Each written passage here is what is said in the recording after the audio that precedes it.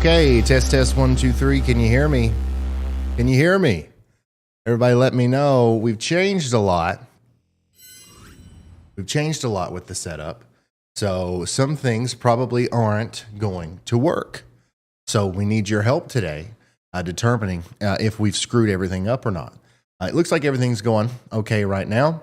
Welcome to another live stream here on the Ryan Hall Y'all channel. Today we're not only talking about severe weather, although that is something that we are talking about. We are focusing on an ice storm and a blizzard that's happening across the northern portion of the U.S., specifically around South Dakota, North Dakota, and Minnesota. All right, let's take a look at the current radar. And yeah, I see the chat. I see y'all. Yeah, everything looks good. Sounds good. Great. This is awesome, by the way. I don't know if you saw in the intro. I am standing right now. I'm standing. This is going to be great for, everything, especially my health. And then whenever I do need to sit down, we can just sit down. So we spend a long time, like there's thousands of wires that make all this happen. We spent a long time redoing all this just so that I could do that. My job requires me to sit down for almost 10 to 12 hours a day sometimes. So it's nice to be able to stand now. Anyways, this is what we're looking at on the radar. We've got a big time storm system affecting millions of people across the U.S. And guys, this is a weird kind of storm. Like this is literally affecting everybody in the whole daggone U.S., including all the way out to the West Coast. And we're going to talk a lot today, about the West Coast because we've got, some really interesting stuff happening. I believe we've got blizzard warnings in effect right now for areas around Los Angeles for the first time ever in recorded history. It's going to snow up to 7 feet near LA. Some places near San Francisco are going to see snow. Maybe even some populated areas near San Francisco are going to see snow. And of course, you're going to be able to see it on the mountaintops around there. So if you're not from California, this might not sound too bizarre, but this is weird. This is probably a once-in-a-lifetime thing that's getting ready to happen out here. So we're going to talk about it as we go forward. Also, we've got some snow up here in the Pacific Northwest as well. Big time snow getting ready to happen again in the Rockies and through the plateaus. Right now, in fact, it's snowing in Flagstaff, Arizona. We've received a lot of snow over the past little bit, and it's going to continue to come down as we just have this really interesting system that's affecting the West Coast, and it's not going to end anytime soon. The first little wave that came through the West is now what's causing all these problems in the East, though. We've got blizzard warnings up here for portions of South Dakota, North Dakota, and Minnesota. We've got winter storm warnings in effect in a much larger area. Actually, let me pull up the graphic on that. I want to show you guys the current map. What are we looking at? Let's see here. Winter storm warnings and all that good stuff. Open image in new tab. There we go. Let's flip it. Boom. There we go. All right. So all of the orange here, that is blizzard warnings. That's what's in effect right now. We got blizzard warnings here. And look, once again, Southern California, blizzard warnings in effect. You'll never see that again. Maybe. I don't know. It seems like you won't. Anyways, we've got all this orange up here. That's a blizzard warning. We got blizzard warnings back here in Wyoming. Big pink area indicates our winter storm warning, as a lot of these places are going to see over a foot of snow by the time this is all said and done. And then probably the most dangerous aspect of today is the little band of purple right here. Y'all see that? That is going to be your ice storm warning. Okay, ice storm warning for southern portions of Michigan, southern portions of Wisconsin, out through eastern Iowa and northern Illinois. We do expect some of these places are going to see over a half inch of ice today. You throw the 30 to 40 mile an hour wind gusts that are expected on top of that, and we are going to see down trees, down power lines, and possibly even power outages that last a good amount of time. Definitely going to have some really treacherous travel. In fact, that's probably already starting right now. Winter storm advisories and watches, kind of outline the warnings here in the blue. And then we've got high wind warnings and watches out here, and then red flag warnings in Texas. So literally everybody's being affected by this, right? We've got snow up here in the north. We've got ice in the middle. We've got strong storms right here in towards Missouri, Illinois, Indiana, and Kentucky. By the way, we do have a severe storm risk today. We can look at that actually on Radar Omega. I know a lot of you guys got the app last time, and if you want to do that again today, if you want to follow along, there's a link in the description. You can get Radar Omega, and you can do all the same stuff I'm doing.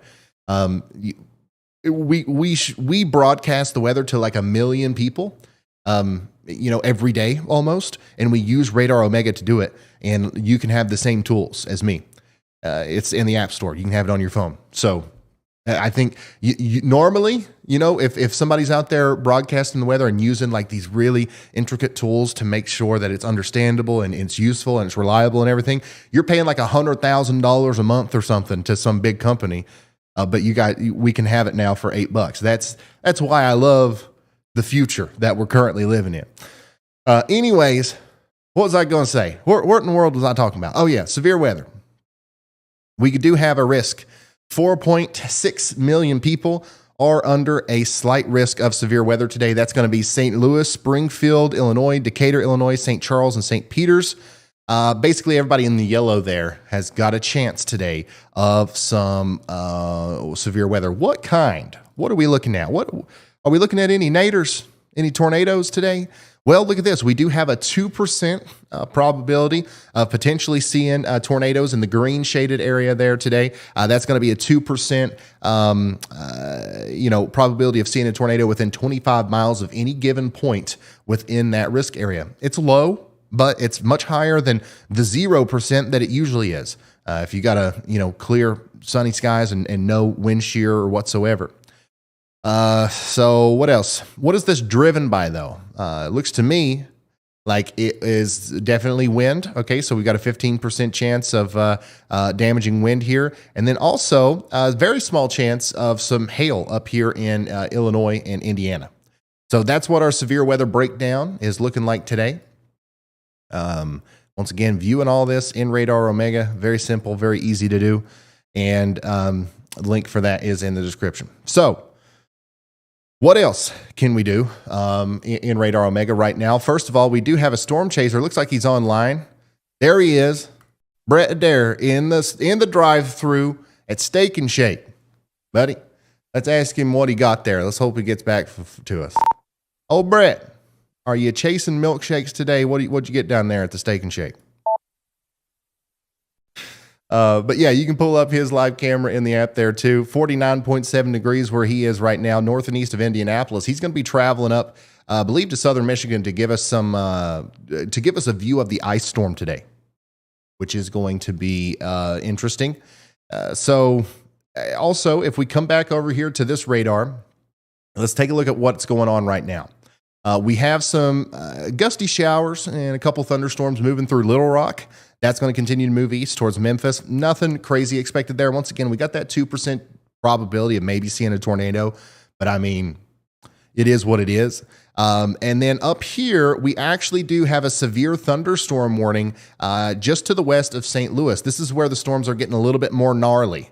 All right, look at that. That right there is a pretty good indication of a strong storm with some damaging winds. Just moved through Fulton. It's getting ready to go into Warrenton. Okay, and eventually this storm will go through St. Louis. But look at that. It's actually getting stronger too. So there's multiple different things that we're covering today. We are covering, of course, severe weather. We are covering ice storms, and we're covering blizzards. But we will take precedent. We will focus on the severe weather whenever it becomes the most serious situation, right? So with the blizzard, we're mainly keeping up with snow totals. We're keeping you updated on road conditions and all that stuff. With the ice storm, we're trying to keep up with power outages, road conditions, and everything like that. But in a severe weather situation, there's a lot more that I can kind of guide you through just by looking at the radar. So If we get tornado warnings today or considerable severe thunderstorm warnings or anything like that, that'll have to be the forefront of what we focus on during that time period. But anyways, right now we do have a severe thunderstorm warning for areas just to the west of St. Louis, and that's going to be for 60-mile-an-hour winds. So if you're in Herman, Warrenton, or Montgomery City, get ready for that. Also, if y'all know anybody out here, if you know anybody that lives near St. Louis, let them know. I just about bet 100% that no local TV market is covering this on the air right now. So if they want weather coverage, they can get it right here. So there you go. And then look at all that pink. Look at all that pink. That's not good. Whenever you look at the radar and you see a bunch of pink like that, what that means is we're seeing the beginning stages of an ice storm. Okay. And yeah, we do want to put Brett in the number. Well, let's put Brett. Let's replace Brett with Washington. Okay. For now, until he gets into some weather, then we'll stick him in number one. Anyways, what this pink means is that we're seeing the beginning stages of an ice storm. What's happening here is all of this heavy rain is moving up into colder air and it's falling, okay? But it's raining, right? It's raining right now in Detroit. It's raining right now in Rockford. It's raining in Kalamazoo. But what's interesting is that rain is freezing on impact. So there's a warm bubble of air just above the surface that is melting the snow. So it starts off as snow. All right. It starts off as snow up here in the clouds, right? It falls out as snow. And then, this is the ground, right? Right here in the middle, there's some warm air, all right? Warm air coming out of the south, thanks to that low pressure center kind of like moving the warm air more northerly. So when that snow hits the warm air, it melts, turns into rain, right? But right along the surface, there is a shallow layer of cold air left behind. It's 30 degrees right now in Detroit. But the snow that melted is still rain. It gets into that shallow layer of cold air and it hits the ground as rain. It's 30 degrees. What happens? It freezes. It becomes a sheet of ice. And it can happen very fast. And today, some of these places are going to see more than a half inch of ice, I believe. And I'm going to show you. Oh, here we go. We got Brett. This is Brett. We're moving northeast. Well, I could hear him.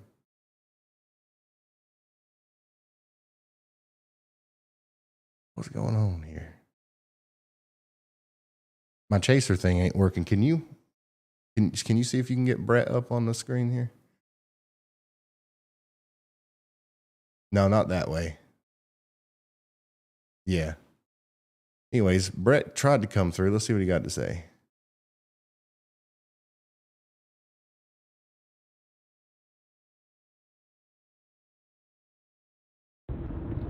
Hello, Ryan.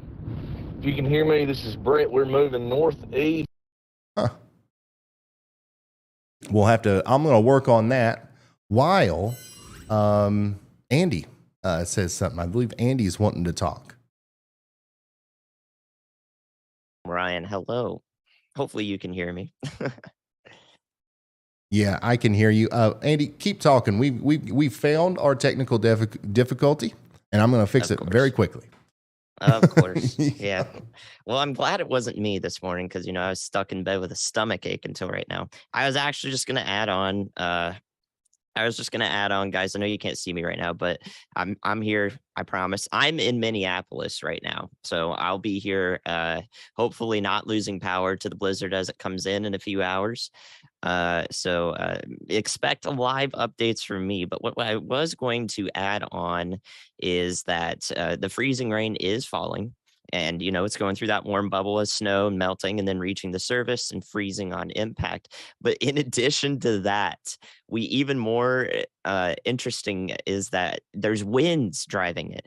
And when winds drive things and they turn into ice, well, what happens there is that, all right, are we good? Are we good? I can see Ryan's chest. Very good. Oh, almost there. YouTube chat now. Hey, there we go. Okay. All right, now let me use my body language to reinstate that. Is when you get freezing rain and it impacts the surface, melts on or not melts, freezes on contact, but you have winds driving it. What you get is rime ice, and rimed ice is basically. I don't know if you've ever seen like a picture of like a signpost or something, and the ice is sticking out of it like horizontally. The wind is blowing in the direction of the signpost, and the ice comes out of it the other way because the wind is blowing the water and it's hitting that ice and freezing on contact and making icicles that come out the other way. So I don't know if we're going to get any rimed ice from this freezing rain and wind event in southern Michigan, but if we do, that's going to make some pretty cool pictures, if I do say so. So we'll be looking out for that. I don't know if you'll be lucky enough to capture some rimed ice, but if you do, that would be really cool. And definitely you should send those pictures in. Also, something of interest today, I've noted from the National Weather Service offices in the Michigan area, is there will be a little bit of instability aloft, meaning the temperatures are going to cool much faster as you go up in the atmosphere than expected. And that means that air parcels are going to rise. So a little bit of air is going to keep rising. And if, you put all the ingredients together and bake a cake and you get thunder sleet. Thunder, freezing rain, thunder, sleet, maybe even some thunder snow in Michigan is possible. So if you are a lucky denizen of those areas and you happen to capture it, definitely send that our way. Absolutely. So that's all I have to say. I would love to see some thunder sleet today from the audience. In addition to the y'all meter pictures we're going to get, Ryan, it's going to be pretty cool. And you got me up here. So if you want me to do anything, just tell me. Awesome. Sounds good. All right. Thank you, meteorologist Andy Hill, for helping us understand more about the weather and understand more about the vulnerabilities of this live streaming setup, as I believe we just fixed one. Hopefully, we don't have any more problems. And by the way, just like Andy was saying, Twitter and the community interaction part of these kinds of streams is like the biggest part. Okay. I really want you guys, I don't know how many people we have watching, but we usually have a couple thousand. And that's like having a couple thousand news reporters out there across the country. Stick a phone out the window. Show us what's going on out there. All right. Is it snowing? Is it icing? Is it raining? Is it sleeting? Is it sunning? What is it doing? And then send that picture to me on Twitter at Ryan Hall Y'all, or Facebook, Ryan Hall Y'all, Instagram, any of those places. And we'll, it just kind of helps us tell the weather story here. We'll try to share as many of those as possible on the air. Now, we're working on something really cool where we actually are building a map. So if you have a Yolometer and you want to send in a snow report today, at some point, I don't know if we're going to be able to do this today or not, but I want to talk about it because it's very cool. You'll be able to take a picture of that Yolometer and then submit that picture to our website. And then you can like put in your location and stuff, and it automatically populates on a map that then I can show. I can look at all these Yolometer submissions we just got from this area, and I can click on each one and show how much snow we've got. This was the original vision with the Yolometer, but it's taken a while to develop that website and stuff. So, yeah, we'll see. I'll give you guys the URL if that ends up happening. Okay, so I am going to look at Twitter real quick. Once again, we are experiencing the beginning stages of an ice storm out here in Michigan. Here's Ann Arbor from Madeline. Look at the ice on the window there. That's going to be a very common sight as we go forward. Let's see here. What else do we got? A little bit of ice already going on in Iowa as well. Look at this. You can see the ice accumulating on the side of the house here. Ooh. And you can see it pretty well on the trees. And a lot of people, they look at me like, what are you talking about? Power outages because a little bit of ice? Well, son, that right there is a couple 1,000 pounds on that tree. And that's only like a 1/10 of an inch of ice. You double that, a 20th of an inch. And, you're talking about enough weight to start breaking parts of it off. You triple or quadruple that. You're talking about enough weight to take the tree completely down. Now, if the tree is just sitting there and nothing's bothering it other than gravity, you've got a good chance of maybe the tree surviving. But now throw a 30-mile-an-hour wind gust on top of that. You start moving it around, the weight kind of compiles on the downside, and like boom, boom, things start breaking a lot. And that's what we're expecting might happen today as the winds start to pick up a little bit later. That's why we're concerned about power outages and all that bad stuff. Let's see here. Whoa, this is Mark Thompson. This is some of the ice in South Haven, Michigan, already at 11:50 a.m. this morning. Look at that. Pretty significant. Whoa, that looks cool. Like, that actually looks cool. I kind of wish that you could just do that to your truck.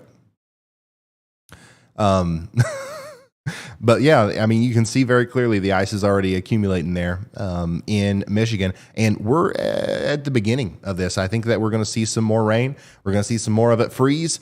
And yeah, if you're already seeing freeze and rain right now, just get ready for more because it is on the way. And of course, Chelsea is out there keeping up with the super chats for us. Thank you, Chelsea. Here's to cover your late fee, Ryan. Thank you, Josh. And thank you, Shadow Patriot and Cyber for being members for 1 month each. I appreciate y'all. Oh, look here. We've already got somebody making their own Yolometer too. Sleet and freezing rain in New Berlin, Wisconsin, breaking twigs and small branches, no snow. Look at that homemade Yolometer back there. That's actually pretty close. That is pretty close to what the real thing looks like. Go ahead, Andy. Yeah, Ryan. I mean, this is a 2% tornado risk in our severe area down south in Missouri and Illinois and areas down there. So 2% means that I will shout out anything that even is a little bit sus, and you know that. So this northern severe thunderstorm warning headed towards the northern part of St. Louis and a little bit north of that along I-70 right now does have a tornado possible tag. So if you look at the northern part of it, right over I-70, there is a little bit of slight rotation there. That's the northern edge of our little broken line there. And that's where we'll get the bookend vortex that sort of spins counterclockwise on the northern edge of it, like if you push water forward in a tub.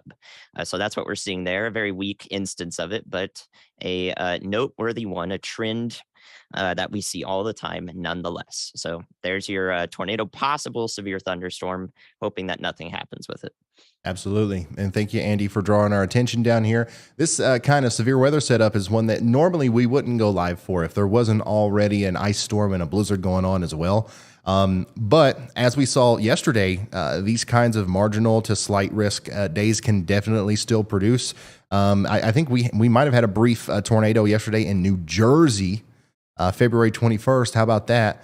And that was only in a marginal risk day with the same 2%.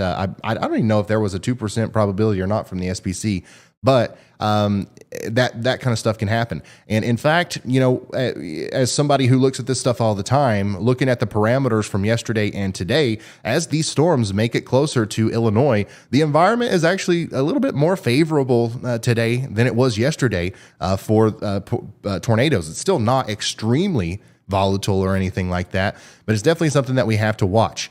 And especially since we're already seeing a couple little spots of rotation in this line of storms that's coming towards St. Louis here, and we will keep you updated on that. By the way, we've got some new severe thunderstorm warnings down here into southern Missouri as well. We've got one all these are pretty much for 60-mile-an-hour winds.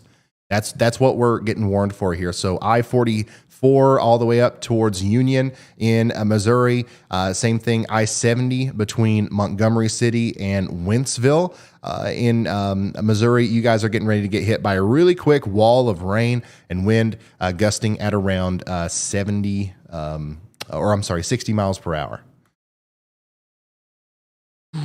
Oh boy, the traffic is bad around Milwaukee, it looks like. Not for the faint of heart. Check out the driving conditions here in southeast Wisconsin. Red equals iced over. Pink equals slippery stretches. Be super careful, gang. Yeah. We're going to see a lot more maps like that. We're going to see a lot more maps like that today. I'm really not liking the looks of the radar right now. It's just very populated areas are getting hit by some of this freezing rain and just mess of precipitation right now. Go ahead, Andy.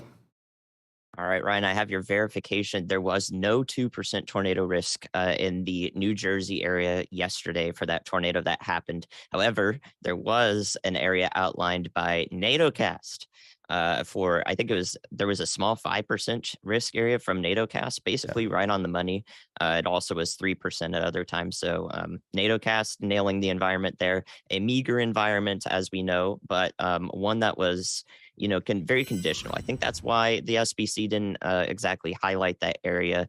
They rather thought that, you wouldn't get the absolute perfect conditions, which was a sort of a merger. So one storm going into another and making for greater forcing for the updraft. And thus that led to our perfect conditions tornado yesterday. So that's what we saw in terms of risk and verification.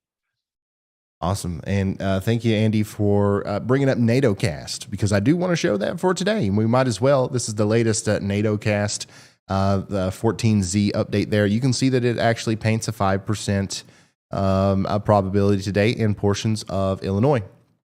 So definitely not, this isn't anything to freak out about. It's not going to be some sort of huge outbreak or anything like that, but definitely be weather aware today, obviously. If you live in the slight risk that is highlighted by the SPC. And then, of course, we're going to watch this area as well for the potential for some tornadoes today. And that's why it's a good thing we're live. We're covering the ice. We're covering the snow. That's carrying the story here. And then as the storms to the south cause problems, we will go update you on them as well.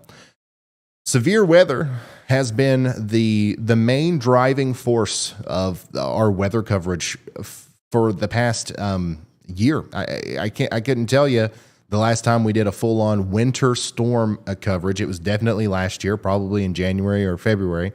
So far this year, we have yet to have a just winter storm that was worthy of coverage. Even today, the main focus is the blizzard and the ice.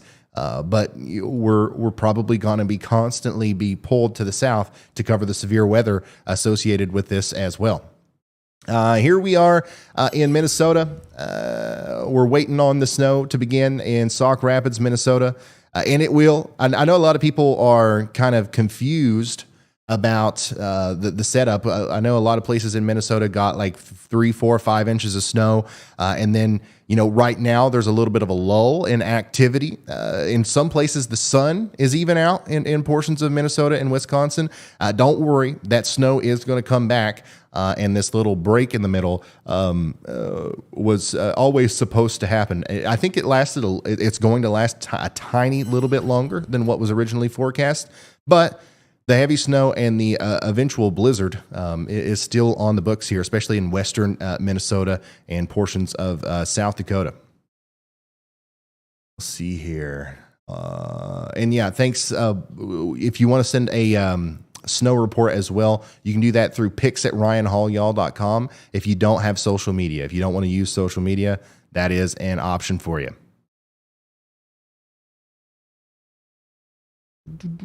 We need an isometer. Hey, listen, that's a good idea. We'll work on it. It would definitely have to be more precise than the Yolometer right now. Hey, Judy, thanks for gifting 5 memberships. Appreciate it.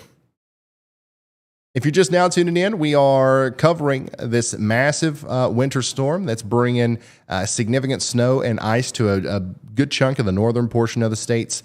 Also back here towards the west as well, we're going to check on them intermittently. And then we have a line of severe thunderstorms that's forming that's getting ready to go through St. Louis. This is going to carry all the way up into Springfield and maybe even as far east as into Indiana as well. And we're going to be here with you pretty much all day covering this. We do have, right now, we only have one storm chaser on the board. We've got Brett Adair. We do have Brett Adair. Hold on. My thing ain't working. Let me pull this up the old-fashioned way. Yeah, so we've got a storm chaser, Brett Adair. He's in Indiana. He's heading up towards Michigan to cover the ice storm.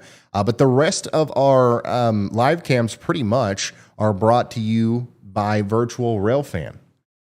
Which is a YouTube channel. A lot of you guys probably already know who they are, but they've got cameras all around the country pointed at railroad tracks, and The idea is to like be able to watch trains, but we realize the utility here of being able to also see the weather conditions in all these different areas.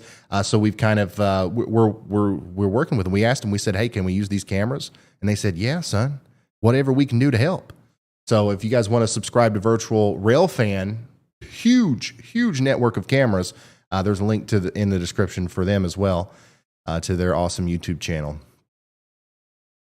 Are there any more chasers, Carly? Yeah. No. All right. I do think we're going to have a couple more storm chasers on the board here once things get going. But right now, it's live camera time, and it's time for you, the audience, to be the storm chasers. Don't go driving or nothing like that, but send us pictures and videos like this. This is in Vancouver, Washington. Finally got to use my yallometer there. Looks like about an inch of snow, 1 yawl of snow there. Thank you for sending that in. Oh, and look at that, Bulls. We just got a tornado watch. A tornado watch. Let me pull up the graphic. Oh, my goodness. There we go. Here we are. So the National Weather Service has issued a tornado watch for portions of Missouri and southern Illinois and like a couple of counties in western Kentucky. 4.8 million people are included in this. This includes St. Louis. It includes Farmington, Paducah, Kentucky. It includes Springfield, Effingham, and Champaign, Illinois. A couple tornadoes possible. Hail up to the size of quarters possible, and scattered gusts up to 65 miles per hour. So I don't know if that popped up on the screen or not, but I didn't hear it. Did you hear it?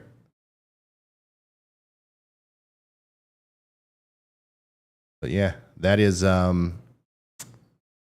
interesting. So now we have blizzard warnings, we have severe thunderstorm warnings, ice storm warnings, and a tornado watch all at the same time. All at the same time. So if you know anybody anywhere, pretty much, that is alive right now, make sure they know that we are providing coverage on this. Share the link on Twitter, Instagram, Facebook, TikTok. I don't know, WhatsApp. I don't know, Snapchat. Let everybody know what's going on here so that we can keep everybody updated on the rapidly changing conditions associated with this storm. The more, the merrier.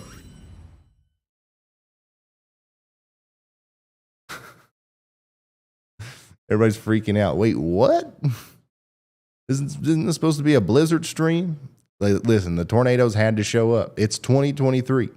You can't have a day without a nader. I do want to touch on this again because this will be, there it is. There it is. Okay. This will be something that we talk about a lot over the next couple of days. One of the worst winter storms of the 21st century is about to hit the Southern California mountains. Up to 7 feet of snow could fall above 4,000 feet, with Mount Baldy forecast to be the snowiest ski resort on Earth over the next 5 days, with 100+ inches of snow expected. And yeah, this is all happening down near Los Angeles, which is just absolutely nuts. Lots of places in California are going to see more snow than usual, and then some places that probably haven't seen snow in 30 years or so at some of the lower elevations are going to be picking up on snow during this. So that'll be a big topic that we discuss over the next couple of days.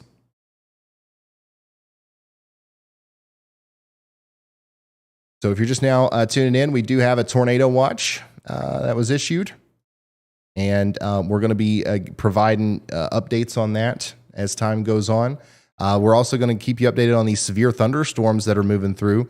Right now, no tornadoes just yet in this line that's approaching St. Louis, but we do have some very strong winds getting ready to approach Warrenton and Sullivan and Steelville in Missouri. Make sure you're getting ready for that. And at any point, a little spin up could happen here and we could see a tornado warning. So make sure you know what you're going to do when and if that tornado warning comes through. Shuki says this is what it looks like in Kimball, Michigan right now. The ground is getting a little covered. A little bit here. Let me fix my thing here. I think that go ahead, Andy. Yeah, Ryan, I think we might be about to see a tornado warning pop up on the stream. I believe that is going to be for this area that's headed towards Warrenton and O'Fallon. A new tornado Okay, warning there we has go. been issued. Yeah. Very good. So that came through just a little bit ago, but I was able to spot it on our tracker. And yeah, sure enough, it's for this little area of rotation, a little hard to spot because we don't see the reds and greens, but rather we see the light blues and the greens. So there's still some decent rotation there. So Warren County, first and foremost, along I-70, Wentzville and Warrenton. You're now in a tornado warning in February. So take shelter. Okay. All right. Thank you very much, Andy. There we go. We got our first tornado warning here for Franklin County, Missouri, St. Charles County, Missouri, and Warren County, Missouri. And that's going to go on at least for the next 45 minutes or so. Warrenton is included. Let's take a look at the area of rotation that Andy was looking at to kind of pinpoint where this warning would be issued. And it's right in here near Berger. What happens a lot of these times, if you guys are going to follow along today and we're going to be tracking potential tornadoes in this line of storms, what we look for are little areas of air that punch out of the line like this. A lot of the times, that's all it takes. If you see a good surge of air, increased wind speeds on the radar essentially coming out of the line that's bulging out like this, and especially if you see a very clear area for inflow on the other side, that's a sign that we could see some very quick rotation here. All right, so this is the kind of storm that can lead to a quick spin up tornado, can definitely cause big time damage, and it comes out of nowhere. It's very quick hitting, very hard to kind of see on the radar. These things usually don't get very big, but still can be extremely impactful. So it's important we stay ahead of these storms today, and we know out every little possible area of rotation so that you guys can be prepared for what may happen. Let's come over to Radar Omega and let's get a better, closer look at this storm. I want to make sure my watches and warnings are on here. I think I turned them off. There we go. And then I'm going to make sure I'm using the high-res reflectivity. There we go. Okay, so this is St. Louis. All right, and then here is our potential tornado here. Let me zoom in. Let me show you the rotation again and where this tornado could possibly be. Somewhere between Berger and Bernheimer and Pinckney. All right, we're going to see this possibly make it up to south of Warrenton. From there, we'll re-look at it because a lot of times these things don't last very long, or the rotation gets handed off to another part of the storm. So if you are anywhere between Pinckney and Wentzville in St. Louis, make sure you're getting into your safe spot. Hunker down. Whether there's a tornado or not that you get hit by, there's definitely going to be some strong damaging winds. You don't want to be in the living room whenever that happens. And at the same time that this is happening, we are also seeing snow up north. This is Coon Rapids, Minnesota, just north of Minneapolis. We've got 3.5 y'alls up here. I'm trying to see if anybody has any good imagery showing the ice accumulation that's currently happening out there. We would love to see that. It'd be very useful. This is from Olivet, Minnesota or Michigan. You can see the ice is accumulated on the antenna there. I believe while driving. That's kind of interesting. I don't know if it was I thought it got frozen into this bent back position like that. But anyways, I'm seeing a lot of photos and videos of ice and snow on here, and we will try to get to all of those. But of course, we do have a tornado warning right now. And we probably have some people tuning in that are interested in information on that. All I can tell you right now is that we do have that warning for Franklin, Charles, and Warren County in Missouri. Please take shelter if you haven't already. We can tell where that tornado might be happening on radar, but it's somewhere right in through here. But we need everybody in the polygon to be paying attention and getting to shelter regardless of the intricacies of where this thing could be, because New ones can pop up very quickly and all that good stuff.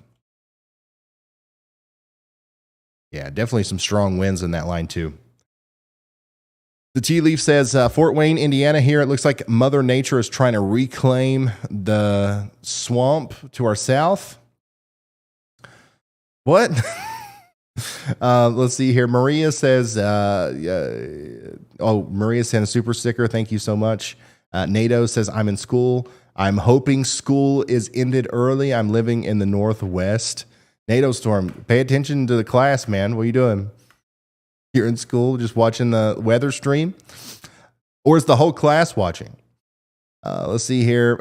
Hex says, hi again from Bulgaria. I love weather and I watch weather.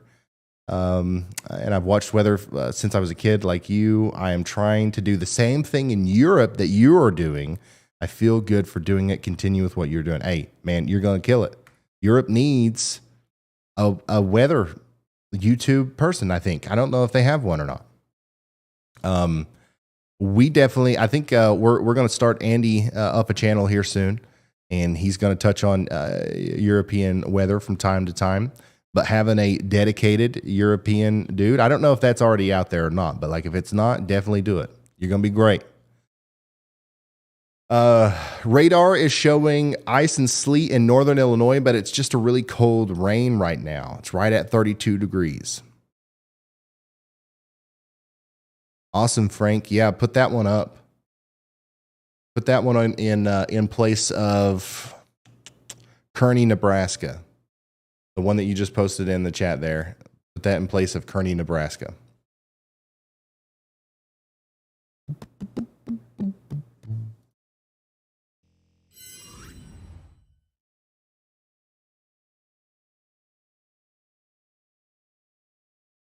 Dang.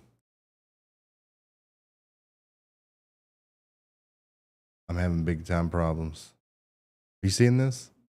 What's happening? My computer just burped big time. I don't know what in the world that was all about. This old thing, it might be on its last leg. It gets put through a lot, that's for sure.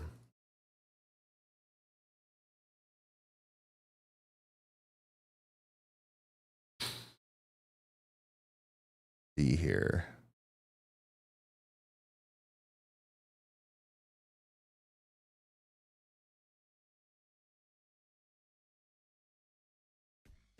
Go ahead, Andy.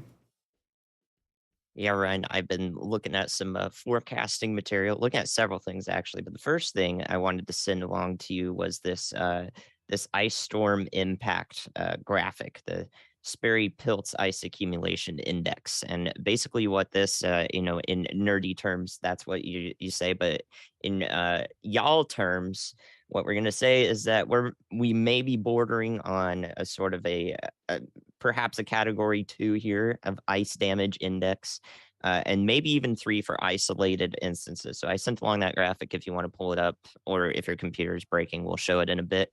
But for areas of southern Michigan, this is where our greatest ice accumulations are expected. I looked at a suite of models and I'm like, yeah, southern Michigan's really what we're seeing. And the National Weather Service agrees around Lansing and areas just south in Michigan.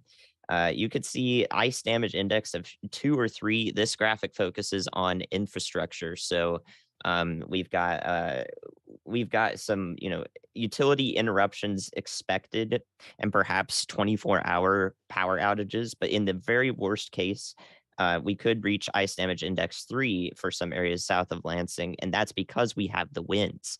So I was also looking at surface winds, and there are areas of up to 15 to 20 miles an hour expected, and those are sustained winds, not even gusts. So we could see gusts that are higher driving this ice, like I was talking about earlier, and causing it to accumulate on things, both vertically as it's falling, but also horizontally. So that's why you see an ice accumulation index like this. And we're definitely not down here in the 4s and 5s, so don't worry about that. But Lansing has, or National Weather Service Grand Rapids rather, has text about how this might rival December 2013. If any of you are local to the area and remember that storm, you can tell us about it in the chat. I'm curious to read about it. So there you go. Awesome. Thank you. And I think we got a new tornado warning as well. Our graphic system should play it here in a second, but I can already tell you the information about it. Lincoln County, Missouri, Montgomery County, Missouri, and Warren County, Missouri, all under tornado warnings now. As another part of this line of storms that's approaching St. Louis has enough rotation in it to warrant that. So let's look at that even closer here. Look at that. There it is. You see the little kink there. You see the little area of air trying to punch out. It's trying to break out of this line. Some of the inflow can get in here and it'll start spinning up. And that's going to come right towards Hawk Point, Troy, and Winfield in Missouri. Take shelter now. Y'all, this is getting pretty close to St. Louis. So that's obviously a big area. If you know anybody that lives out there, let them know. A line of severe thunderstorms is approaching. And a couple of them could be tornadic as they approach. So that's what we're dealing with down here near St. Louis. Now, that's all the information I have for you. Of course, if something big happens, Andy's going to take our attention back down here. But let's look at the ice and snow as well, because I know that we've got a lot of people in here that are concerned about this, because look at this big bright band of pink on the radar. This is what Andy was just talking about with the potential ice accumulations that we're going to see, maybe around 1/10 of an inch up to 1/2 inch of ice. And with 20 to 30 5-mile-an-hour wind gust, that could cause problems such as scattered utility interruptions, typically lasting between 12 to 24 hours. Road and travel conditions could become extremely hazardous and all that. And on the higher end, numerous utility interruptions with some damage to main feeder lines and equipment expected. Tree limb damage could be excessive, with outages lasting maybe as long as 5 days. Prepare for the worst, hope for the best. So ice is currently falling in most of these areas. Let's kind of let's analyze this with Radar Omega. We can take a look at a couple of different things here.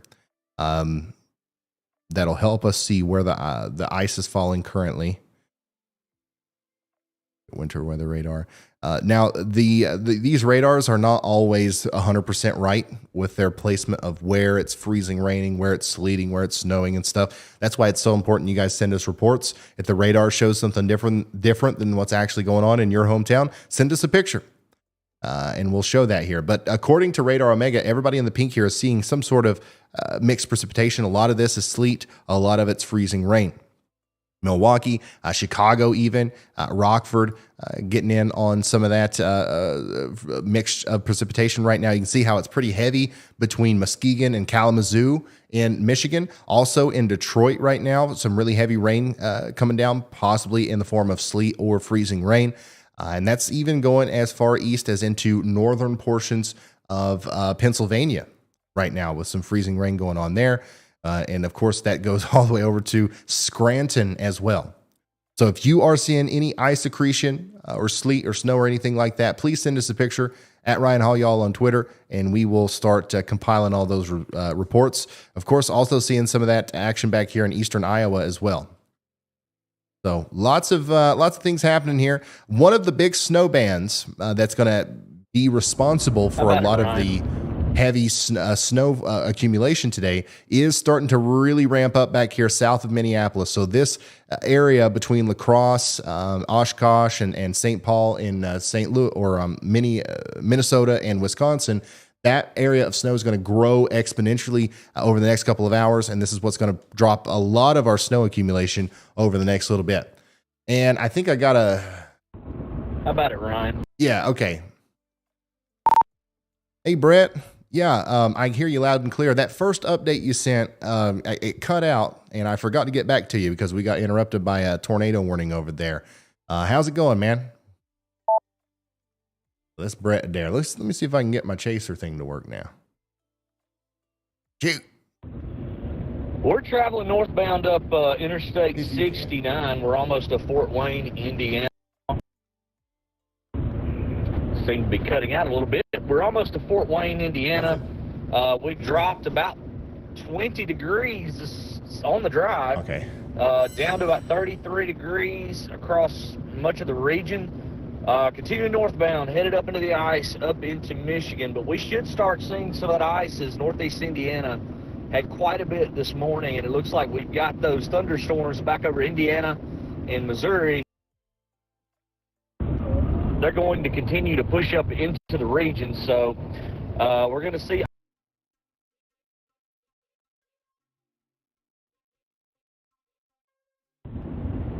We will see icing continue through the evening, and we're headed up in the general direction of Lansing, Michigan. All right.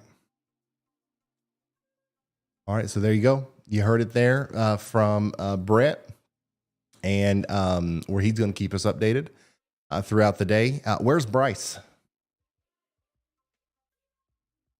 LaSalle, Michigan. What's he got? Okay, put him up. We'll pull him. Okay, so we got another storm chaser on the board in Michigan. So we should be able to get some updates on the ice and stuff down there too. So that's good. As the stream goes on, we should pick up more and more people on the ground that are helping us out.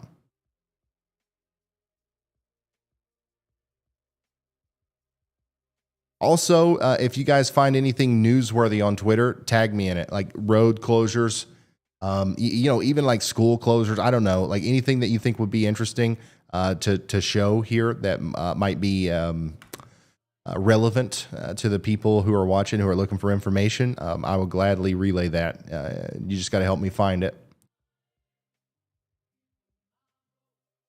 Here's a good graphic from the National Weather Service for Michigan. We're going to see mainly snow up here in the blue section. Ice pellets, snow, and freezing rain in the purple strip there.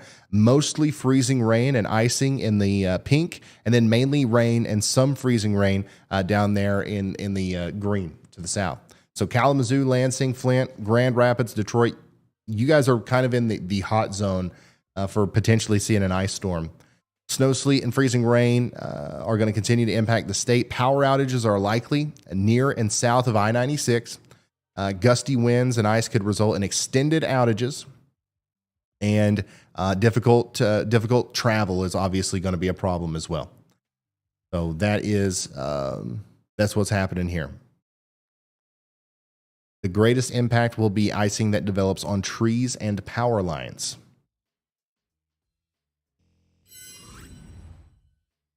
Man. All right, let's go check in on our tornado warnings again, shall we? So here is the current placement of those warnings. The areas of rotation that prompted them, as expected, have kind of,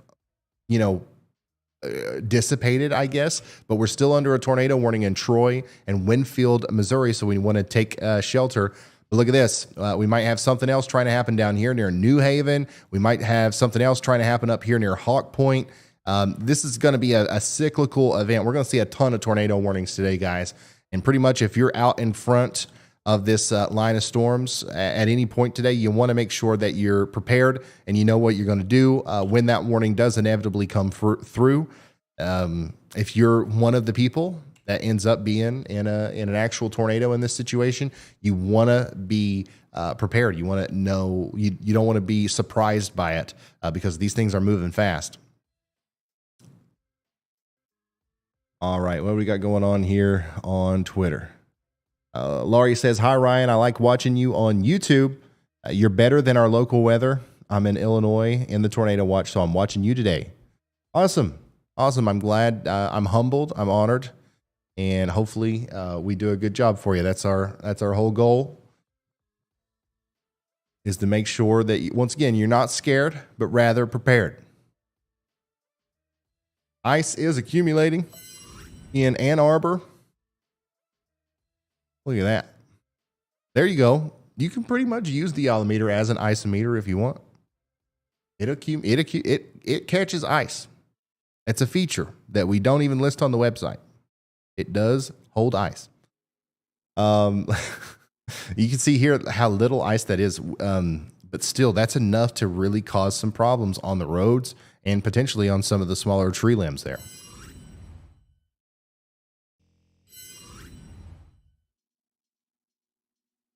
Here.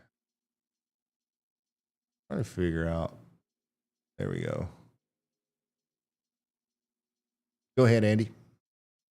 Yeah, Ryan, while we're in the theme of tornadoes here, since we expected to spend most of our time on the winter side of this, we should also, for everyone who's here now, give you an extended outlook here in that the Storm Prediction Center has a 30% severe risk area outlined for day 5, which is the days escaped me, Sunday, the 26th. So for areas of Oklahoma and Texas on Sunday, the 26th this week, we're expecting an all hazard severe event, and this is pretty uncommon since it's in western Oklahoma and the Texas Panhandle. Normally that's March, April, May, you'd think, but here we are in February, at the end of February, looking at a severe event coming up for those areas. So I'll talk about that just a little bit. The main thing that I'm looking at is we have a little bit of a parallel to 2007. The 2007 tornado season included 2 February outbreaks, one of which was more substantial and did have 3 EF4 tornadoes. Both outbreaks took place in the Oklahoma to Kansas to even parts of Missouri area. So that's not going to happen this time. With this storm system in particular, we're looking at Oklahoma and Texas, as shown right here, for the coming Sunday. But there are some interesting parallels drawing to the early season that showed up in 2007. So just something that we are going to keep an eye on upcoming. So that's one of our next focuses here on our foci on the channel, rather. We'll make a video and probably, if things pan out, do a live stream for this day right here. So I figured I'd give you an advanced heads up for that. Did you say foci? Yeah, foci. FOCII. Is that how you're supposed to say it, really? Yep. Wow. Well, that's one way of saying the plural of focuses. Conventionally, you'll probably say focuses, but foci, math brains. Awesome. Love it. All right. Thank you, meteorologist Andy Hill, for the incredible knowledge once again. Let's go back to the radar. And well, first of all, I do want to mention that we will, at multiple points today, look at the forecast models, not only for the short range, what's going to happen for the rest of the day and tomorrow, but also we'll look at some of that medium range stuff as well. We'll look at the potential severe weather outbreak that's going to happen out there in the plains. That's something that I'm thinking. I'm thinking I might go. I think I might go storm chase myself. What do you guys think? You think I should do that? It's one of those things where, it's been so rare having any sort of severe weather system in the plains, that I feel like I just need to take advantage of it.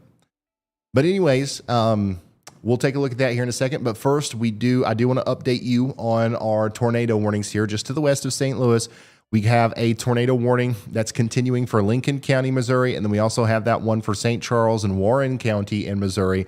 So please take shelter now if you're in any of those areas.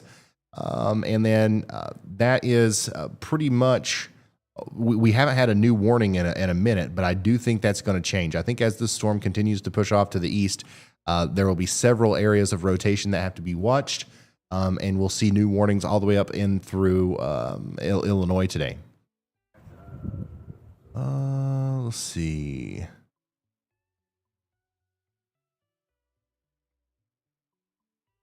Lots of ice and snow pictures coming in from around the country. I really appreciate everybody for sending those in.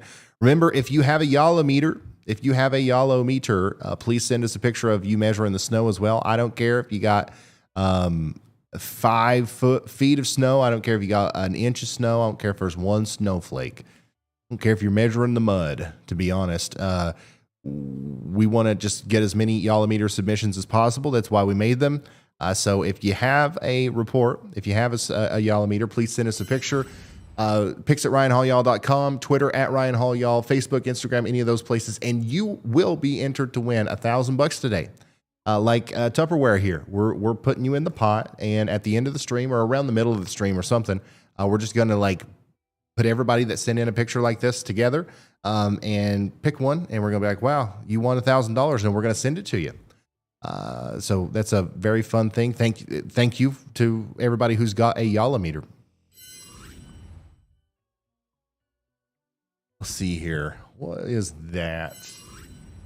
What about Middle Tennessee? We will look at Middle Tennessee right here in a second. I promise. Chris says Kalamazoo, Michigan, about a half inch so far, still coming down. Thanks for the great info. I will relink vid in chat. Thank you. Let's see here. UP of Michigan and Called Sun in Texas. Hey, no problem. Thank you for tuning in. Glad we could help. I'm in St. Louis. My housemate is under a warning in Wentzville. Be safe, everybody. Yep, there is a tornado warning out here just to the west of St. Louis, and that's kind of what we've been focused on. And it's going to be a very strong line of storms that comes through. It's going to be brief. But there'll be some strong damaging winds, maybe some small hail, and then once again, maybe a couple of areas that could potentially have a tornado here. Specifically watching this area that is moving literally right in the direction of Wentzville, and then a little bit farther north in this part of the storm up here near Troy. No confirmation of a tornado down, but the radar looked pretty convincing at one point. And yeah, that's what that looks like here. What's for Philadelphia? Yeah, we can take a look at that. We can take a look at all of these different areas while you guys are sending in all of your reports to Twitter at Ryan Hall Y'all. Let me see. All right, let's look at the future radar, future weather. How about it? This is what the radar could look like as we go into the future. If you want to keep up with the date and time, it's at the top of the screen up there. As you can see, we're starting her off around 3 p.m. today. So let me zoom out here. First of all, lots of moisture back here towards the west. This is something that we will cover. But in this little jump that we're doing, I'm going to kind of focus on this storm. This is storm number 1. We'll focus on this other one back here at some point today, especially when we talk more about that medium range stuff, because this is going to be lasting a couple of days, especially in California. All right, so by 3 p.m. today, this line of storms will be probably past St. Louis, and we'll see some of those stronger winds moving into Jonesboro. They'll be past Little Rock at this time. Also, we'll see some of those storms start moving into Springfield, Illinois, and Bloomington. And then all of that kind of culminates into heavy rain between Chicago, Fort Wayne, Toledo, and Cleveland. There could be some isolated flooding problems during this time period as well. Up here to the north, you'll see that a lot of that snow is going to start back building. We're going to see an expansion of the snow band here between Rapid City, Sioux Falls, and Rochester, Minnesota. Blinding snow, heavy snow, and intermittent blizzard conditions could happen between Sioux Falls and Rochester, and then Rochester and, let's say, Oshkosh or Green Bay between 3 p.m. and later on throughout the day. That will slowly propagate back north. It's going to be snowing heavily again in St. Paul and Minneapolis around 4, 5, 6 p.m. today. And then also extremely heavy snow all through Wisconsin and all through the southern part, the oven mitt of Michigan. Toronto will start off as heavy snow. It's going to be snowing in Rochester, New York, and Albany, New York. Around 7 p.m. today. Actually, Syracuse as well, Ithaca, maybe even places in Connecticut and Rhode Island and Massachusetts will start off as snow. But watch what happens as I push this forward. It starts off as a heavy burst of snow there, and even in Boston. But then, of course, the warm bubble overcomes you, and it's all rain, son. But heavy snow up there in the Northeast, upstate New York, Vermont, New Hampshire, Maine, definitely going to be a good round of 2 different rounds of heavy snow that'll end up causing around a foot of snow for some people. Same thing for you guys there in Ottawa. But let's come back here a little bit, all right? Watch the full progression here. There's a kind of like a 1-2 punch that's getting ready to happen in our blizzard warning area. Some of the heavier snow is going to fall between, 6 and 10 p.m. And then there is another round back here that's going to come through, and this will have some of the stronger winds with it. And that's going to come through around 3 a.m., 4 a.m., all the way into 6 a.m. tomorrow. And then finally, it'll be done snowing in the Minneapolis, St. Paul area by 1 p.m. Tomorrow. probably earlier than that, but you can see how it just kind of exits the country after that. So big time system. Big system affecting everybody. And by the way, this severe weather threat pretty much stops after Indianapolis. This is just going to be a general rain shower as it comes through the mid-Atlantic regions down into the southeast. Lots of sleet up here in the northeast as well. Will Ohio get anything more severe than rain? No, this is just rain for Ohio. If you haven't already seen snow in Ohio, you probably won't. The rest of this is just going to be some regular old rain. But then our focus has to shift out here to the west, which, I mean, we're just going to see so many crazy things over the next couple of days. I'm probably going to make just a full video about this this situation alone.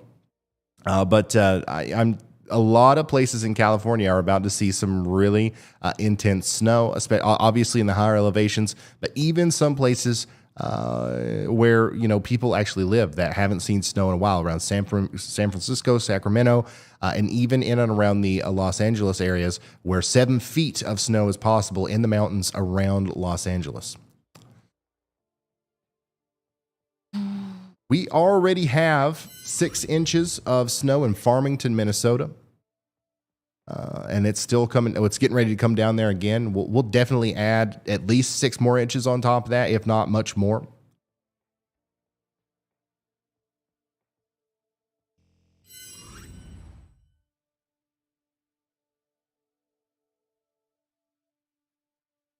Blizzard warning. Yeah, there's a blizzard warning. I believe for Los Angeles County. And that's going to be focused on the higher elevations there, above 3,000 or 4,000 feet. But still, I mean, that just doesn't happen. It doesn't happen.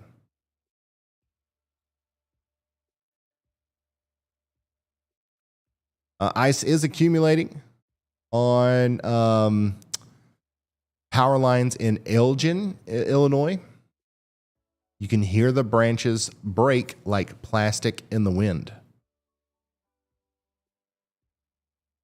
And by the way, we do have a storm chaser now in Michigan.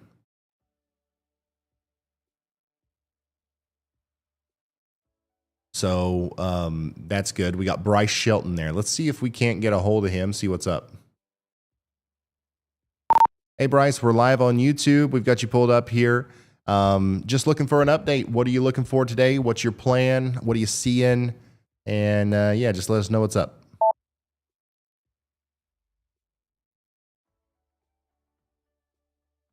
Let's actually get let's get Bryson 1. Yeah. If we could actually do Bryson 1, Brett and 2, and the rest in whatever order, that'd be great.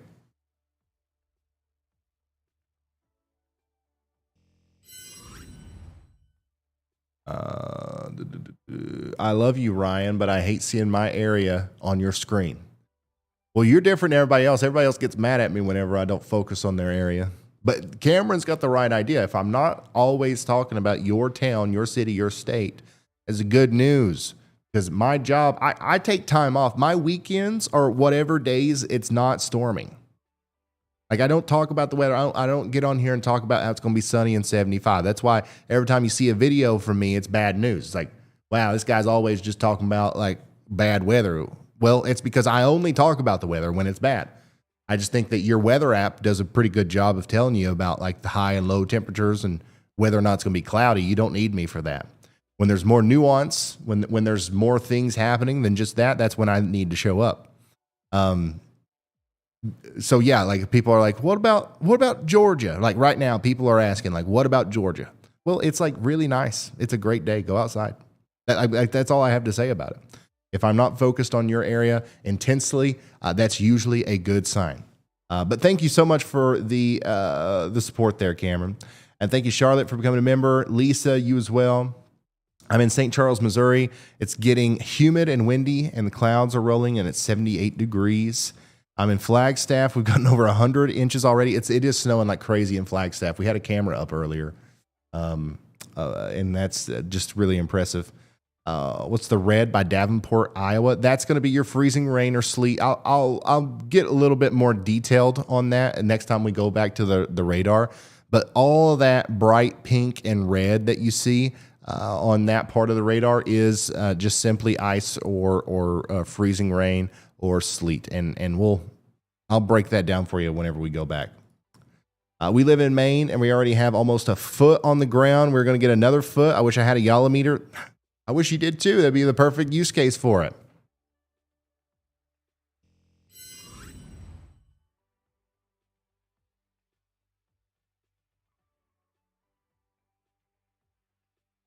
So pretty much whenever you're looking at this radar here, just assume that all of the bright colored areas near the snow are a mixture of precipitation. All right, we do have sleet, and the red would be more like the freezing rain. But this is just guessing. All right, everybody in there could be experiencing freezing rain right now or sleet. That's why we really depend on your reports. And by the way, if you're sending me a report of ice accumulation, snow, sleet, or precipitation type or anything like that, or even snow totals, whenever you tag me on Twitter, make sure you also tag your local National Weather Service because they could use that information as well.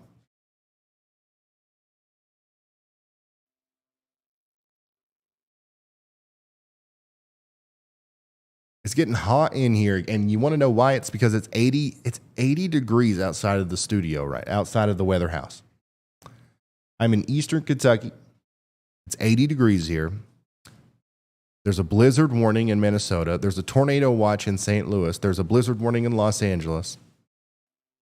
What?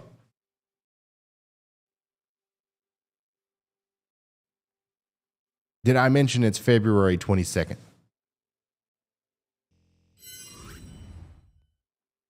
Any tornadoes for Southwest Illinois today? Yeah, possibly. It's definitely a thing that could happen. We do have a tornado watch. We have a tornado watch here in the purple box. That includes a lot of southern and southwestern Illinois. So make sure you're weather aware as these storms come through.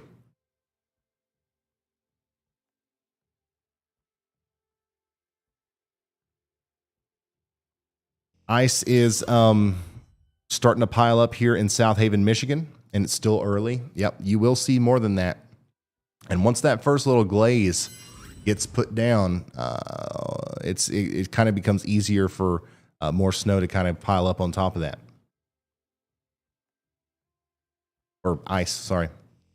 Somebody has printed out a tiny little yolometer here to help them measure 1/16 of an inch. Hey, that works. That works. Oh, yeah, we got a couple different things to talk about here on the tornado side. We got an observed sounding here. Weather balloon. National Weather Service sent a weather balloon up in the air. And this is what it told us. You guys remember me talking about noodles? All right. Whenever these noodles are curved, it means they're dangerous. This is the wind speed and direction, essentially with height. And whenever you start to see that curvature there, a lot of times storms that pop up will take the shape of the hodograph. And you guys know what kind of shape this is. And that could lead to some tornadoes today. This is the kind of hodograph you look for when you're trying to forecast tornadoes. There is a lot of other ingredients that aren't necessarily prime for tornadoes. But definitely the wind field could be the thing that puts us over the edge. Yeah, whenever the noodles are curved, they're dangerous. All right, there's a lot. Listen, Andy, one day we'll let him just talk for an hour about all the intricacies of the science behind this and like, you know, stream-wise vorticity. Like he will go on and on and on. But the gist of it is, if the noodle's curved, it's dangerous. Kelly, thank you so much for that.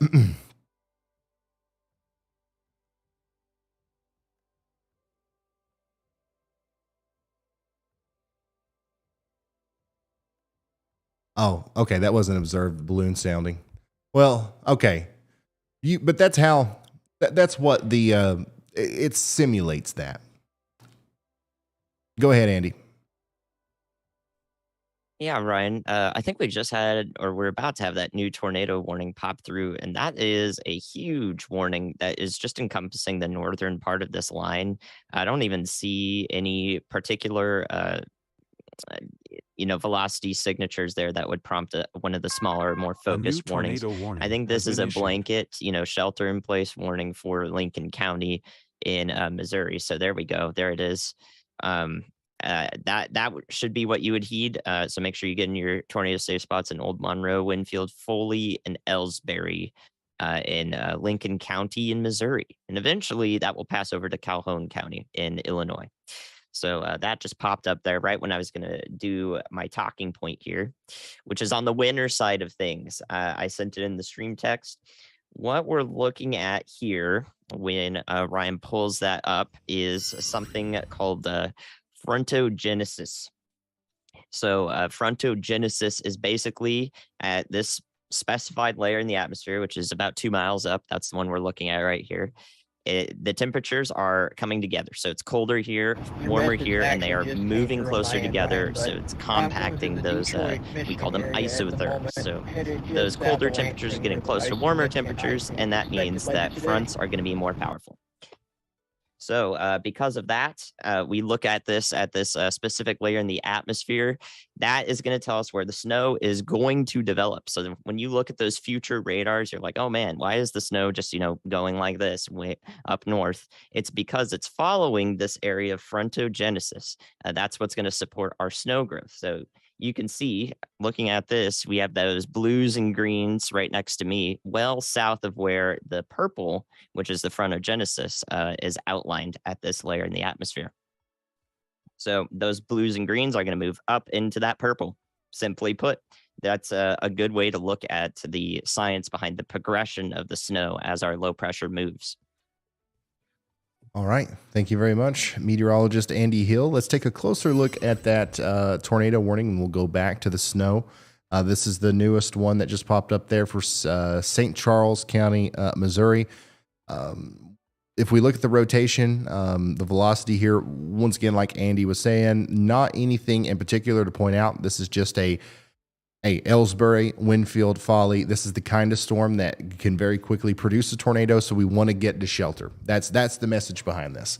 So let's do that, and we'll keep you updated on if there are any specific things that happen with that need us to, let you in on more information. So that is that's what's happening there, and we are also watching. Just to the north, let's see here, some ice and snow. I wanted to make sure that I continuously show this angle of the radar as well, because we're starting to see the expansion of that snow field up here in Minnesota, Iowa, and Wisconsin. We're starting to see it build up back here in South Dakota and Nebraska as well. And we'll start to see some really heavy snow break out in central Michigan here in the next little bit too. So that's what's happening. All of this is happening at the same time. Tornado watch, blizzard warnings up here. It's going to be an active day. And as you can see, Brett Adair is actually in Allen County, Indiana, driving through a downpour. So everybody that's not seeing ice or snow or tornadoes today, or like a lot of you are going to be dealing with this kind of just heavy rain in the in-between zone. So lots of heavy rain is going to be expected from, down through the Ohio Valley, even into portions of the southeast, and then, of course, up into the mid-Atlantic regions as the storm exits to the north and east. Let's see. Yeah, incredible weather, no doubt. That's exactly what's happening here. A lot of interesting things happening with the weather. Update from the National Weather Service over here in Buffalo. We do have a winter storm warning for places like Watertown, but we're only expecting moderate impacts in Buffalo, where it looks like maybe 1/10 of an inch of ice will fall over the course of this storm. I personally think that Buffalo could see a little bit more ice than that, but definitely not going to be as high of an impact of a storm as areas just to the west, because so there you go. Look, these guys, they're in the spirit. They know what's up. They want snow. They want snow. but it isn't snowing. So they're going out and they're measuring the mud, and this kid right here is covered in mud. But look, hey, it works. You got about an inch or 2 inches of mud right there. And now even you are entered to win our $1,000 Yalometer contest. So thank you very much for that. Not a lot of snow or sleet yet in Rochester, New York, but it's coming. It's coming.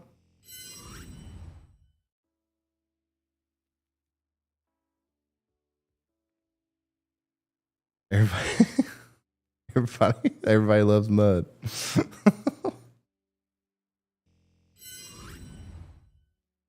Let's see.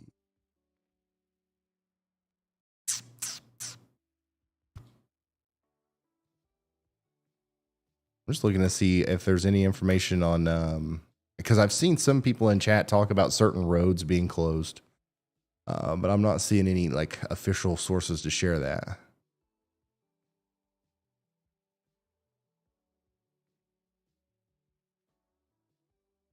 But I'm sure that's happening, especially up there around Milwaukee, where we had all that trouble.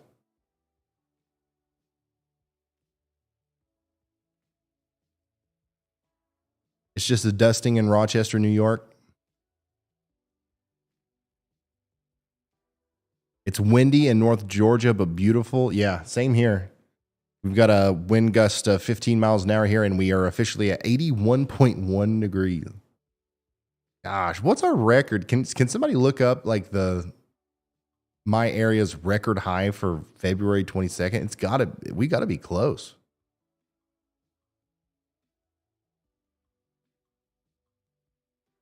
That's nuts. I went on a walk before we started this stream, and it felt like late April.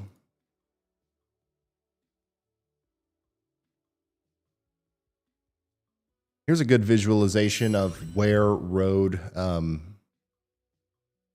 problems are starting to break out.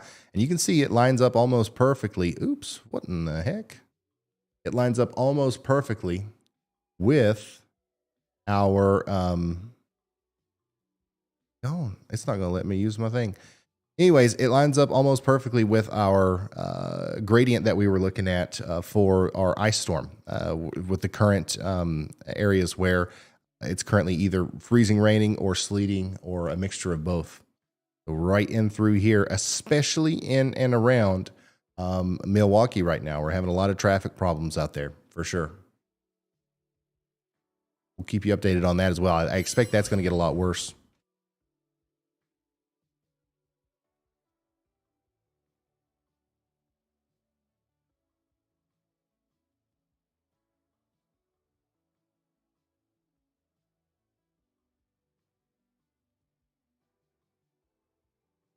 I expect it's going to get worse as time goes on. Oh, we got a picture in from one of our weather analysts from the Wentzville storm that was tornado warned. I believe it still is. Let me come down here.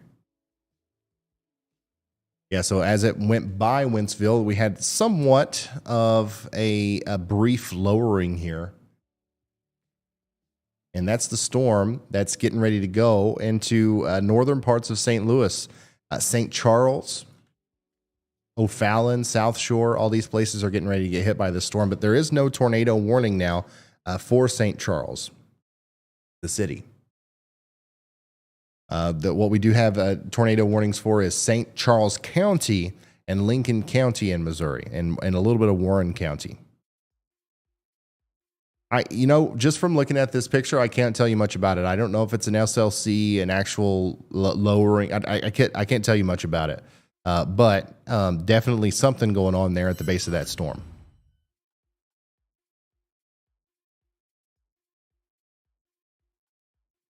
That was taken by Flappity, WX Kobold, very active contributor to the Ryan Hall Y'all Discord server, which is something else that we have. If you guys want to join that, there's a link in the description. I'm sure the mods will post it in chat. The giant chat room full of weather nerds. I think we've got 17,000 people in there. And it's 24/7, even when I'm not live. And people are like just chatting about the weather all day. Another mud-o-meter here. Roro may have the most hours logged watching Ryan Hall, y'all, as a 2-year-old. Currently 70 degrees in Cincinnati. That's awesome. Thank you for sending that in.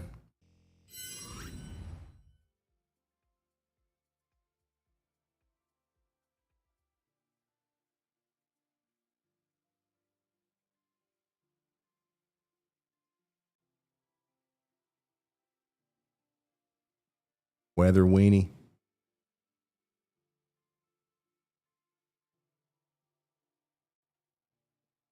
Current road conditions in southeastern Wisconsin. Accidents are starting to pop up now. What is this? What is this? How can I pull this up? Waze? I want this. Somebody tell me what this is.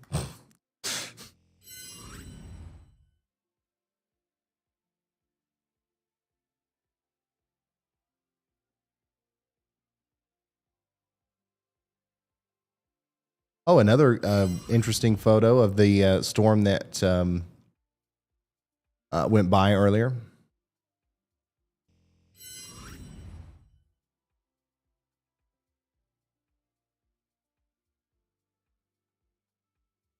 Oh, it's the 511. Does every state have one of those?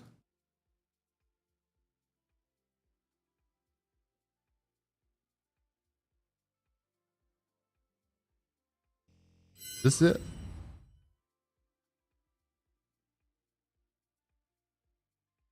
How come? Oh, okay. That's super useful. How did I not know about this?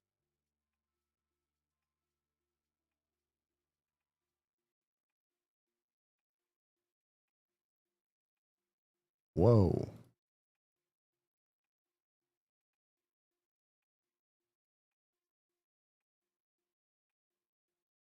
Okay.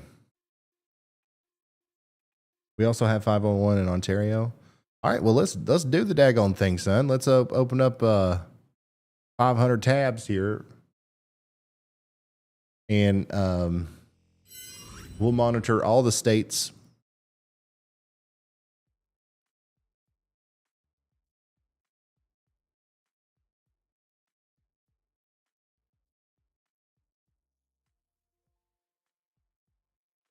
Okay, every state has one, but they're a little different.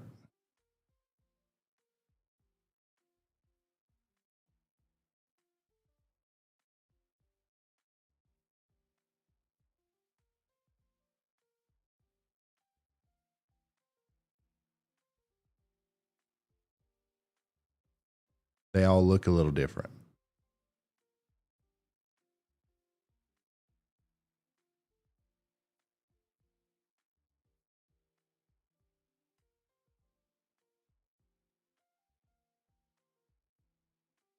Oh man, Minnesota's it is just not working right for me. Are you seeing this?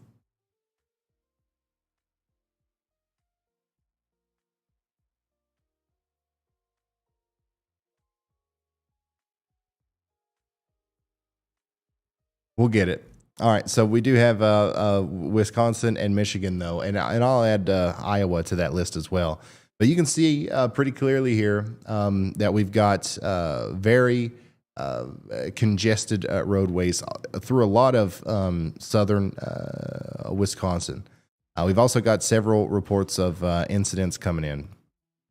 Crash on I-94 west of the crash on I-94 west, 0.7 miles from the ramp to Wisconsin 73.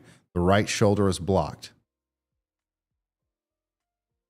Yeah, and all of these are happening within the last hour too. So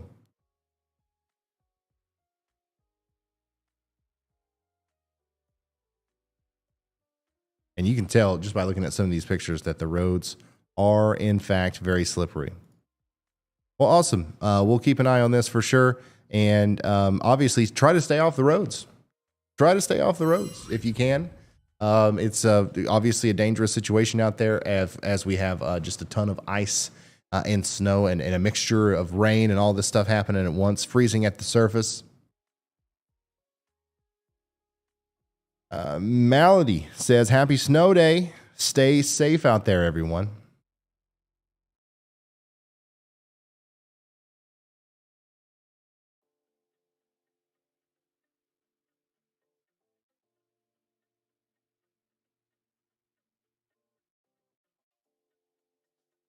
Yeah, I think the Minnesota one was like specifically built for mobile use or something.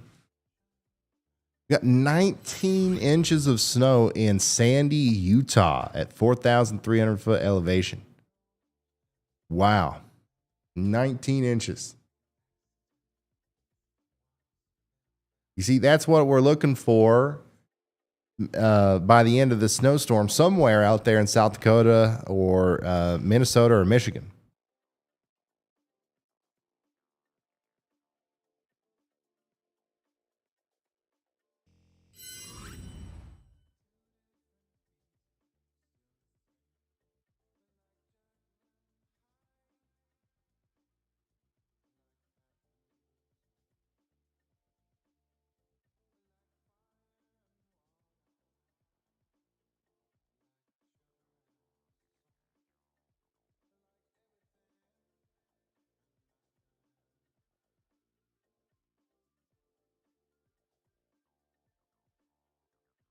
Yeah, I'm sure the app is great, but I'm not having any luck out of the main website.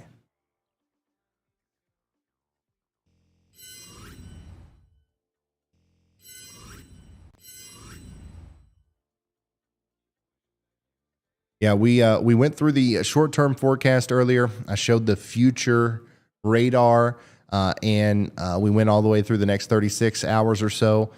Now, I do want to take a brief look at the more medium range forecast, see what's happening down the road a little bit, give you all an update on that. And then, of course, we'll come back and we'll talk about our severe weather situation. But the good news is, it looks to me like the tornado warnings that were in effect have been allowed to expire.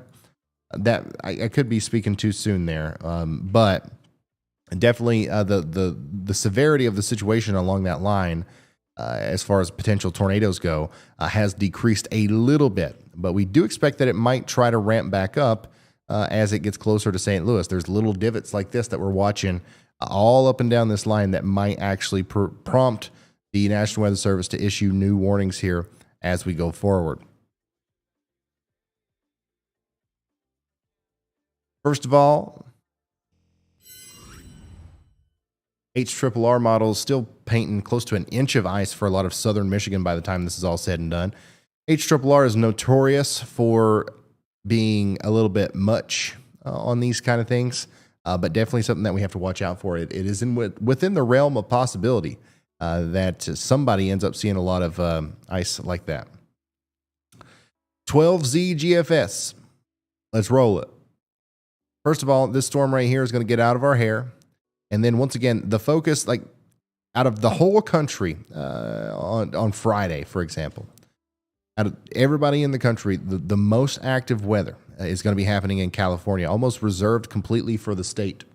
This is when we're going to be seeing some of our peak blizzard conditions in Los Angeles County, which is something that you never thought you'd say. And then also when, some of these really intense snow totals are going to be happening up there in these Sierras. Lots of rain in the valleys and some very strong winds as well, as this huge trough comes through and digs through the southwestern U.S. That's going to bring some rain and snow into Arizona, Utah, New Mexico, Colorado as well. And then as we head into Sunday into Monday, we are going to see a transfer of energy across the Rockies. And then we're going to see the moisture kind of expand out here on this side of the low pressure center. And right when that first happens, when the energy crosses the Rockies and all this Gulf of Mexico moisture is moving up towards it and they clash, that's when we expect to see potential severe weather out there in the plains. From there, we're going to see another big storm system form that's going to bring rain to everybody in the heartland, all the way up into the Ohio Valley, the Mid-Atlantic, Northeast, Southeast. This will be another big, large impact storm system, potentially bringing heavy snow to New England. But no snow for the Great Lakes region really with this one, as it's a little bit too far north. So we'll have to watch that very closely. And let me show you something real quick before we zoom in. I do want to show you the behind the scenes here, a little bit higher up in the atmosphere, what's driving this. Look at that trough. Nasty little booger. Slides across here. This motion, see how these lines out in front of it are curved like this? This is what's allowing for all of that warm, moist Gulf of Mexico air to kind of infiltrate the eastern U.S. It's going to be beautiful out here. It's going to be warm. It's going to be nice. It's going to be spring for a lot of us in the southeast. And then this little pocket of colder air is going to come in and try to really cause some problems here in the form of severe weather right along that boundary. And if we look at the lower level jet, around 850 millibar, there's going to be some wind shear, definitely. So that's going to be something interesting that we will be watching as time goes on. It's too early to tell you exactly what's going to happen there, but definitely a severe weather threat is on the table. Look at that. Storms pop between 1 and 4 p.m., almost kind of like a dry line situation, very quickly turns into a squall line. I mean, this is your classic spring plains severe weather system. It's crazy to see it once again in late February.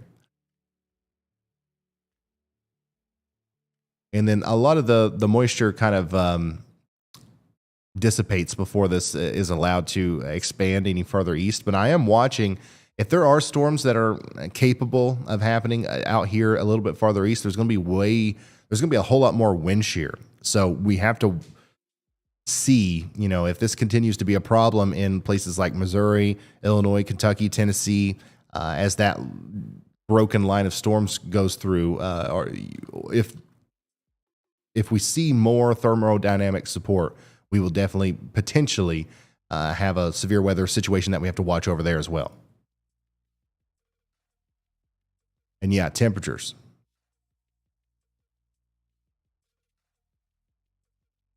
First of all, it's warm right now. I believe for a lot of us in the southeast, it's going to be even warmer tomorrow. Look at this. We're 100 degrees in a lot of southern Florida.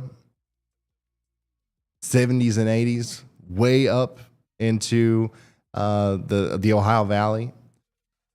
Something to see. It is going to cool off a little bit, but then that next big warm bubble is going to come over and warm us up once again. So yeah, lots of crazy things happening there, and we'll touch on all that again periodically throughout the stream.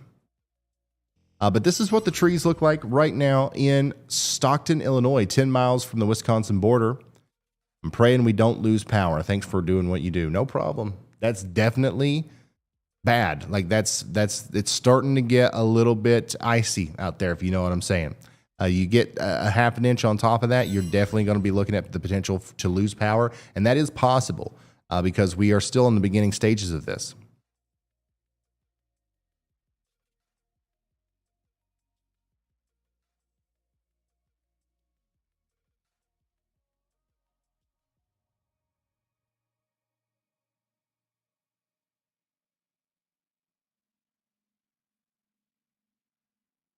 Everybody on Twitter is just freaking out about the potential for severe weather next week, or I guess late this weekend in the plains. I guess it's because I follow a lot of storm chasers, and this is just it's exciting if you're a storm chaser. Motor Capacity says, keep up good work, sir. Thanks for becoming a slight risker there, Gothic Owls. Pam says it's still raining up here in northeastern Indiana, north of Fort Wayne. Icy, but not terrible. Thanks for helping make us all weather aware. No problem. Weatherman Hayden, thanks for becoming a slight risker. Brett Adair is in a downpour. Oh, yeah, and what Bryce Shelton came through earlier and said something. I didn't. Your message actually just came through on my end, Ryan, but I'm going to the Detroit, Michigan area at the moment, headed just south of Lansing, where the most significant icing is expected later today. Okay, so he's gonna go right into the heart of the potential ice storm, it seems like.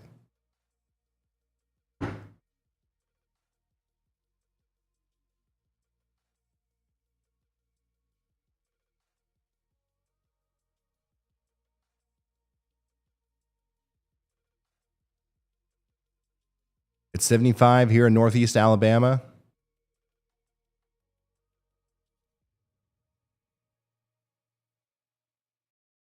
Go ahead, Andy.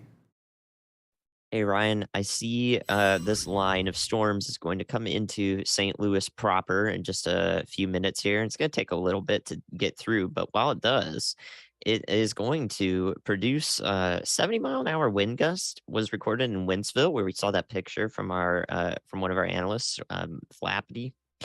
And right next to the radar, I still see a pocket of 50-mile-an-hour winds just 200 feet above the ground. So those are easily translating to the surface as it goes over Chesterfield right now and moves into downtown St. Louis and all of the metro there.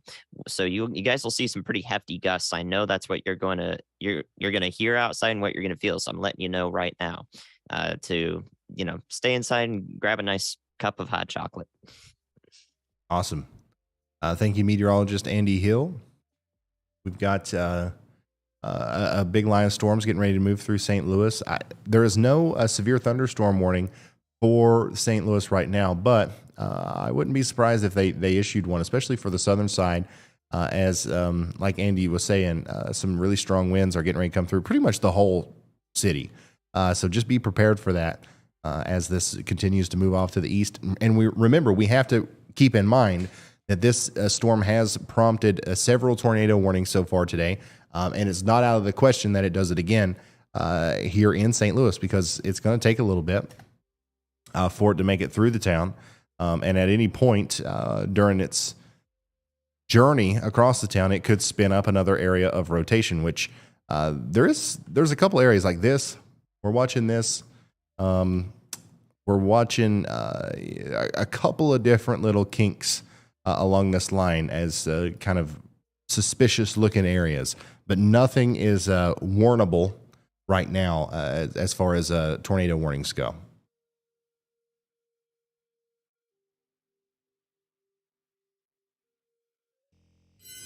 The total is likely skewed by the winds, but round 2 of the snow has just begun in Bloomington, Minnesota.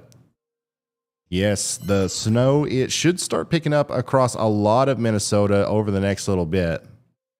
That big band, yeah, it's trying its best to expand here. You're going to see snow really start to break out in places like Bloomington and Minneapolis over the next, 30 minutes to an hour.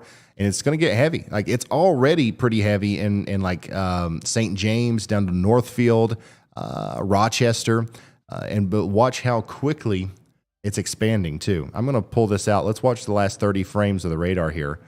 And you can very clearly see what's happening. We got this little band of snow, and that's moving up into the area of frontogenesis, like Andy told us about earlier. And it's just going to kind of fill in with snow as that continues to happen. And this is, once again, over the next, 5-6 hours or so, this is when some of the heaviest snow will fall for some of these areas. So please send in your snow reports as the snow falls. Videos, pictures, it's all fun, and we'll show it all.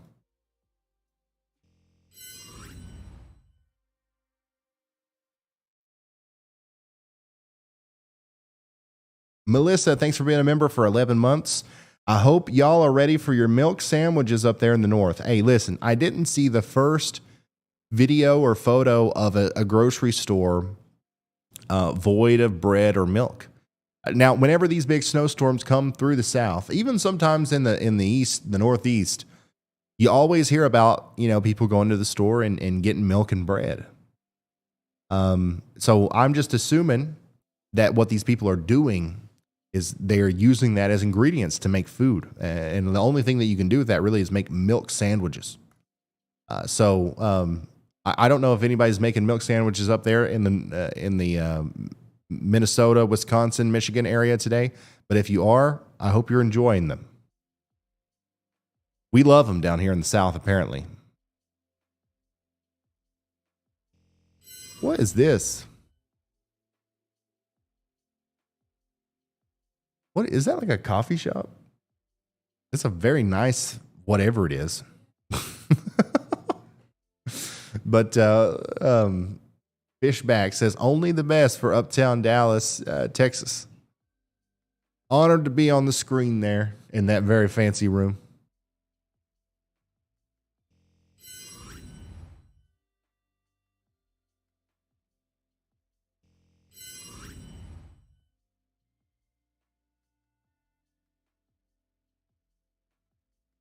Looks like a hotel or a break room. Yeah.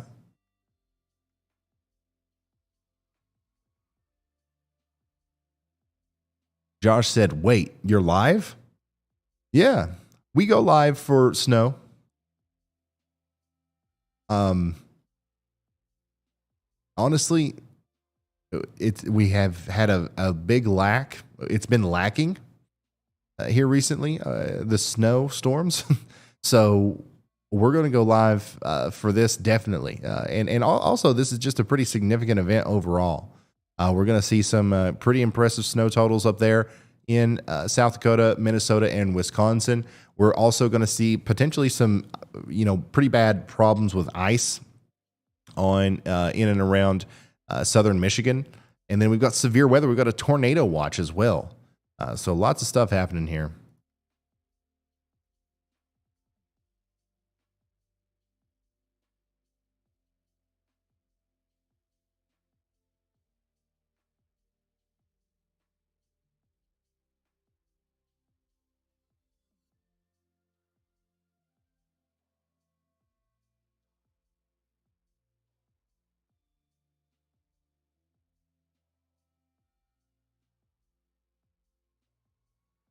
Ryan, what is a milk sandwich? I just explained it. It's just milk and bread. And people love them whenever it snows. This is a common thing all across America.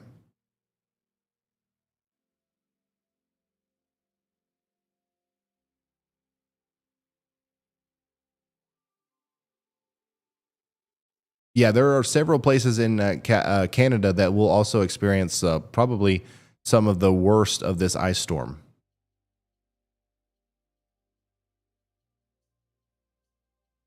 Especially areas east of Detroit and west of Buffalo, down there in that southern part of Ontario that is basically like in the U.S. North of the lakes, though, you know what I mean?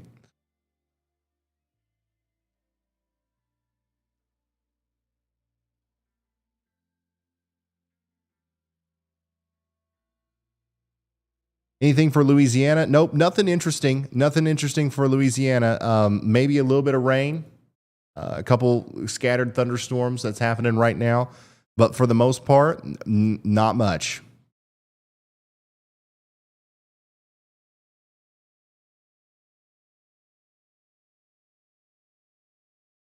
We got severe thunderstorm warnings down here for Poplar Bluff as this line's coming in. I believe Radar Omega has a camera. Let's see what we got down here. Oh, yeah. Down here around the Boot Heel of Missouri, Radar Omega has like a partnership with some of the emergency management areas down there. So we'll be able to see this line of storms come in through this camera or this camera. Man, there's so many to choose from down here. If you're from southeastern Missouri, there, like, I don't know why you wouldn't have Radar Omega. We'll be able to see this come in from a million different angles. We're working to get our own weather cam here at the Weather House in Eastern Kentucky with them at some point. And our storm is just now moving into St. Louis as well. It's almost, look at this. It's almost taken the shape of 265 and 270 here. The perimeter. Look at that. And it's going to come over this area all at the same time. Maryland Heights, Sunset Hills, Green Park. All you guys are going to start getting extremely heavy rain and some strong wind gusts here within the next 5 minutes or so.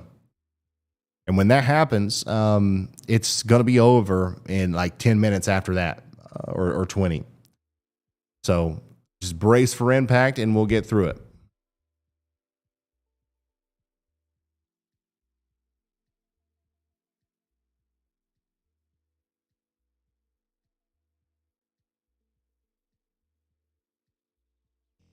Here's a look at expected snowfall in the Sierras from this system.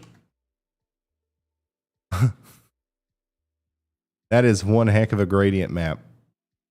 Some areas here in the dark purple, way down there south of the Yosemite Valley, are in what looked to me like the 72 to 96 inch zone. But a lot of places will see more than 3 feet of snow in the higher elevations, new snow. Wow.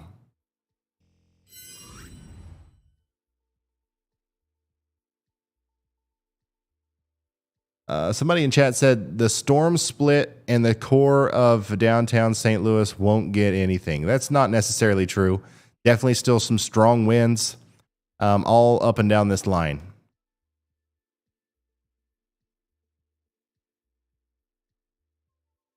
It's not going to be bad. It's not going to be a terrible storm or anything, but definitely something to be aware of because it's going to hit hard. It's going to hit quick.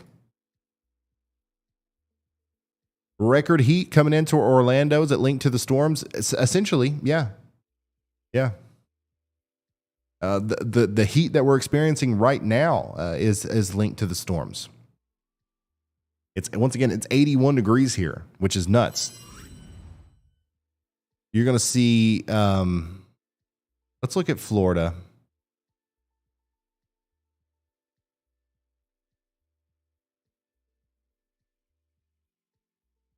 It'll get up to, 89, 93 through a lot of central Florida today. Tomorrow looks like 95. There's going to be a couple areas, though, that probably get 96, 97. Which is just, nuts.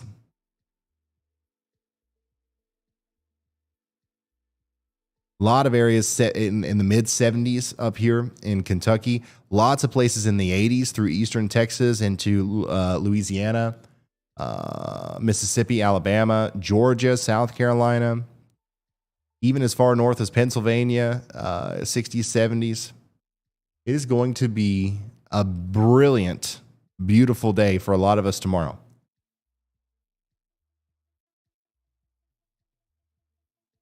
And this warm air is here because, in part, the storm up to the north is helping lift it up. It's always down here. Just needs to get nudged up every once in a while.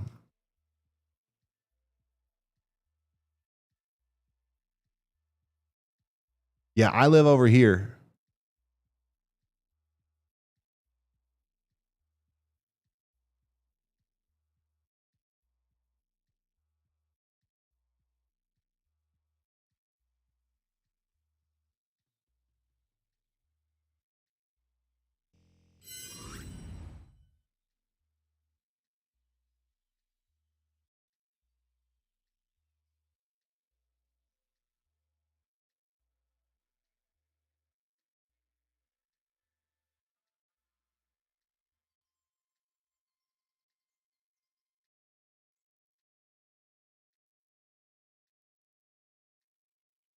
Freezing rain.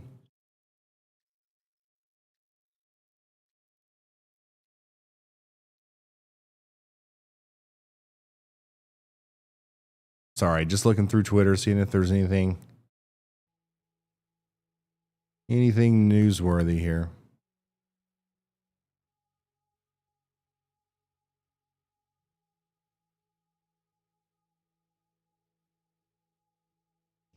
Here's what it looks like north of Cuba, New Mexico.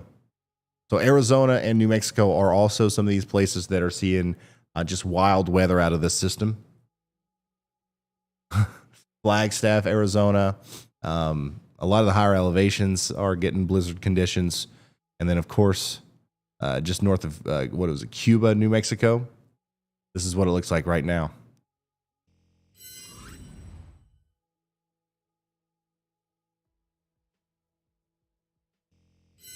Bryce Wilson. I'm buried in snow in Jordan, Utah, and the lake is just kicking on. Waist deep snow.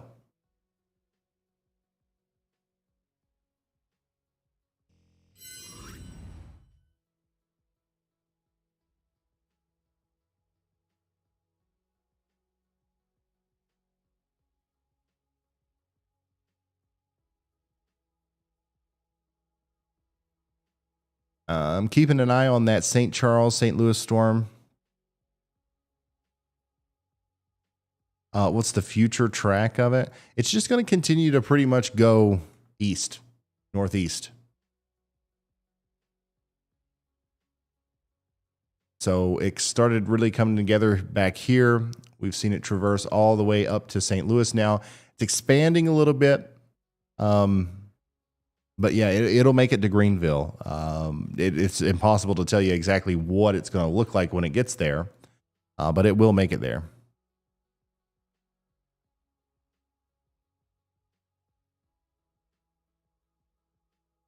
The heavy rain and some of the severe or stronger winds are just now moving into places like Hazelwood and Ferguson and Florissant and Green Park and Dupo as well.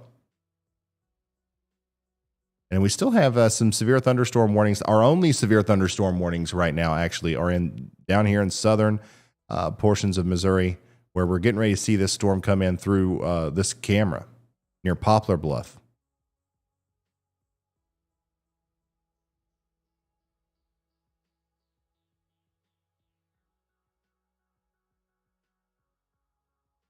You can see it pretty well there.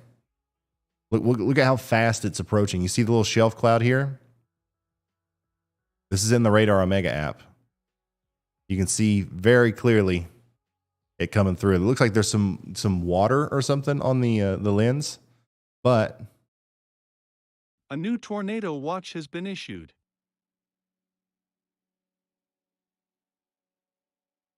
Definitely interesting to see.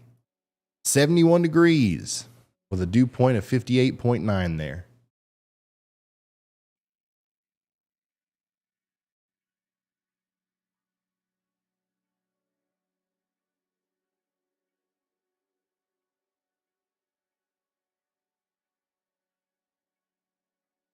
And by the way, we do have a tornado watch here. I want to show that again. This is 4.8 million people out here in places like St. Louis, Paducah, Kentucky, Effingham, Springfield, and Champaign in Illinois. This goes all the way until 6 p.m. tonight. So we'll be here with you at least through then.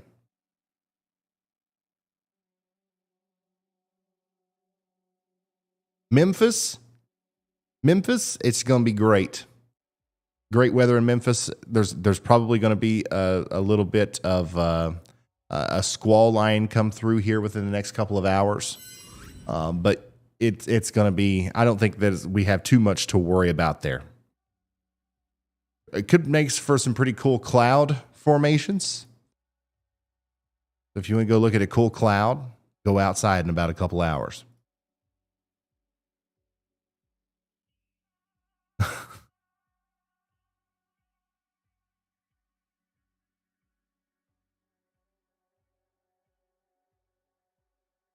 There it is.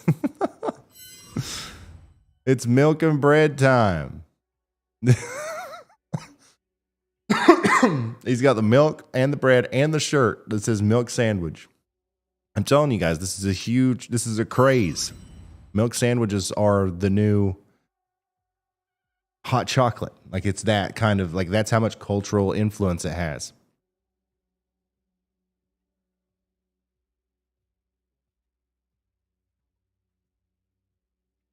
Rice Lake, Wisconsin update, Northwest Wisconsin. Yeah, sure, why not?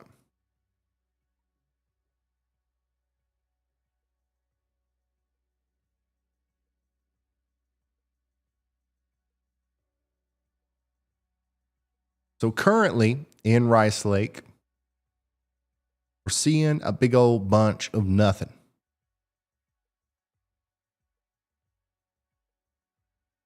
But just like places like Minnesota, Minneapolis, St. Paul, Rochester, Eau Claire, all these places to your south that are seeing the expansion of this new snow, you're kind of in that same area. So within the next hour or so, it's going to start pouring the snow. And as you can see, our camera here in Missouri has been officially overtaken by that storm. And I mean, just look at how intense this is. It doesn't look like it's that, I guess, potent on radar, but at least for 5 minutes as it goes through, it is going to pack a punch. Oh, look, and we had a 31 mile an hour wind gust as well. Grandson enjoying the snow here in Big Rapids, Michigan. Looks like about 2 inches, 2 yalls of snow so far. Thanks for sending that in.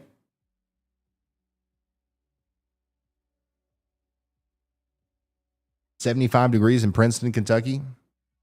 It got to 82 here, but for some reason right now it's 80. We dropped 2 degrees. A big cloud must have came over or something.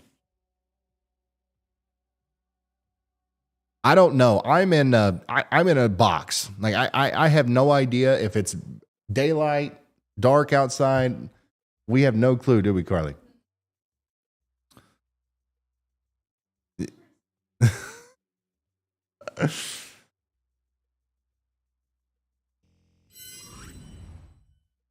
We like to keep it darker in here,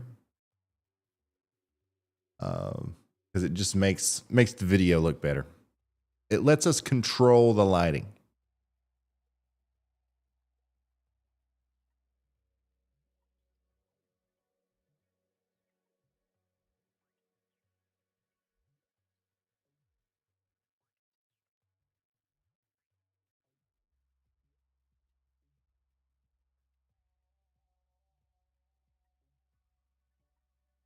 Yeah, if you have any pictures of ice or snow or anything like that, please send it to me on Twitter at Ryan Hall, y'all.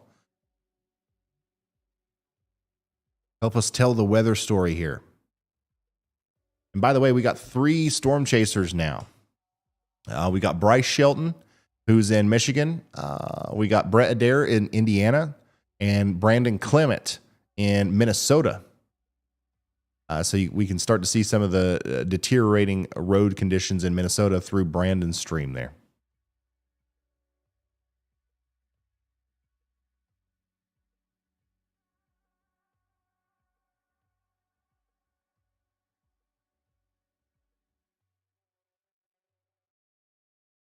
And, you know, I did sit down for a little while, but I think it's time to get a little pep in our step here and raise the roof.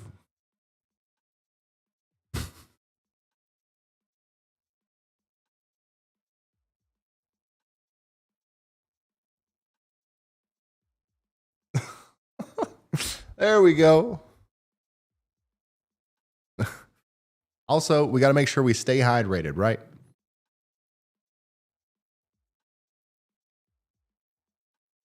I'm not going to drown myself like last time just yet. Go ahead, Andy. Hey Ryan, if you put me on, I'll do the same thing. I think it's time for me to stand too. Let's check it out here. Let's do it. All right. Very good. Yeah. Andy and I we really love our standing desks, if you can't tell.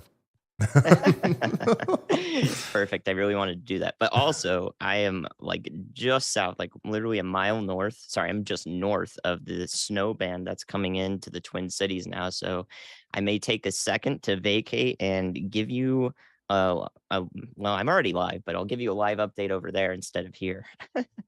Awesome. Yeah, that sounds good. Yeah, so Andy's in Minneapolis. So he's basically he's storm chasing from home today. He's just gonna be able to look out and tell us what's going on out there and all that good stuff. It's gonna be great. Let's see. Judy says my daughter in Eau Claire says she has her snowshoes ready. Lainey says, what's your favorite cloud type? I really enjoy cirrus stratus.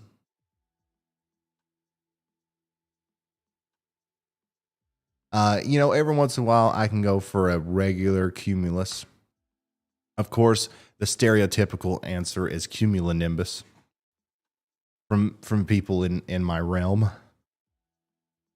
But it's really like those high elevation clouds.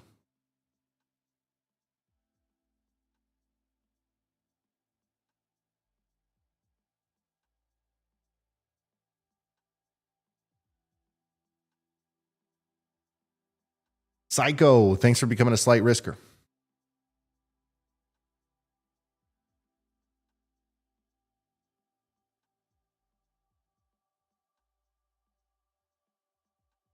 New severe thunderstorm warning out here for Farmington and Fultz and Evansville, right on the border of Missouri and Illinois. Well, 60-mile-an-hour winds possible there. Still got that tornado watch for everybody in the purple box.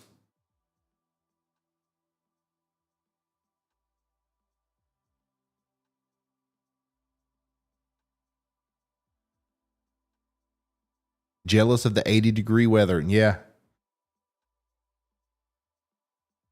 Thankfully, it's going to be about the same tomorrow here, and I plan on going out and enjoying it a little bit. Today we're indoors all day with y'all, trying to do some winter coverage. We've done a lot of severe weather stuff. And because we haven't had very many opportunities to do winter coverage, we figured, why not do it today, son?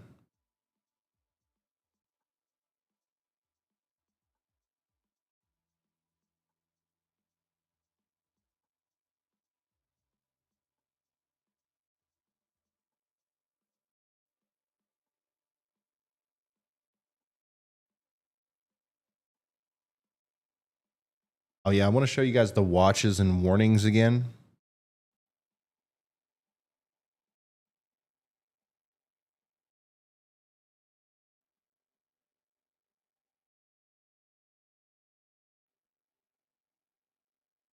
Because very rare that you'll see a map like this again anytime soon. First of all, it's very active, obviously. We got blizzard warnings in North Dakota, South Dakota, and Minnesota. A little bit of northwestern Iowa. Ice storm warnings in the purple. Pink is winter storm warning. And then we've got some blizzard warnings back here in California, all the way down to Los Angeles County. Los Angeles County, California is under a blizzard warning. And we're mostly expecting to see some of that stuff pop off in the higher elevations. Still going to be an incredible weather event for everybody involved, even down to the surface. Look at this. In Holland, Michigan, you can't see outside anymore. The windows are covered with ice. Hey, John's huge shout out to you, man. Thank you for gifting 5 memberships. Now we've got 5 people who randomly have been selected to have a free membership. You've got access to the exclusive whatchamacallits. Emotes, my bad. Emotes and all that good stuff. And it looks like Brett Adair is in Michigan now. And he's found himself some ice, I believe. If I could pull him up full, we would. What's he in? 3. Okay, I'm going to do this. And I'm going to do this. Okay. Wait, that's... Boom. Okay. So this is a live look from Brett Adair. Let's ask him if that's ice. Hey, Brett, you copy?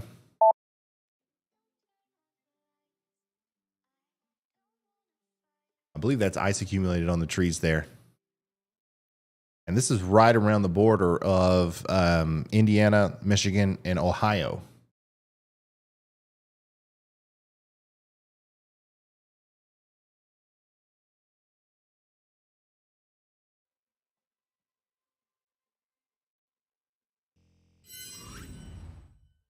And as you can see, Brett's Hey, little Ryan, icons right here. Just crossed the border into Michigan here, starting to see some icing. Going to do a little bit of drone work here for just a few moments. We're going to continue northbound on 69, but we are definitely in the ice now. Yeah. So that's actually that. I mean, just looking at that looks pretty concerning. You can literally see the ice on the trees. The good news is, I guess where Brett is right now, the ice should wind down, and it's mostly going to be in like just a regular rain event. But we'll see similar scenes just to the north of that. Once again, in the Radar Omega app, we can see where Brett is. You guys can see him too. And look north of him. All the pink there, all of this is more freezing rain that's happening between Grand Rapids, Lansing, and Detroit. Similar scenes will be seen up there. But up here, it's not just going to go away. We're going to be dealing with this for a while. And just, I'm telling you guys, it's going to cause power outages. This is going to be a pretty significant event for ice, unfortunately. And guys, we've got severe thunderstorm warnings popping off left and right. So let's use Radar Omega to check them out as well. All right, so we got one up here in Indiana, 60-mile-an-hour winds. This is going to be for Carlinville, Hillsboro, and all these places. Farmington and what was it? Redbud in Illinois, also under a severe thunderstorm warning. But check it out. We've actually got one down here near Memphis. I said earlier that it's going to be great in Memphis. It is for the next little bit. Beautiful weather. This little squall line might actually ruin your time a little bit, though, because it might pack a little bit of a punch. This one here actually might have 60-mile-an-hour winds associated with it, moving into the I-55 corridor between Terrell and Kaiser in Arkansas. And that will move into Western Tennessee at some point.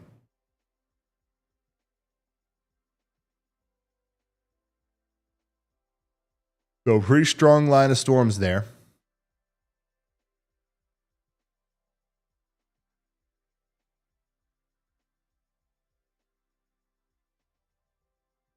And here is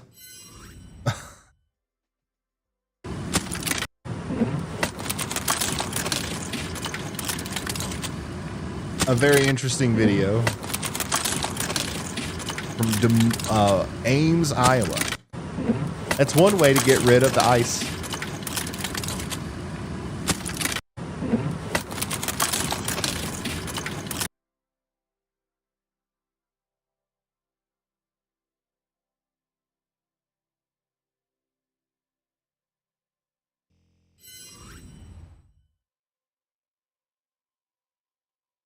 All right, well, Andy is still outside storm chasing, and I have the sudden urge to use the restroom, so I got to go. If anybody wants to pop up and talk, you're welcome to. Otherwise, I'm going to put some smooth jazz on in the background. Give me about 2 minutes, y'all. I don't know if this is smooth jazz or not, but it's something. BRB.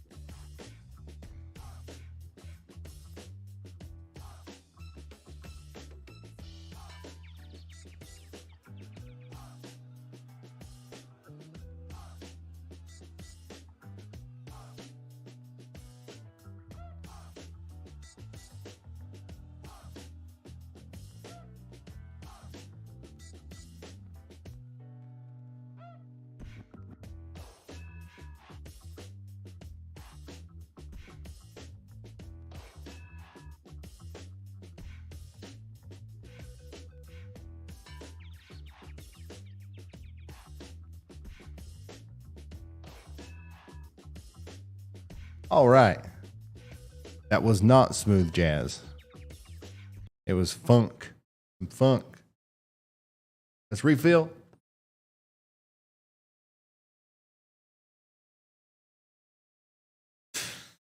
Oh boy.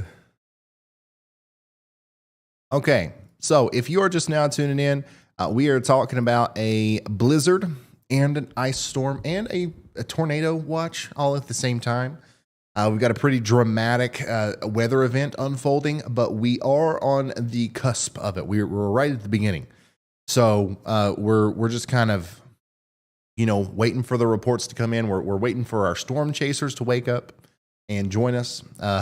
By the way, are there any more options right now?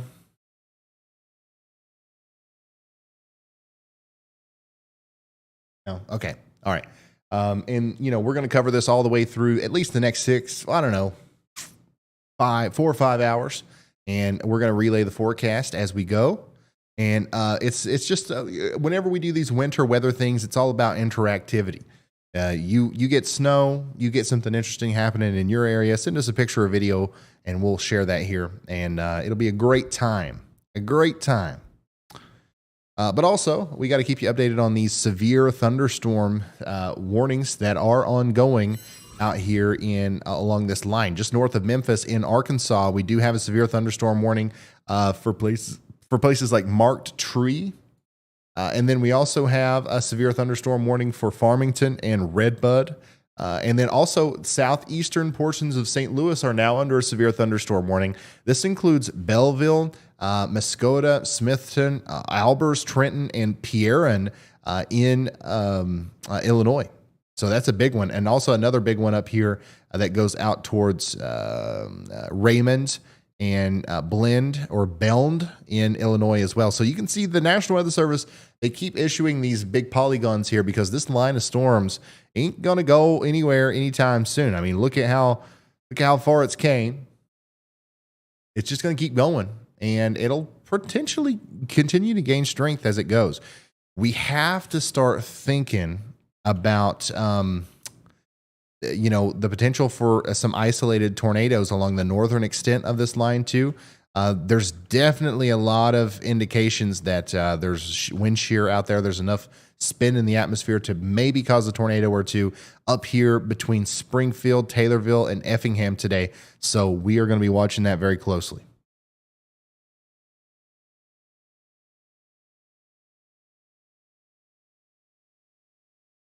Oh, that was a unique pronunciation of Muskota. Oh, man, what is it? Muskota? Muskota?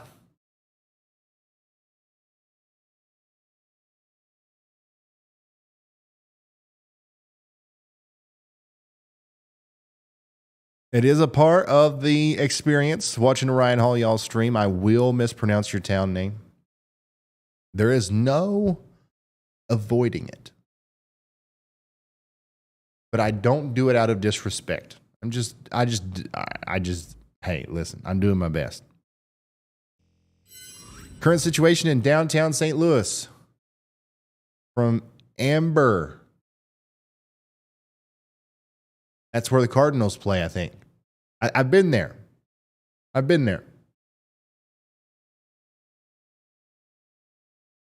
Rain, heavy at times. Strong winds. They're getting even stronger as they get past St. Louis, though. Waterloo down here just got hit by a good storm. Hold on, wait. Okay, you see that? There's rotation here, right? And the farther we push it into the future, it becomes more broad. But we have to watch and see if this tries to amplify again. This might be something to watch maybe as we go down the road. Nothing pertinent, like nothing like right now that looks like, okay, we're going to see a tornado here. That looks interesting though. But yeah, we're going to keep watching this and we'll let you know as soon as something looks gnarly.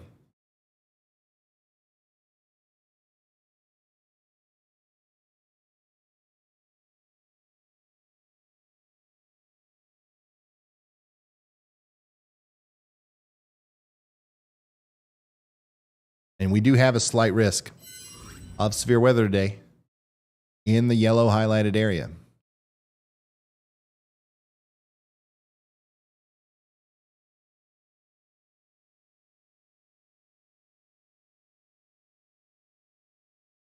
Oh, so it seems like the high temperature record for Jackson, Kentucky, which is my local National Weather Service, on February 22nd is 71. I think for my town specifically, it's 75. Meteorologist Ben in the background here doing work, trying to figure this out for me. Now, if my weather station is correct, we have like just shattered both of those records. But I don't know what the official reading is out there for my area right now. I guess I could look it up. I am on a computer with like 80 screens. It wouldn't be that hard to do, would it?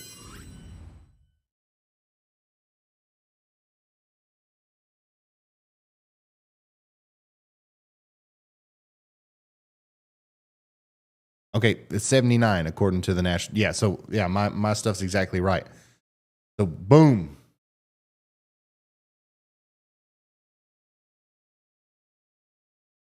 We have I'm telling you, I've never in my life when I went outside earlier today and took a walk, we walked I don't know, half a mile or something.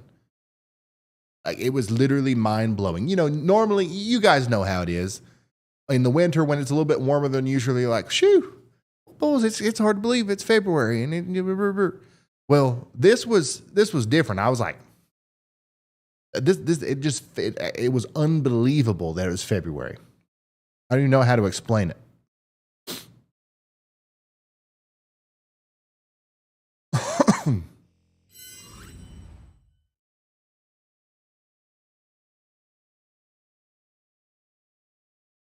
Super huge shout out to Dr. Dan for being a member for 5 months.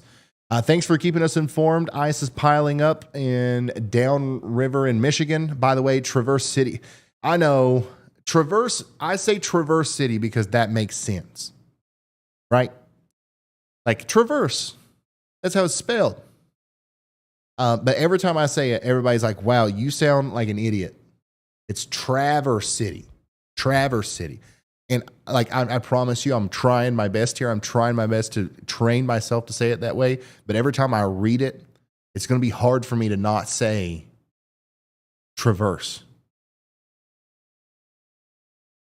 But like, I promise I'm not doing it out of disrespect.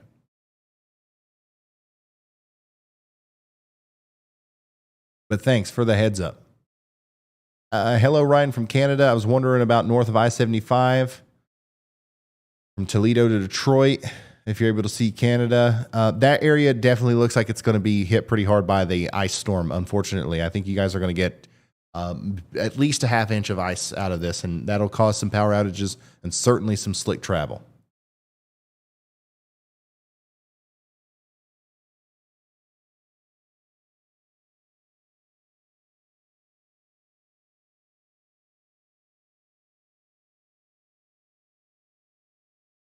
Now I'll hold off on that one, Carly.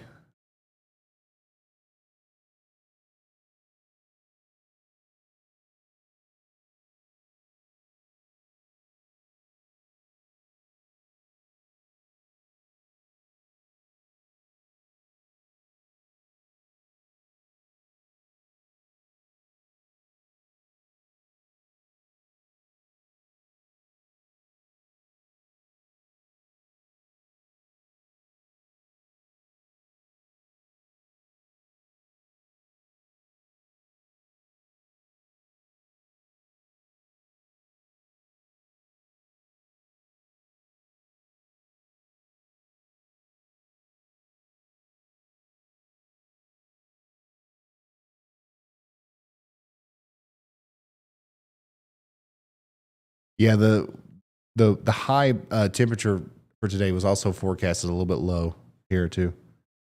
I'm trying to read chat. Don't apologize. Just say it's the Ryan Hall y'all way. I'm trying to grow. My goal is to be the most geologically or like geographically capable human on Earth. Like I want to be able to know. I want to intricately know the unique pronunciations of not only the towns but the street names in every city and every state across the U.S. And that's why I chose this as my job. And I'll get there one day. Obviously, if I do this for 20 years, if I'm doing, let's say that I do this. Let's say that for whatever reason, y'all are staying subscribed for 20 years. If I'm still saying Traverse City by then, something's wrong, right? So the goal is to learn over time.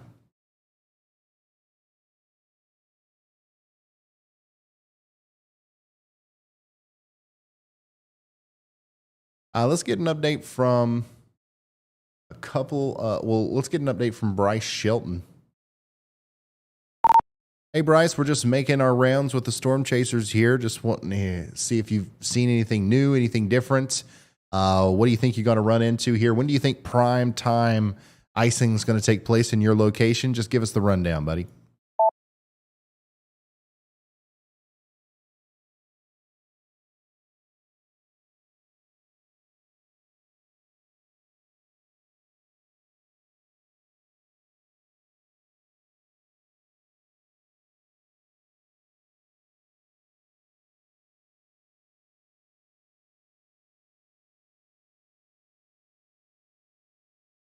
Whenever he hears us, he'll get back.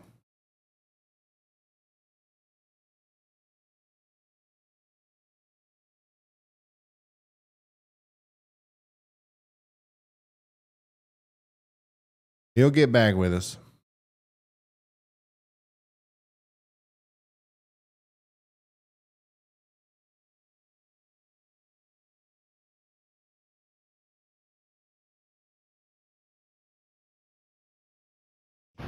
Yeah, Ryan, I'm in Lansing, Michigan at the moment, where it is mostly just sleet.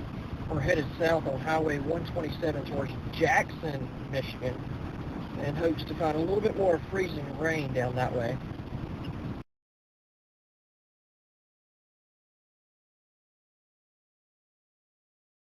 Did he say Jackson? Yeah, Ryan, I'm in Lansing, Michigan at the moment, where it is mostly just sleet. We're headed south on Highway 127 towards Jackson, Michigan, and hopes to find a little bit more freezing rain down that way. I don't know why this video really doesn't want to play.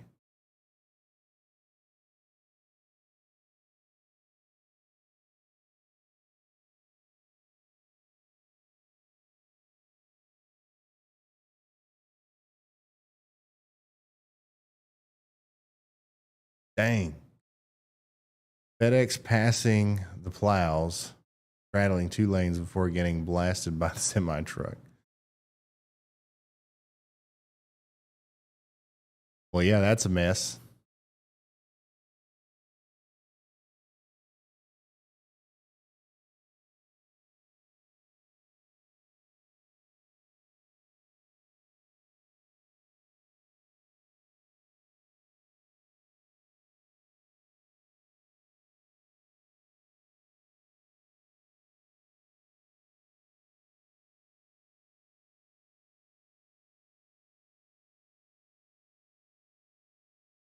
Never pass the plows. Never pass the plows.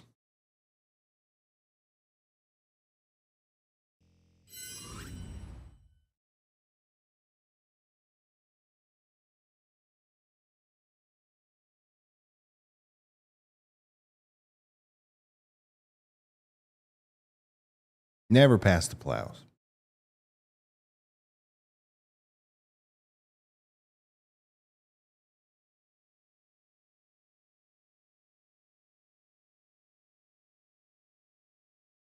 Yeah, this stuff is happening all over the place. And this account, Midwest Safety at Safety Vid on Twitter. You guys want to follow them? They've got like I think this is another one of those situations where it's a group of people or somebody that's just monitoring all of these cameras, and they're just like they're posting things that happen just to keep you updated on like the road conditions. Look at that. I watch that again. Look at how fast it happens.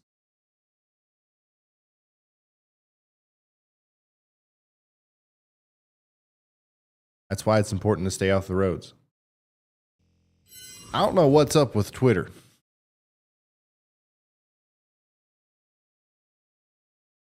Oh. As our snowman. Meteorologist Andy Hill has a video update for us. I'm retweeting it, and we're going to watch it live.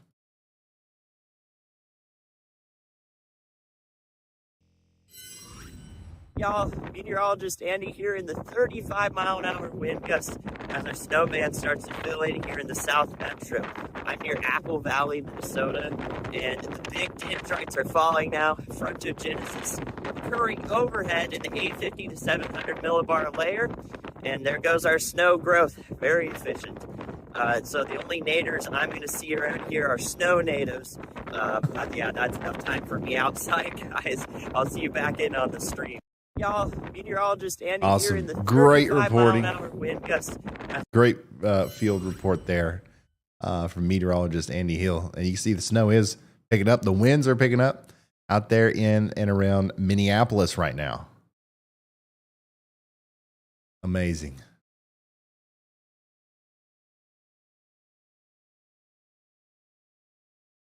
We got to get Andy out in the field more often. That was riveting. Twin Cities represent. More than 1,000 flights have been canceled or delayed in Milwaukee.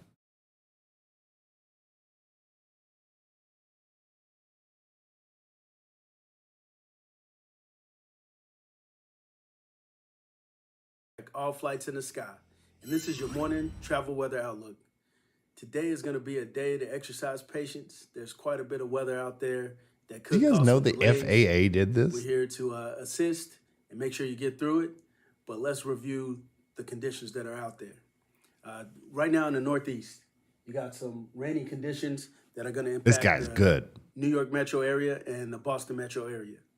In addition, we have some snow showers that are impacting both Chicago and Minneapolis. Out on the West Coast, some low ceilings impacting Seattle, San Francisco. In the Southwest, gusty wind conditions impacting both Las Vegas and Phoenix. And there's some turbulence out there as well, so when you see the seatbelt sign, make sure to comply. Remember, the FAA does not cancel flights, so check with your airlines or fly.faa.gov for But real-time what in the world updates. we watching Thank you for? And safe I'm just joking. No, that was awesome. I didn't know the FAA had a like a weather. I guess that's like, he's like doing the weather, right? I was trying to get some information. Apparently, a lot of flights are being delayed. No snow at all in Mesa County, Colorado for the next couple of days. So thanks for sending that in. And thank you for getting a Yalometer. Remember, if you got a Yalometer, take a picture, send us a snow report, and you will be entered to win 1,000 buckaroos. No questions asked, son. And if you want to be entered to win, in a future snowstorm, who knows if it'll be this year or next year, but you can do so by getting one of them Yalometers on our website.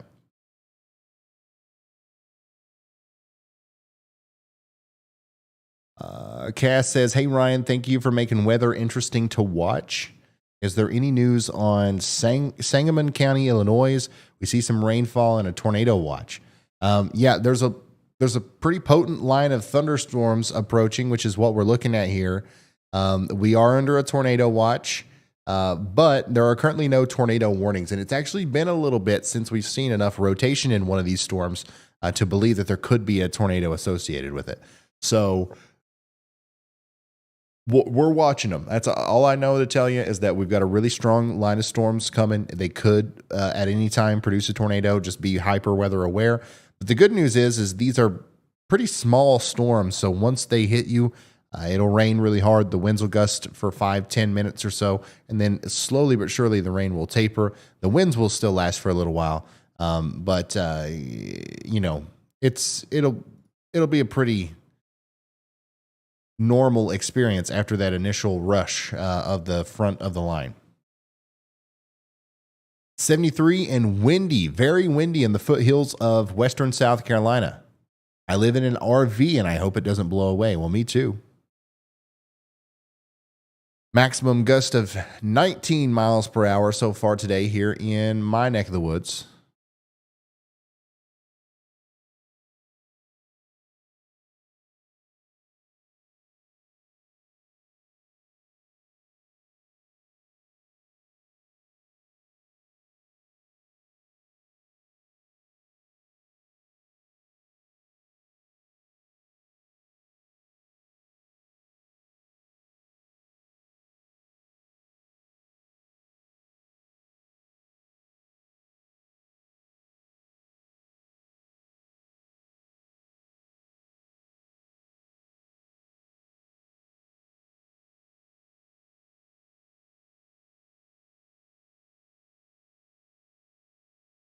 Sorry, got distracted. Can we see Southern California? Yeah, let's very quickly take a look at Southern California. Mostly on the weather models here. Let me go out west.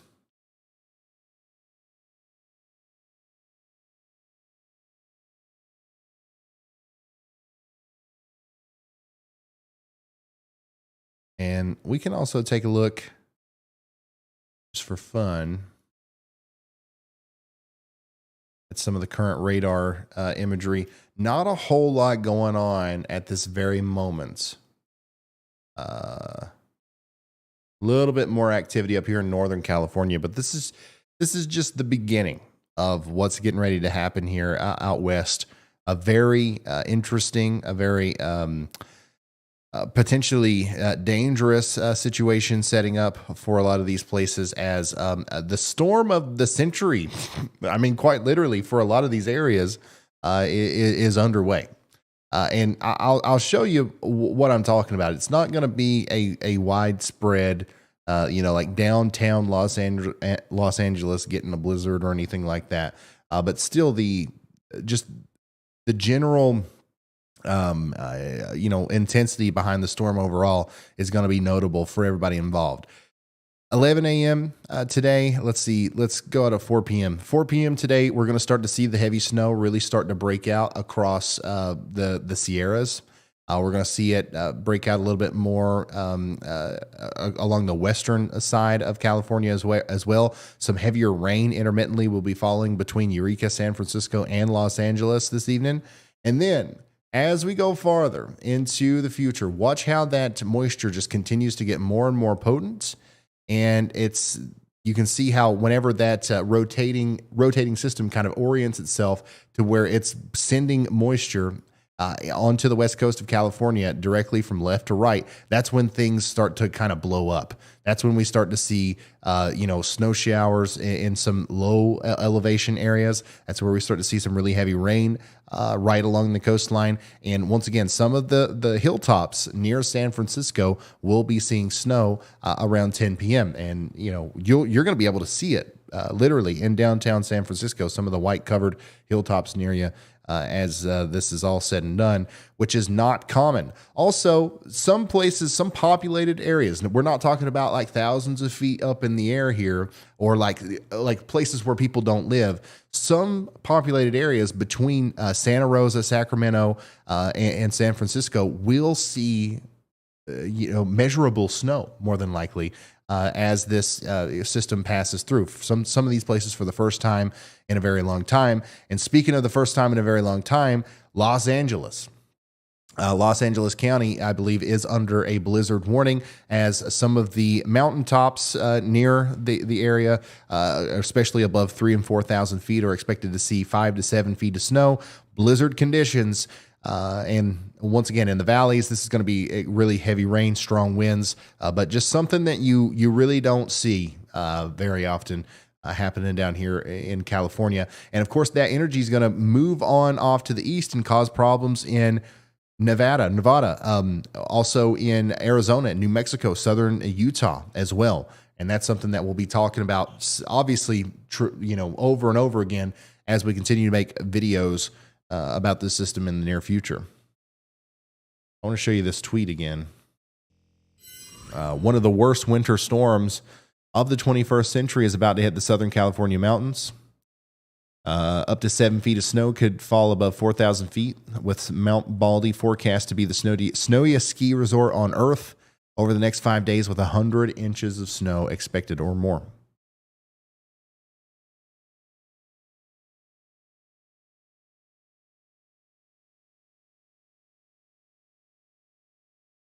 Blizzard, yeah. It's nuts, man. And all while this is happening, here we are in portions of Ohio, West Virginia, and Kentucky, 75, 80 degrees. Sunny, breaking record high temperatures. Something else, son.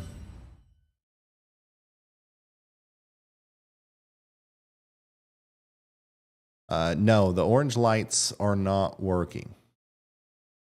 But Heidi, if you have some news for us, come on through. Hey, Ryan, I do. I figured the lights weren't working. So I have been sitting here for a little bit, and I've been really focused on some historical stuff for all these blizzard warnings out on the West Coast. And I found some really cool facts that I wanted to share. So for the first thing is the winter storm watch that they've issued for the East Bay Hills area and the mountains there of the North Bay. This is the first time in nearly 2 decades. But they only have data that's back to 2006, but this is the first time that they are able to find. And then the National Weather Service in LA said today that this is actually the first blizzard warning that they have ever issued. So I found that was really interesting. And 2 to 5 feet of snow in that mountain range of like LA County and Ventura County. And this could possibly be the largest snowstorm since the 1980s. Wow. Early 1980s. Wow. Okay. Well, thank you very much, meteorologist Heidi, for filling us in on that. And any other information that you can find about this, feel free to chime in at any time. And we'll try to get those orange lights working again. I don't know if it's. Oh, yeah. Oh, all of them are not working now? None of them are working now. So, yeah, you guys are just going to have to holler at me, I think, if you want to talk, because they're not working. Anyways, very appreciative of that. And of course, we're going to continue to cover this aspect of the storm as well. But we do need to shift our focus back off to the east just a little bit for now, because we've got a bunch of new severe thunderstorm warnings. We've got a bunch of new ice and snow reports coming in. Things are really starting to ramp up with this storm system as we get closer to 3-4 p.m. here. Things are changing quickly. Severe thunderstorm warnings all across southwestern Illinois. How many people do we have watching in southwestern Illinois? Get ready for small hail and winds up to 60 miles per hour as this blows through. We had a 56-mile-an-hour wind gust near New Baden earlier. We had a 70-mile-an-hour wind gust near Wentzville, near St. Louis earlier. But some of the more recent wind reports have been around 50 to 60 miles per hour. This is getting ready to come through Vandalia, Kimmondy, Centralia, Nashville, Mount Vernon, West Frankfort, and Carbondale in Illinois, okay? So keep that in mind. Carly, I think that Brandon's froze. Let's put Brett in the number one. And then we've also got a severe thunderstorm warning down here near Sykeston as well. So all this is getting ready to move through southern Illinois. We are under a tornado watch, and we'll see if we get any more rotating parts of this storm out here. But right now, it looks like damaging winds are just our main focus at the moment.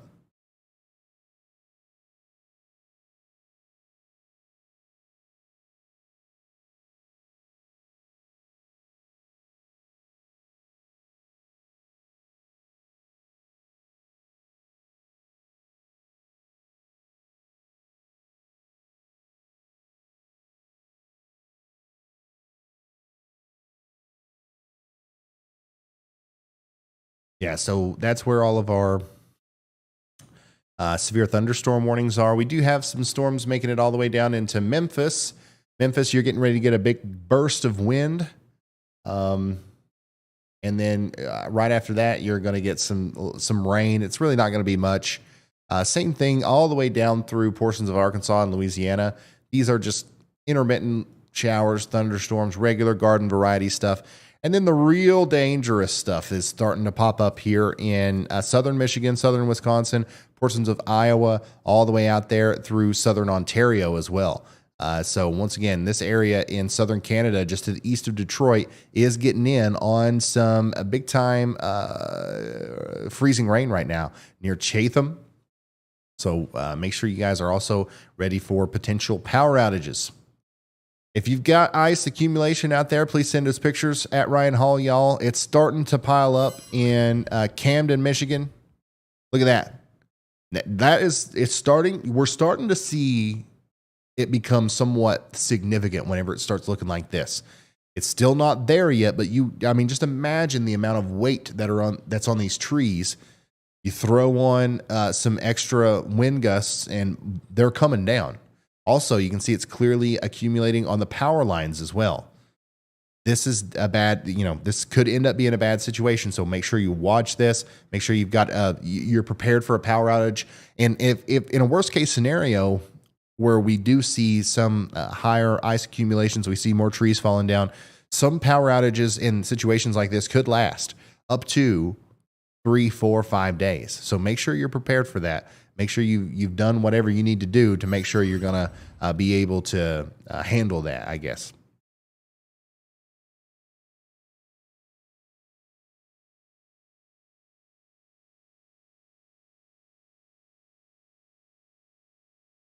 Oh, wow. We're already starting to see some of those tree limbs fall, too, in places like Elgin, Illinois. 45-foot pine tree in danger of crushing the house. First falling branches, and it's swaying in the wind. Yeah. Yeah, definitely keep an eye on that, and obviously try to stay out of the way of it as much as you can. But big branches falling off of that tree for sure. As soon as we switch and put Brett Adair in number one, he's just zoomed in on the back glass of somebody's car here. And then Brandon Clement comes back with some captivating footage of the road conditions. Look at this. This is near Elko, Minnesota. As you can see, we're approaching blizzard conditions out there. Brandon Clement's giving us a live view of that. And then Brett Adair is giving us a live view of a convenience store here. I guess he's getting some gas.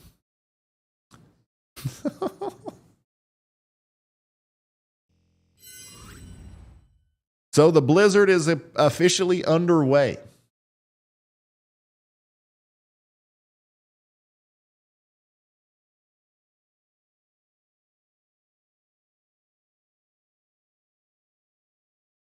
so weird that the lights stopped working. They were working fine.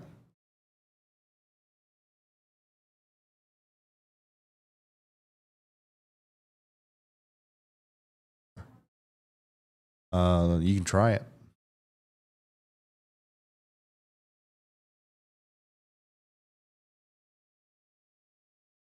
Very strong winds in Caseyville, Illinois. Trees are starting to break out. Chatham is Chatham. Really? That worked. Oh, okay, that works. Yeah, that's fine. Chatham.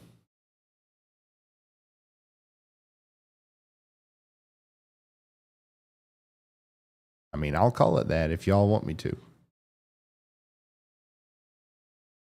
Wow. Ice in Platteville. Look at this. Rolling down the window, and you've got a window of ice. Interesting.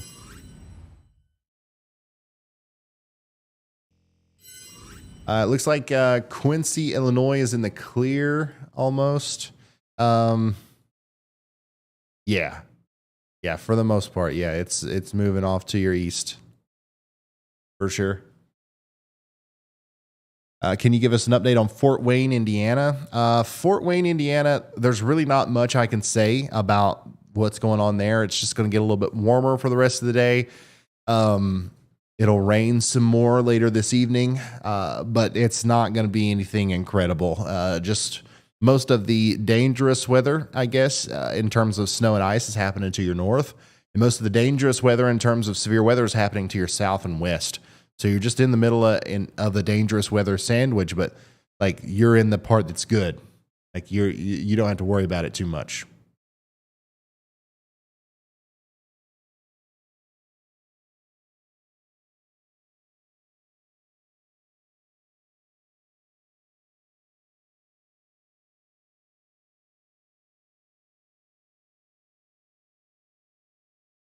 I work at Detroit Metro Airport as an aircraft de-icer.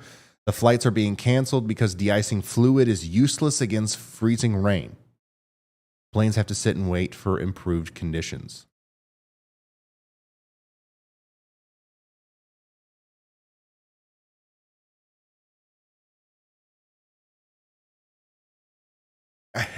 Dude, y'all don't even know how to pronounce it. Everybody's saying different things. Chatham, Chatham.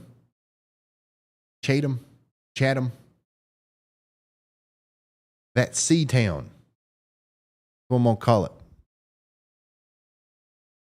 I think it's funny. Sometimes people in chat will be like, Ryan, it's pronounced, and then they just spell it exactly the way it's spelled. Like, I know how it's spelled. I just don't know how you want me to say it.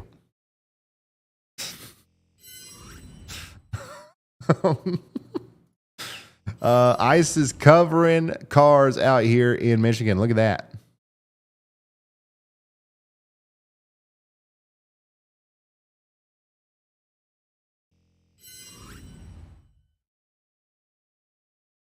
Ooh, great photo. This is from Dory. Good amount of ice is building up on the trees in northern Clinton County, Iowa. That really shows you what I'm talking about with the ice accretion and the accumulation, what it looks like. What we measure here is like how much ice is there. Is that a tenth of an inch? Is it a half an inch? That's what I'm talking about. Like this is, I can't tell you for sure, but it looks like maybe a tenth of an inch to a quarter of an inch of ice. We might see some places that see a half inch or 3/4 of an inch of ice today. And just imagine how much more weight that's going to be on these trees.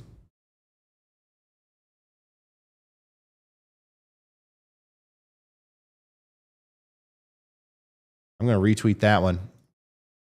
Y'all want to see it?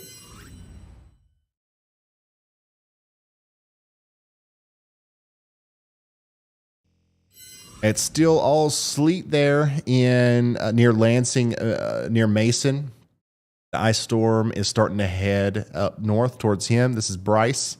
I'm going to retweet this as well. One of our storm chasers here who's always working with us, Bryce Shelton. If you guys want to follow him on Twitter, Great guy, great storm chaser. Bryce Shelton is like the guy that's just always there. You know what I'm saying? Of course, you know, when we do the big severe weather outbreaks, everybody's there. Chris Hall, Brad Arnold, you name it, they're there. But then we go live sometimes and it's like, oh, you know, we probably don't have any storm chasers today. I don't know who's going to be traveling for that. And then boom, Bryce Shelton appears and he's there. And that's why we love Bryce.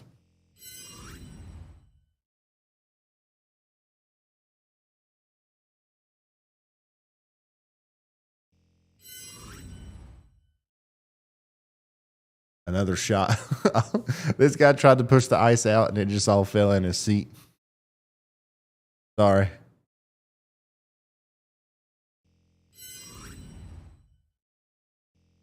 Another view of a weighted down tree from the ice in Illinois. This is going to continue to get worse. I think we're going to start to see a lot of more pictures like this coming out of especially extreme northeastern Illinois, southern Wisconsin, and portions of Michigan. I think that the power outages are probably going to start to compile here soon as well.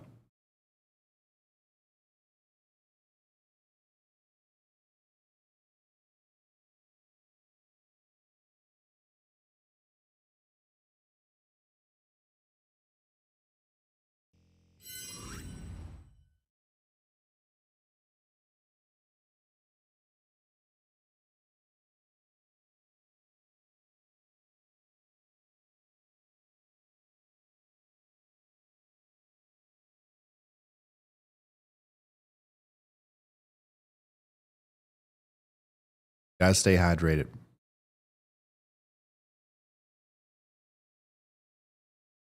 Can you explain what the colors represent? Yeah, if you're talking about this map down here, all we're looking at there is rain, mixed precipitation, and snow, right? So obviously rain is the green and the yellows and all that stuff down here. We've seen that before. And obviously the whites and the blues are snow. But in the middle, you get this big red and pink zone. This is indicating to us that there is some sort of mixed precipitation. Now, the radar is trying to paint an area that is freezing rain and sleet. I believe that the red is freezing rain and the pink is sleet, but it's not doing a good job of telling us exactly where what is happening. If you're in Kalamazoo or if you're in Dubuque or Milwaukee, if you're in any of these places, you're probably seeing a mixture of rain and sleet and freezing rain. And this is just pretty much telling us that. That's why it's so important that you guys send us pictures. And when you send your pictures, please include your locations. Like, where are you watching from? Where are you sending this picture from? That way we can kind of get real life information about what's going on. And we don't have to just rely on these colors on the radar.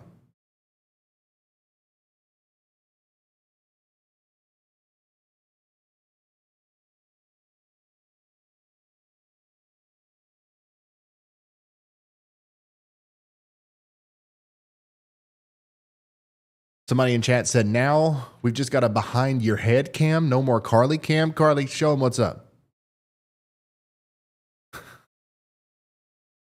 She got to find the right button. Oh, look at that. Boom. Now go back. Go back and forth. Do it again. Look at that. Boom. Back. Hey, listen, we've got it. We got the setup here, son. All right. Go back to you, Carly. Doesn't it look like she's in a daggone spaceship over there? She is surrounded by computer monitors, pressing all the buttons, making all the things happen. Thank you. Everybody say thank you to Carly in the chat.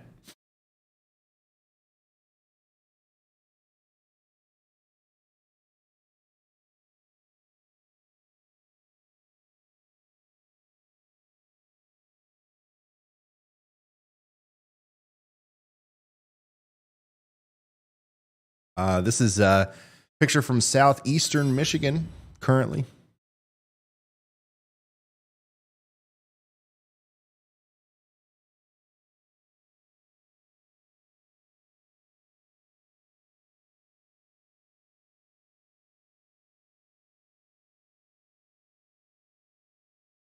Look at that. That's a lot of thank you, Carly's.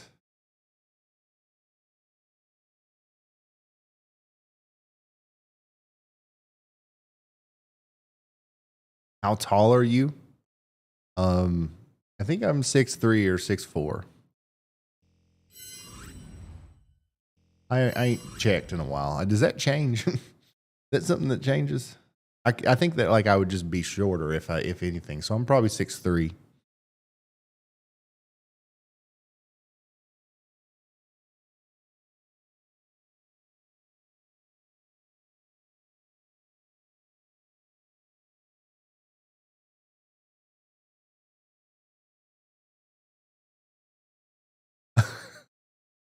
Somebody says your ceilings are tall. It looked like you were really short.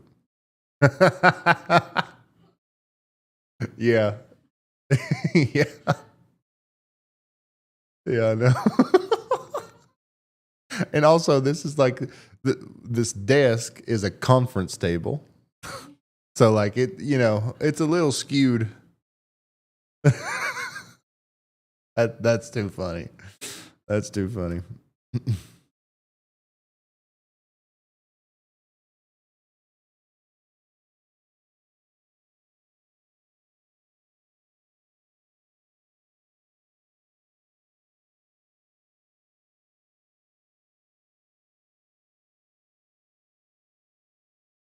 Yeah, we're starting to get a lot more pictures and videos now of the ice and the snow coming in. So it's definitely getting a lot more active out there.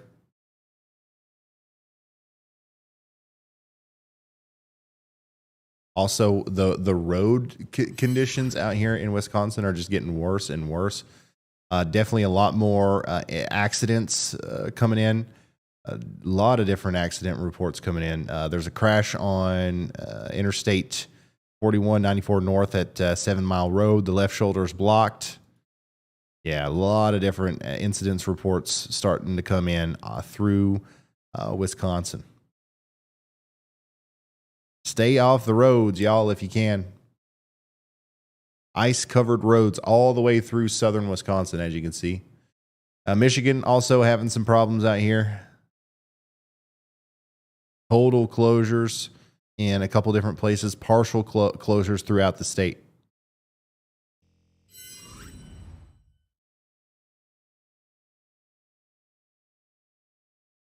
How many Yalla meters tall are you?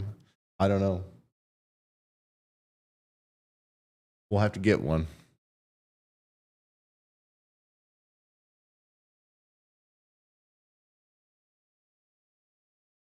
Your setup makes you look about a foot shorter. These are big monitors, big lights. It's a big room. That's funny.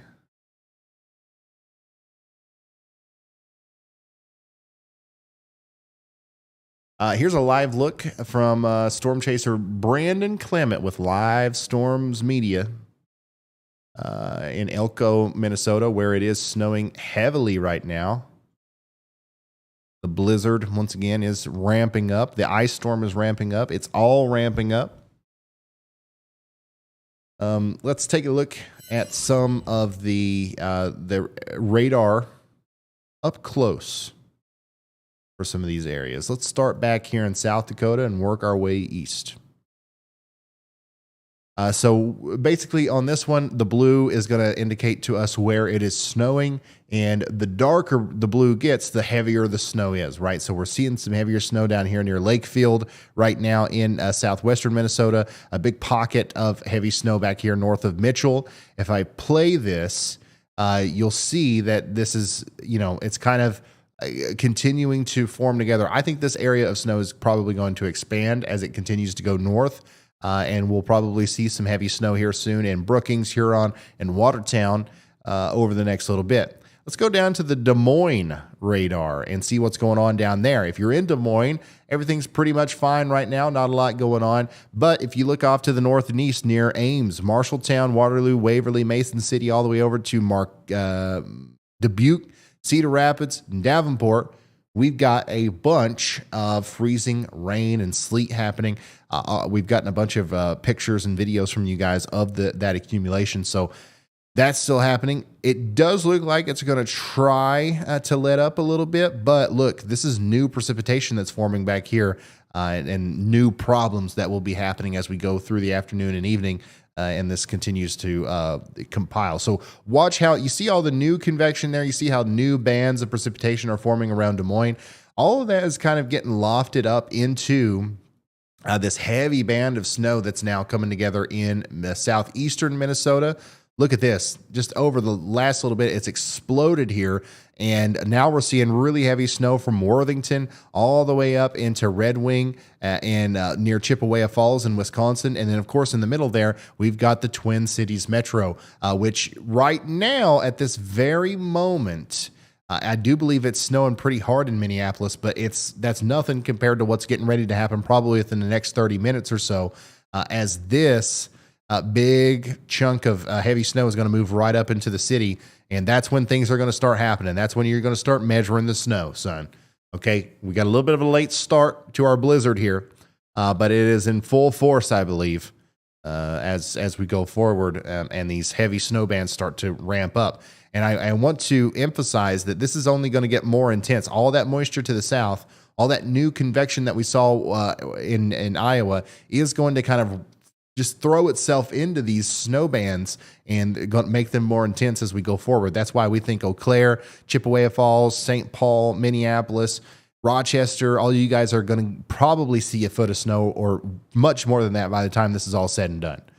Let's go east, though. Let's go to the Madison-Milwaukee radar down here, and it's all pink. It's all pink. That means it's either sleeting or freezing raining, or a mix is happening in these areas.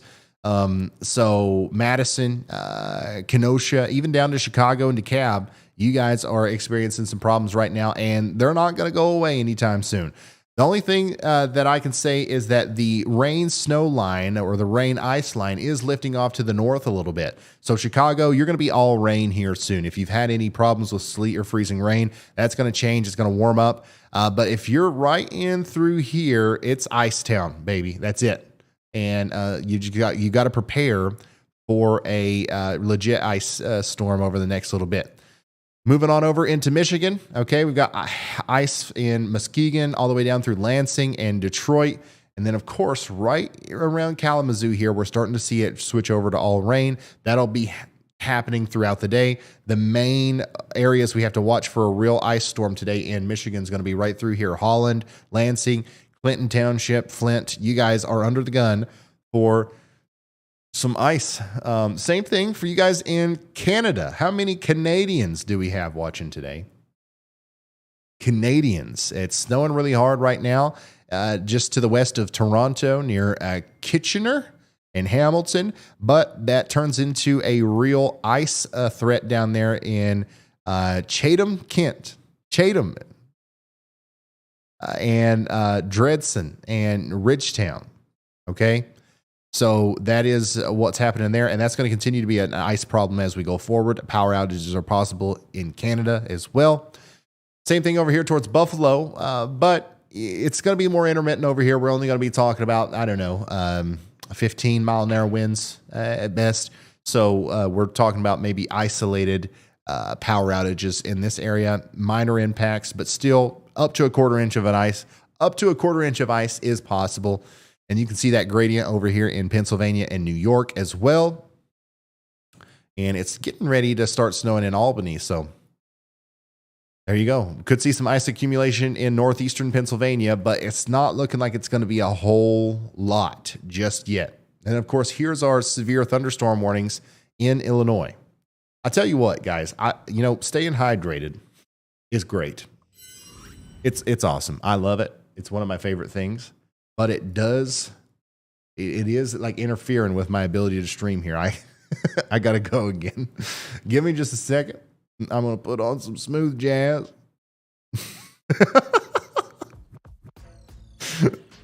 That's not smooth jazz. And I'll be right back.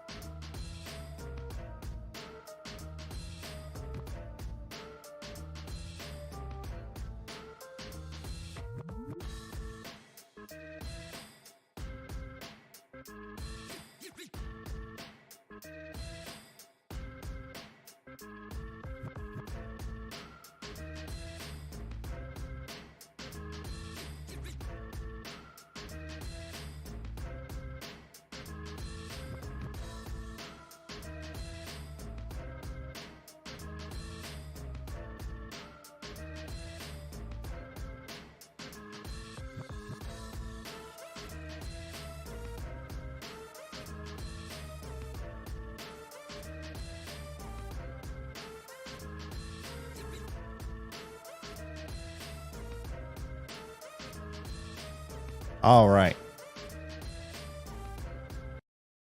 That was great.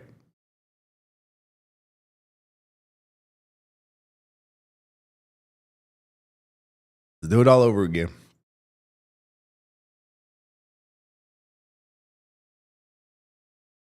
And right on cue, it is time to sit down for a second, I think.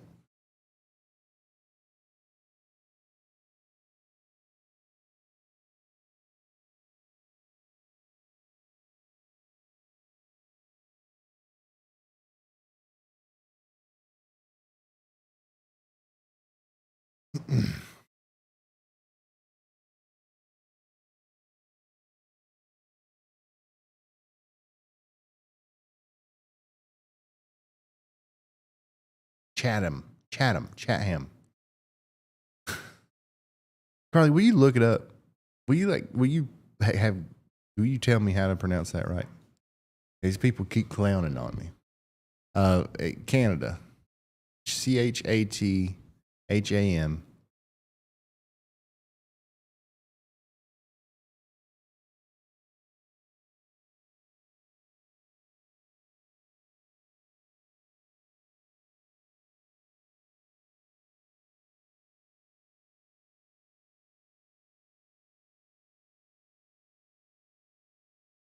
Chatham. Chatham. Okay.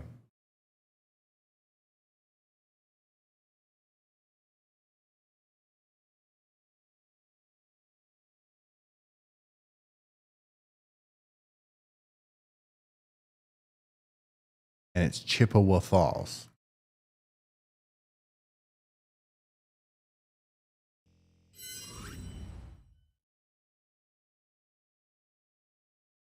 Uh, 8 miles north of I-94, 10 miles west of Kalamazoo, Paw Paw, Michigan.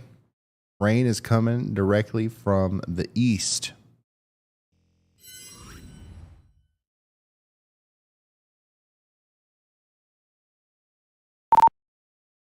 Brett, looks pretty slick there.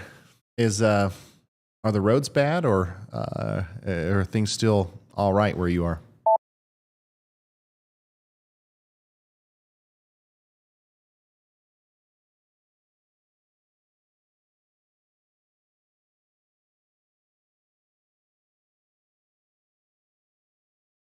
So we're on 69 north, headed into Marshall, north of Marshall now, almost to Charlotte, Michigan. Starting to see some ice caving roads here, so yeah, definitely getting some slicker spots as we continue up toward the north.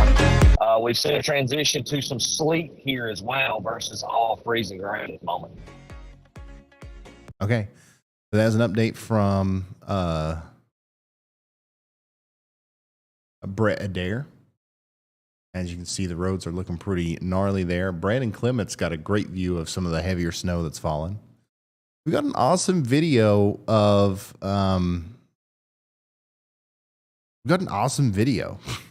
that I can't show you because for whatever reason, Twitter is not playing videos correctly today. So if somebody can send me that video through stream text as a download here, that would be much better.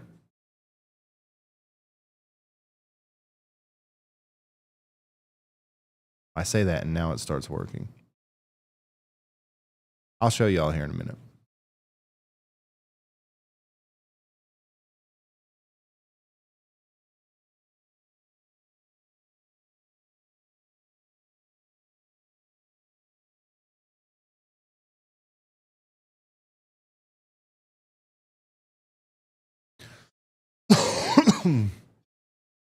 I'll show you ends here in a minute.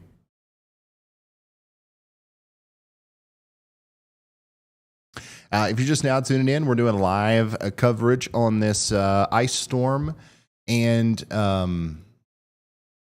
snow storm and severe weather situation that's happening out here in the Midwest up into the Great Lakes region. Wow. Also, we were talking about the random tornado yesterday in New Jersey that NATOcast sniffed out. It actually just got back to us That was rated as an EF2 with maybe 115 mile an hour winds. EF2 tornado in New Jersey on February 21st with no SPC tornado risk. That's something. Something else. All right, I downloaded a video.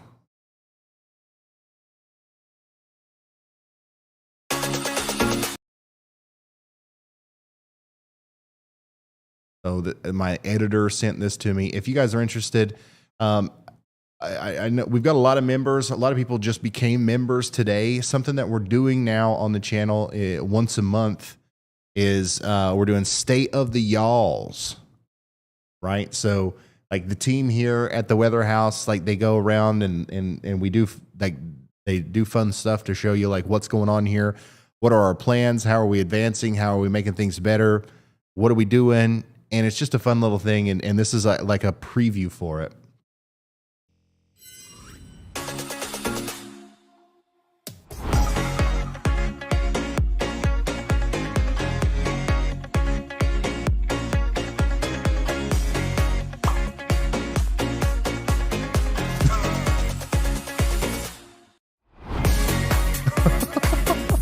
That's awesome.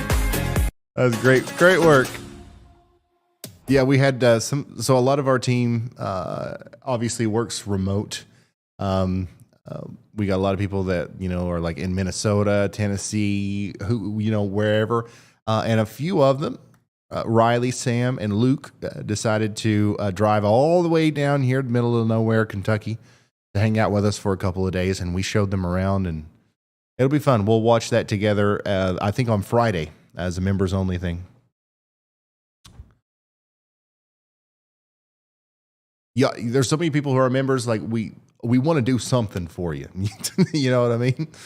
I know that you do it just to support, but it's fun to do something like that. That's kind of exclusive. Then we'll also have like a podcast, kind of just talking about things afterwards. We got a new severe thunderstorm warning for Franklin, Jackson, Jefferson, and Perry counties in Illinois. Look at this big cluster of severe thunderstorm warnings down here.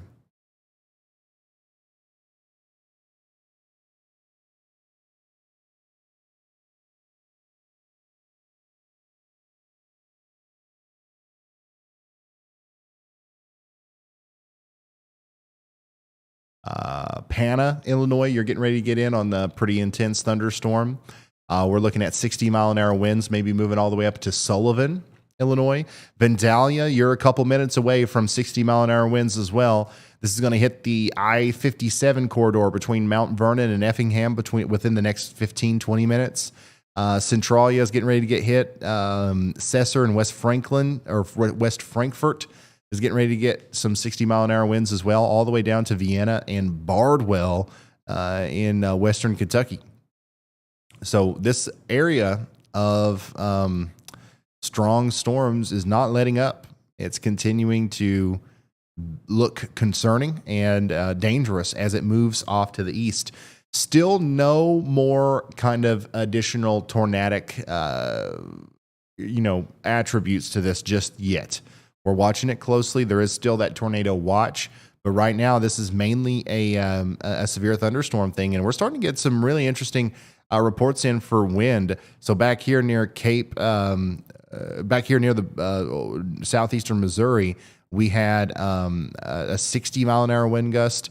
Just to the west of Marion, Illinois, we had a 61 mile an hour wind gust. 61 also near Greenville, Illinois, and 60 near Bond, Illinois. So this is definitely packing a punch, and you guys are getting ready to get hit by this all the way up from Effingham down to McLeansboro and Mount Vernon. Get ready. This is definitely going to bring down some trees, some power lines, and cause some power outages.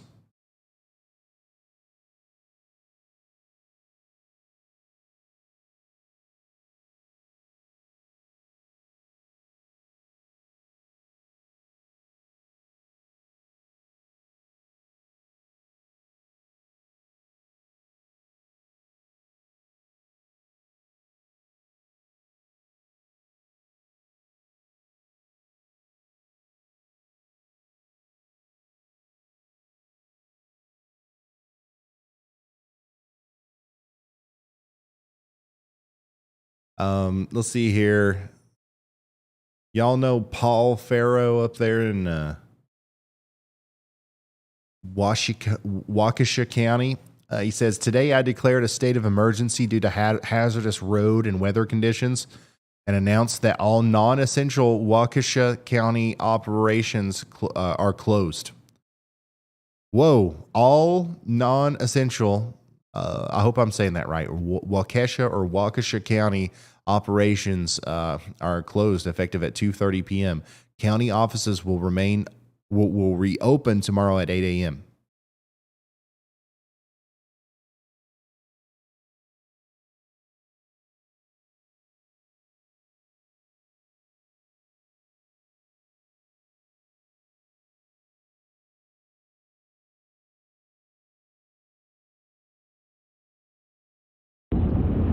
And it's Riley. It's pronounced Waukesha. Waukesha. That makes sense.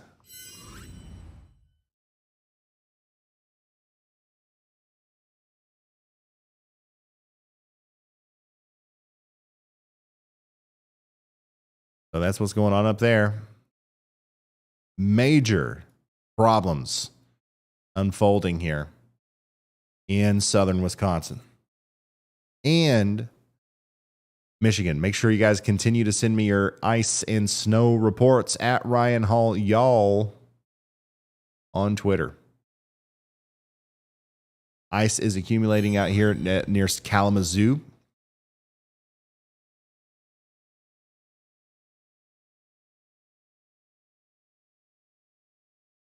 Wow. Thanks for sending that in, Stacy R. Oh, here's a graphic for that too. Waukesha state of emergency. It's further recommended and strongly encouraged that the traveling public reduce and limit travel throughout the county due to the deterioration of road conditions.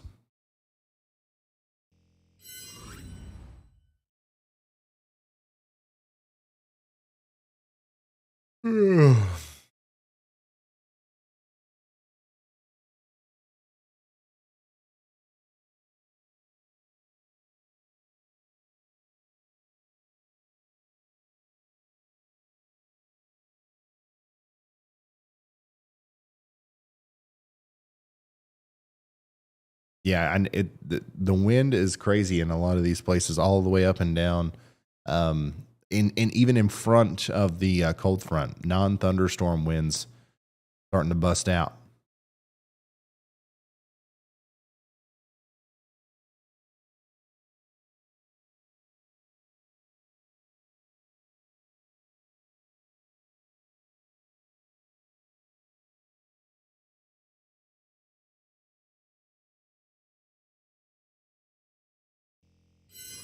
The city of Sacramento has officially been surrounded by winter storm warnings. The California weather warning map right now is nuts. This is what the radar looks like in and around Milwaukee. All the pink is freezing rain and sleet. This is going to continue to be a problem, y'all, as we go through the day. Also, look at this. You see there's some lightning and thunder, obviously, down here with these storms that are producing some of our severe weather warnings. This convection, this kind of like heightened convective activity is going to eventually ram up against this cold, shallow pool of air here. And it's very likely that someone in southern Michigan, maybe southeastern portions of Wisconsin, see thunder sleet today at some point, maybe tonight. So that's another thing. If you can get a video of thunder sleet or thunder snow today, you have to be able to prove that it's from today too, a timestamp or something. I don't know. And you recorded the flash and the rumble. We'll order pizza for you and we'll send it directly to your house. 10 pizzas. If you don't like pizza, whatever you want, you win if you can do that for me today.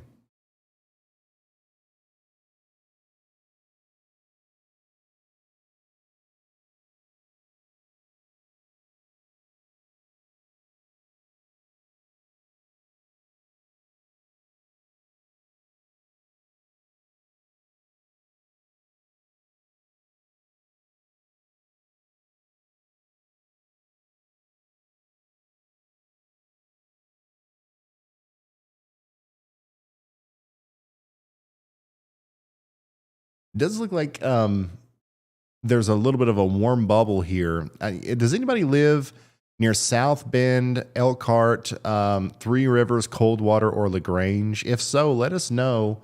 Is it actually just raining here now?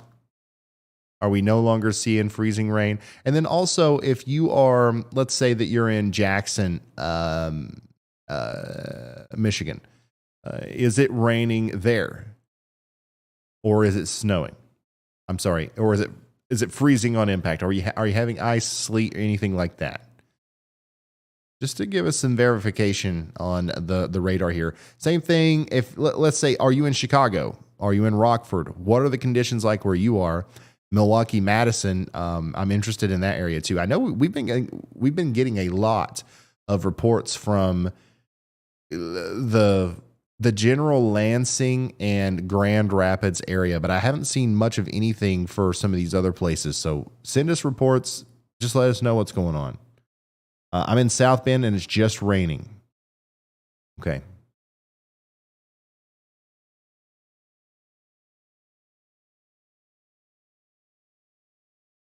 Oh, Tech Guy Ryan. It's Tech Guy Ryan, the guy responsible for making this stream so cool with all the tech stuff. He's starting to get some ice in Elgin, Illinois, with a steady rain, 0.7 inches since midnight. It's currently 31.6 degrees. The ice is building fast now, he says.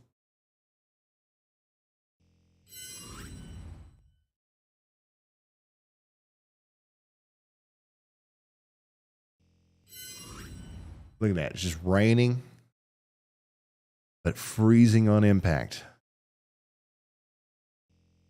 Madison is ice covered.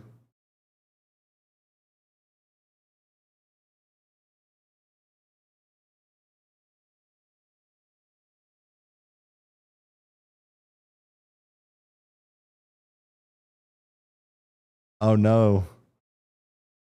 Oh no. I've accidentally leg revealed, I guess.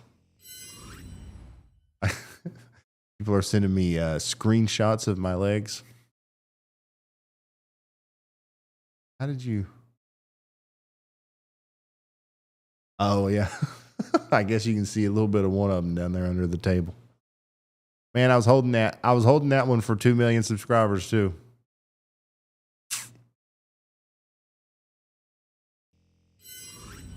Poplar Grove, 20 minutes from Rockford, Illinois. Okay, so that's very helpful. Thank you for sending that. What about in Lansing? What is like in Lansing looking like right now? Is that where Bryce Shelton is? Or is he south of that? Brett Adair is in Lansing, so I guess we could just look at him. So you see, it doesn't look like there's much ice accretion just yet in Lansing. Which is good news because I believe that this is the corridor where we're going to see the most ice today. So maybe it'll just end up looking like what Coldwater did earlier. Bryce is in Jackson. Yeah, I remember that now.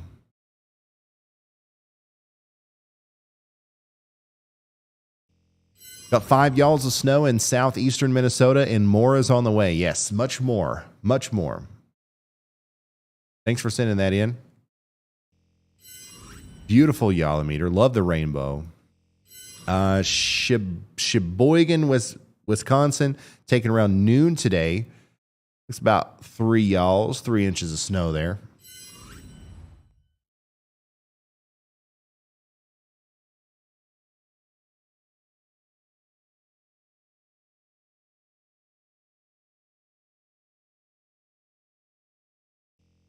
Weather update from the city of Madison, Wisconsin. Given the worsening weather across Wisconsin, public offices will close at 2 p.m. on Wednesday. City staff working remotely will be responding to phone calls and emails from residents, and offices are expected to reopen Thursday, February 23rd.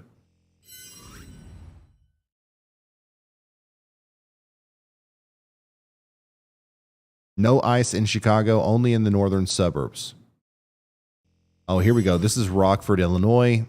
Pretty significant ice accumulation there. if we see much more than that, we will start to see power outage problems, I think.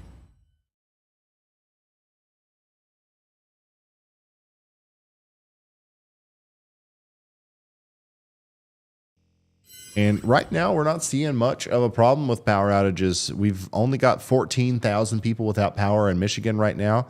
They are all down here where the ice is most prevalent, though. Jackson County, Michigan, is at about 4,000 households without power. Illinois has got 11,000. And Arkansas and Missouri, about 10,000 each. And that's mainly because of the passing line of gusty winds and the storms that came through with that cold front. But look, already the high winds and the impacts from this big storm in California it's already knocked out 82,000 customers from power out there in California, 19,000 in Arizona, 10,000 in New Mexico.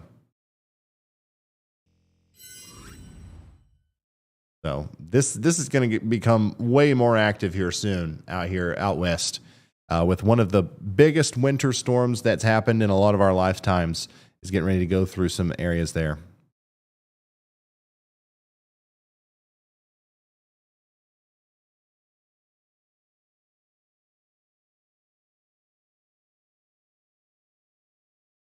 Snow squall warning. Snow squall warning down here in Los Animas County in southeastern Colorado. So extremely heavy snow will be falling along I-25 here between Walsenburg and Colorado City. Snow squall warning.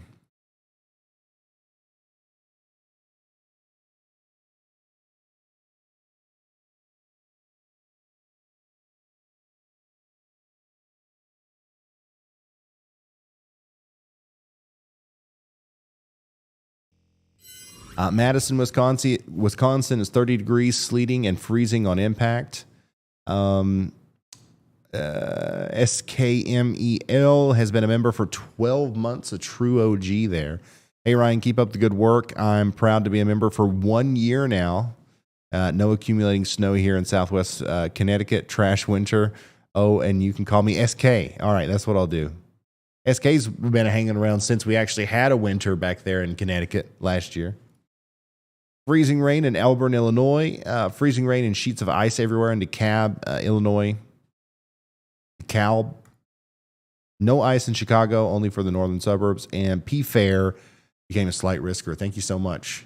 Is the storm going to reach Ohio tonight? Yeah, it will, but it's not going to be anything significant. It'll just be some rain. Just some regular old rain.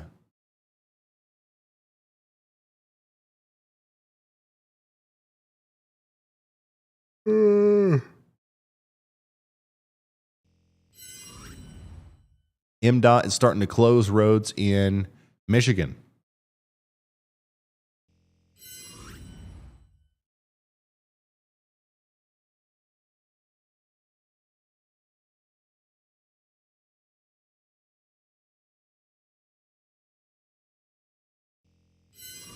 Bryce Wilson says, my car is buried in South Jordan, Utah. This was taken at noon. Wow. Utah is another place that's getting slobbergosted by the storm. If you know, you know. Megan, thanks for becoming a member. It'll be exciting to see you during the State of the Y'all here.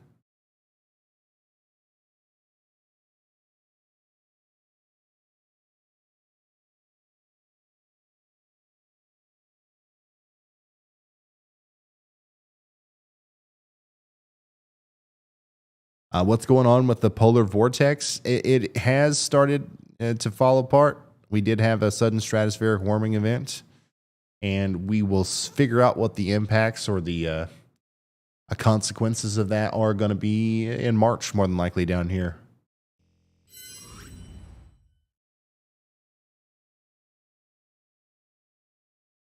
Close to pretty much 1/10 of an inch of ice there in west of Kenosha. Thanks, Dave. for sending that in. It's been freezing rain with occasional sleet since 11 a.m. over there.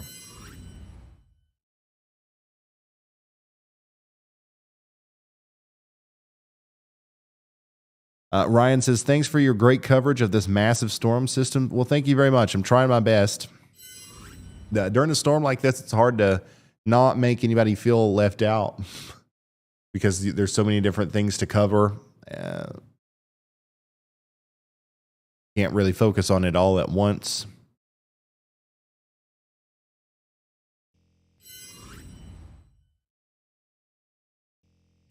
Excited for frontogenesis just north of Oshkosh Bagosh. Just north of Oshkosh there. Yeah, that's definitely, you're going to see a lot more snow here soon. And great yellow placement. What is that attached to? What is that? Looks complicated. Looks interesting.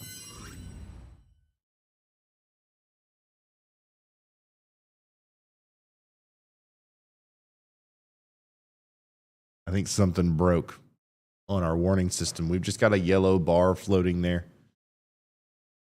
That's not supposed to be there.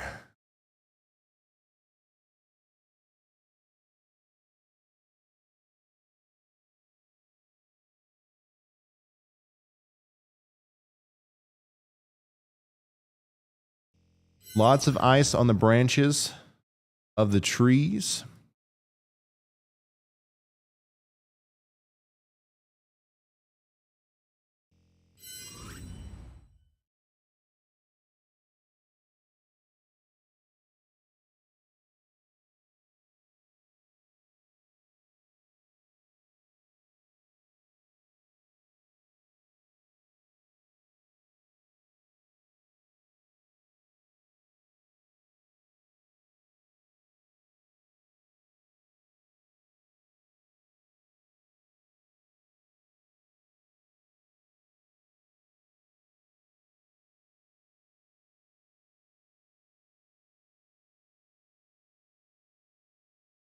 How bad is West Iowa going to get? Not much worse than you already are. There's going to be one more pump of snow that comes through, but it's not going to be crazy.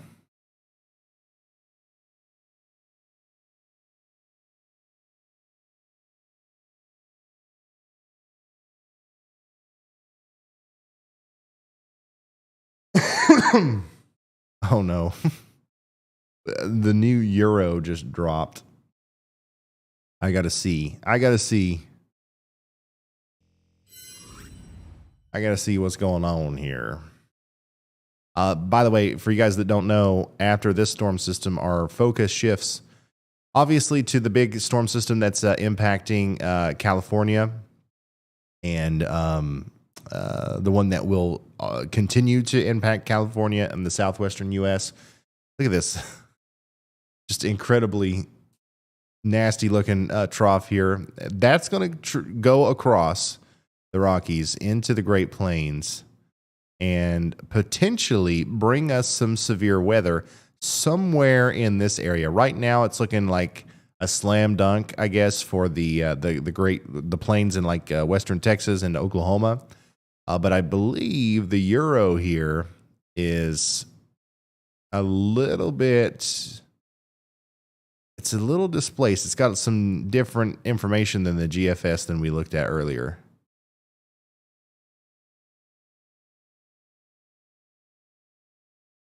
Wow. Huh. Holy smokes. If there is moisture here, that is going to be crazy. Okay, that's crazy. This is 100 hours away, 100 hours out. This is the European model simulation of how this little trough ejection is going to go. And boy, if it goes this way, that's not going to be good. Is it convecting storms there?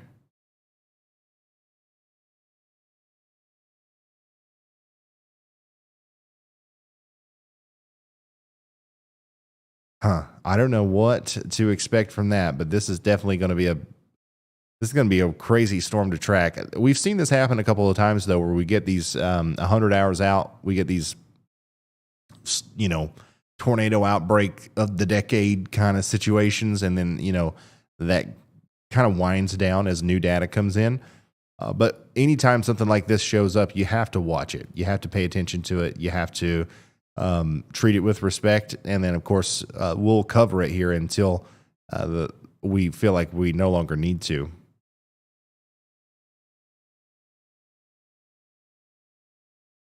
But yeah, big time severe weather outbreak, and then right in here, that is crazy wind shear in that area. I really hope there's no storms going on during that time period, if this is actually what the upper air wind profile looks like whenever this storm comes through, because this would actually be, I mean, like, very unlikely that actually happens, but that would be, I'm talking about a very significant bad situation.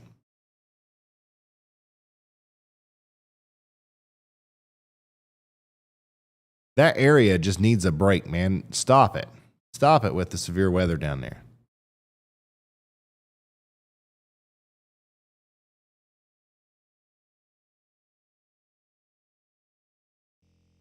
Looks to be about a 1/4 inch of ice in Jackson, Michigan as of 4:30 p.m. Freezing rain rates are steadily picking up.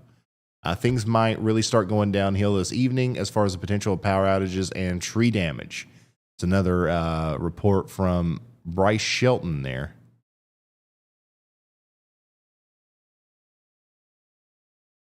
Somebody just put in the chat, thank you, Carly.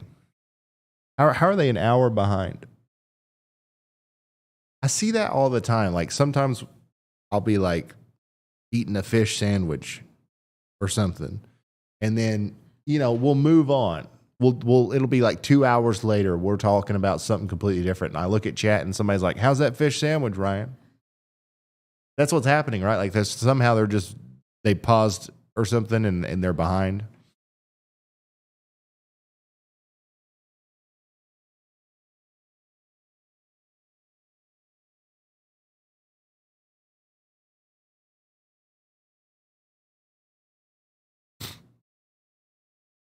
Now people are putting thank you, Carly, in chat just to be funny.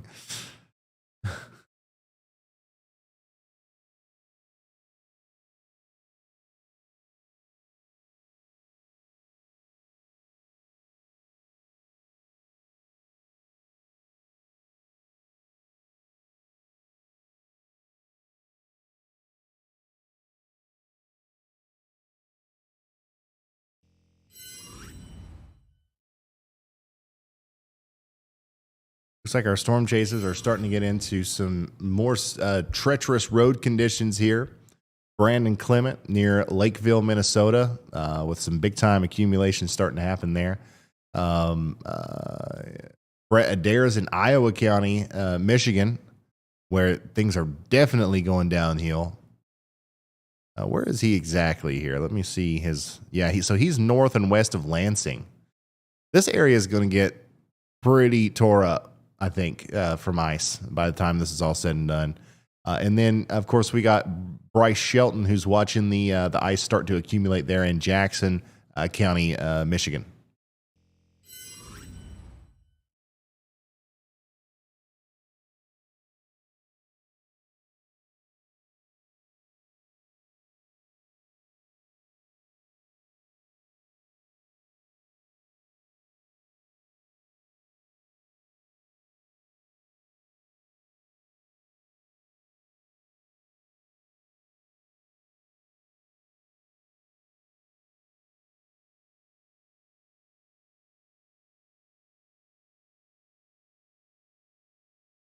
Oh, here's a video from Topanga Rule of the Salem, Illinois. Winds picking up, small broken branches, heavy rain. So this is one view of the severe storms that are coming through there. Lots of severe thunderstorms down in Illinois right now. Let's go check on those, actually. Yeah, man, there's just a million warnings out all up and down this line here. Let's go over them one by one. We got a severe thunderstorm warning for Shelbyville and Sullivan in Illinois. 60-mile-an-hour winds are on the way. Effingham, Toledo, and Newton in Illinois, also along I-70 there. We've got a severe thunderstorm warning, 60-mile-an-hour winds likely. Louisville, Olney, Flora in Illinois, also Wayne City and Fairfield, 60-mile-an-hour winds are on the way. This big part of the storm here is going to cause problems as it goes all the way towards Charleston, Robinson, Olney, and Mount Carmel as well as we go forward. Down here a little bit farther to the south, we've got severe thunderstorm warning now for Paducah, Kentucky for 60-mile-an-hour winds.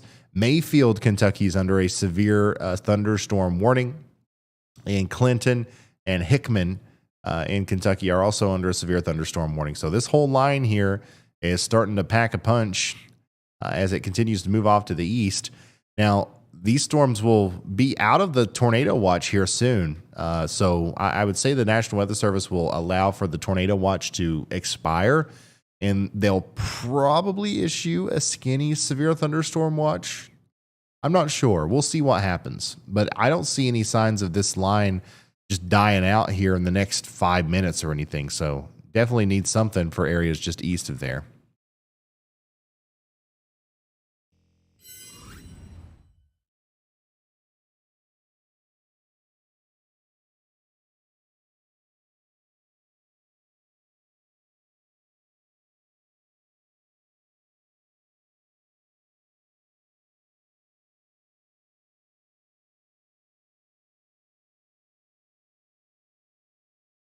Here is a picture from Andy.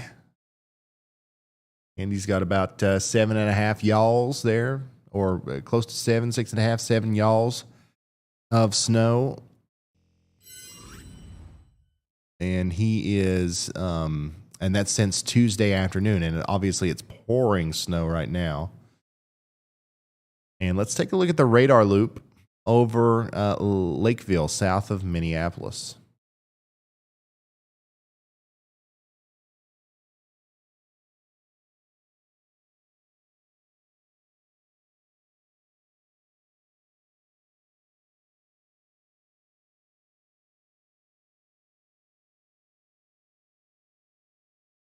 Yeah, look at yeah, this big band right here is getting ready to do work on St. Paul, Bloomington, and Maplewood. It's definitely going to drop a couple inches in a very short amount of time.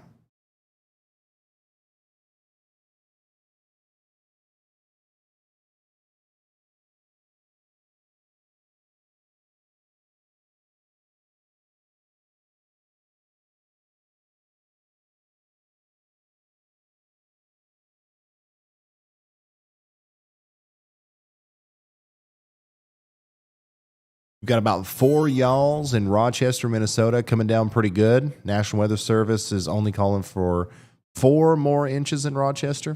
I think you'll get more than that. I think that some of the snow totals that we talked about in some earlier videos, some places probably won't see the higher end of what we talked about. Things definitely have changed with the forecast, but like definitely. A lot of areas are still going to see a lot of snow, close to a foot of snow or more in our main snow focus area.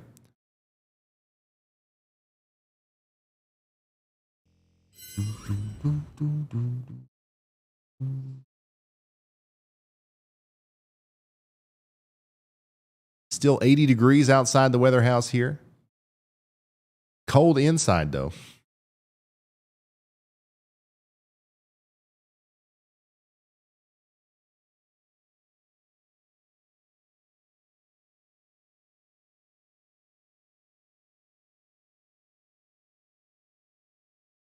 Yeah, guys, if you don't care, hit that like button on this stream just like you would a normal video so that the YouTube algorithm will put us in front of more people who may be interested in this information.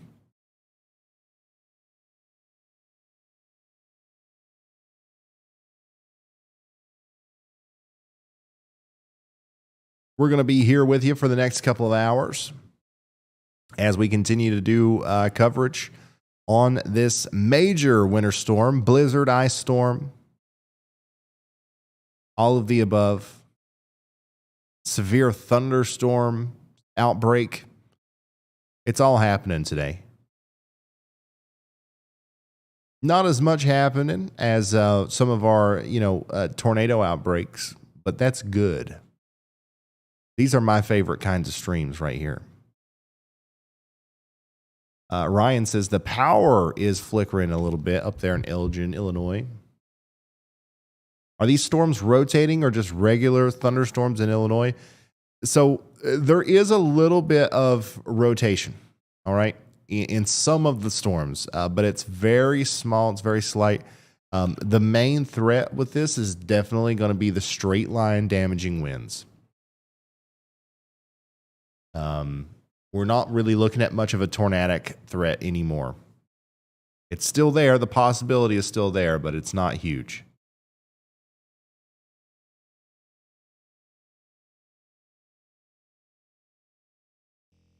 It's icy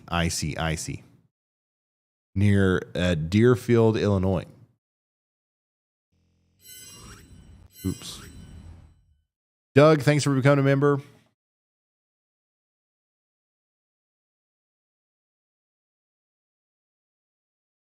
Ski country is looking good this weekend. Lots of snow up there in Vermont, New Hampshire, and Maine, upstate New York. Over a foot of snow for you guys as well.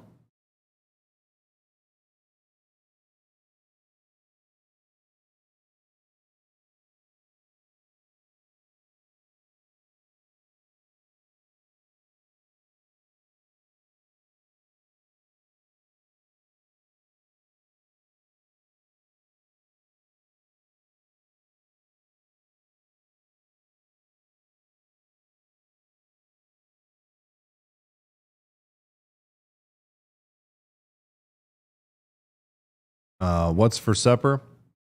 Good idea. I know. I don't know. Hey, Ryan, I ordered dinner for me. And oh my gosh. Literally, as soon as somebody asked that in chat, my wife texted me and said, basically, I'm starving to death. I ordered dinner for me and Echo so we could soak up the sun. So if you get hungry, that's it. I don't know what I'm going to do, guys.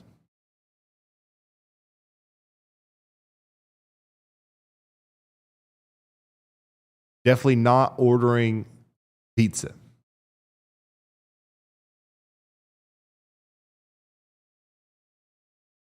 I've ended my relationship with most carbohydrates. Water for dinner.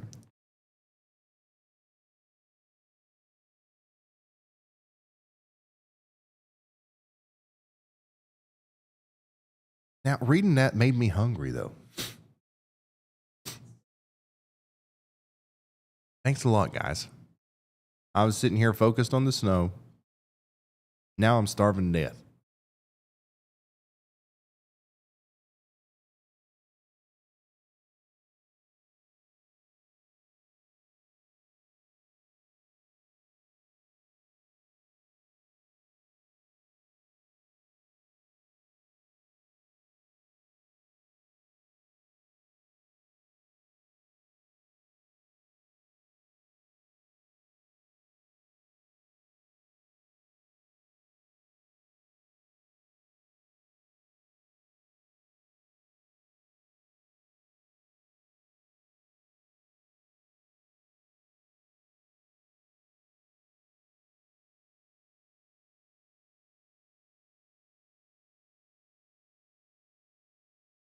Sorry, just looking through Twitter again.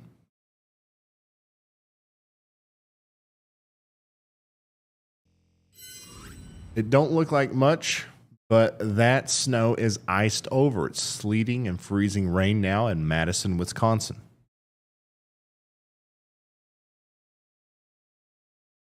I love how you bundled up your Yolometer.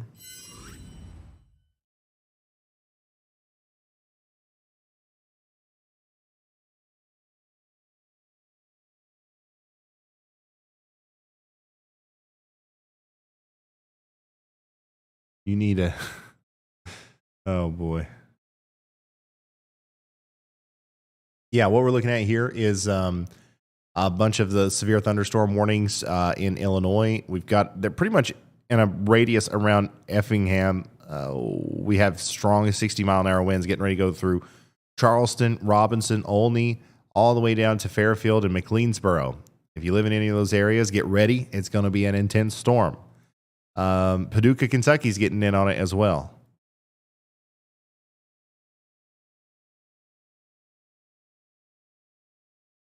Storm chasers. Let's get an update from some of these guys. Look at this. Brandon Clement is in some heavy snow out here in Lakeville, Minnesota. This is really close to where Andy is. And as you can see, the winds are whipping. The snow's coming down good. What about Brett? What's he doing? Brett Adair is looking at some more icy, slushy covered kind of roads there in Iona County, Michigan. And then we've got Bryce Shelton giving us a view of some ice as well.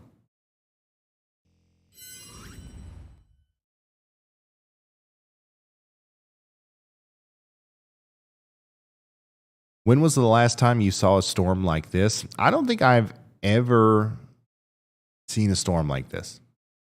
Not in my lifetime anyways. Not as broad and as like 95 degrees in Florida in February, 80 degrees in Kentucky in February, tornado warnings around St. Louis and New Jersey in February, ice storms up here around the Great Lakes, blizzard conditions in and around Minneapolis,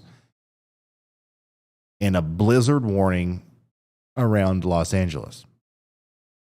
Winter storm warnings around San Francisco.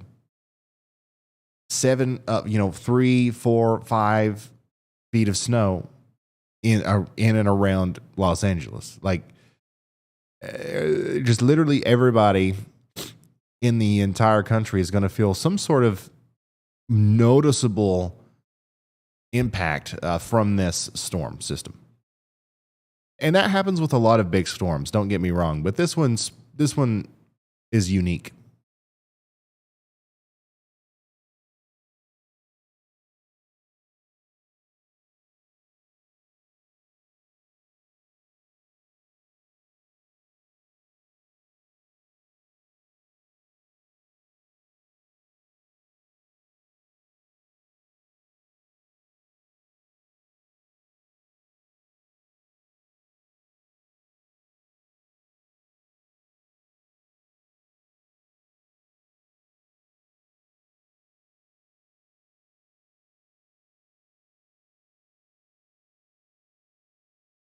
Yeah, I think that some of the heaviest snow, too, in and around Minneapolis is probably going to fall tonight into the early morning hours tomorrow as that last round comes through. But this current round is definitely going to pack a punch, and it currently is in and around this band right here that's setting up.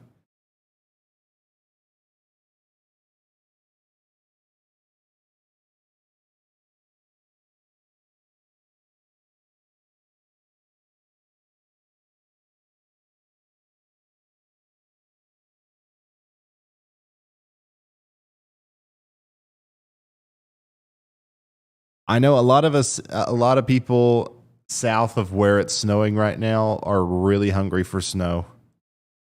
And they're mad at me because it's not snowing. Some of them are anyway.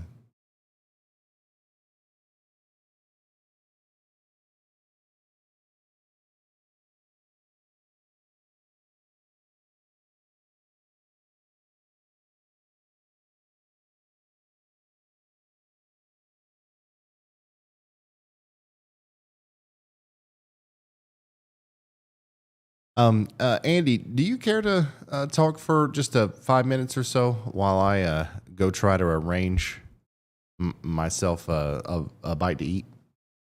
I got you, Ryan. Yeah, I'm right here and ready to chat. Awesome.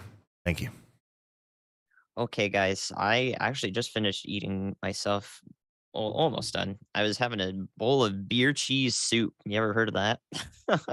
It's pretty dope. Actually, I liked it a lot. I'm nice and full now. Ready to get back to some coverage. Also, that warmed me right up. You may have seen earlier I went outside. Yeah, I don't know what the wind chill is exactly for 20 Fahrenheit and 35-mile-an-hour gusts. I think it's probably right around 0 degrees Fahrenheit, which if you need a translation to Celsius, can't think of the word there. If you need that in Celsius, that is just about -17 Celsius. So it is not insignificant at all. -18 Celsius, right about there.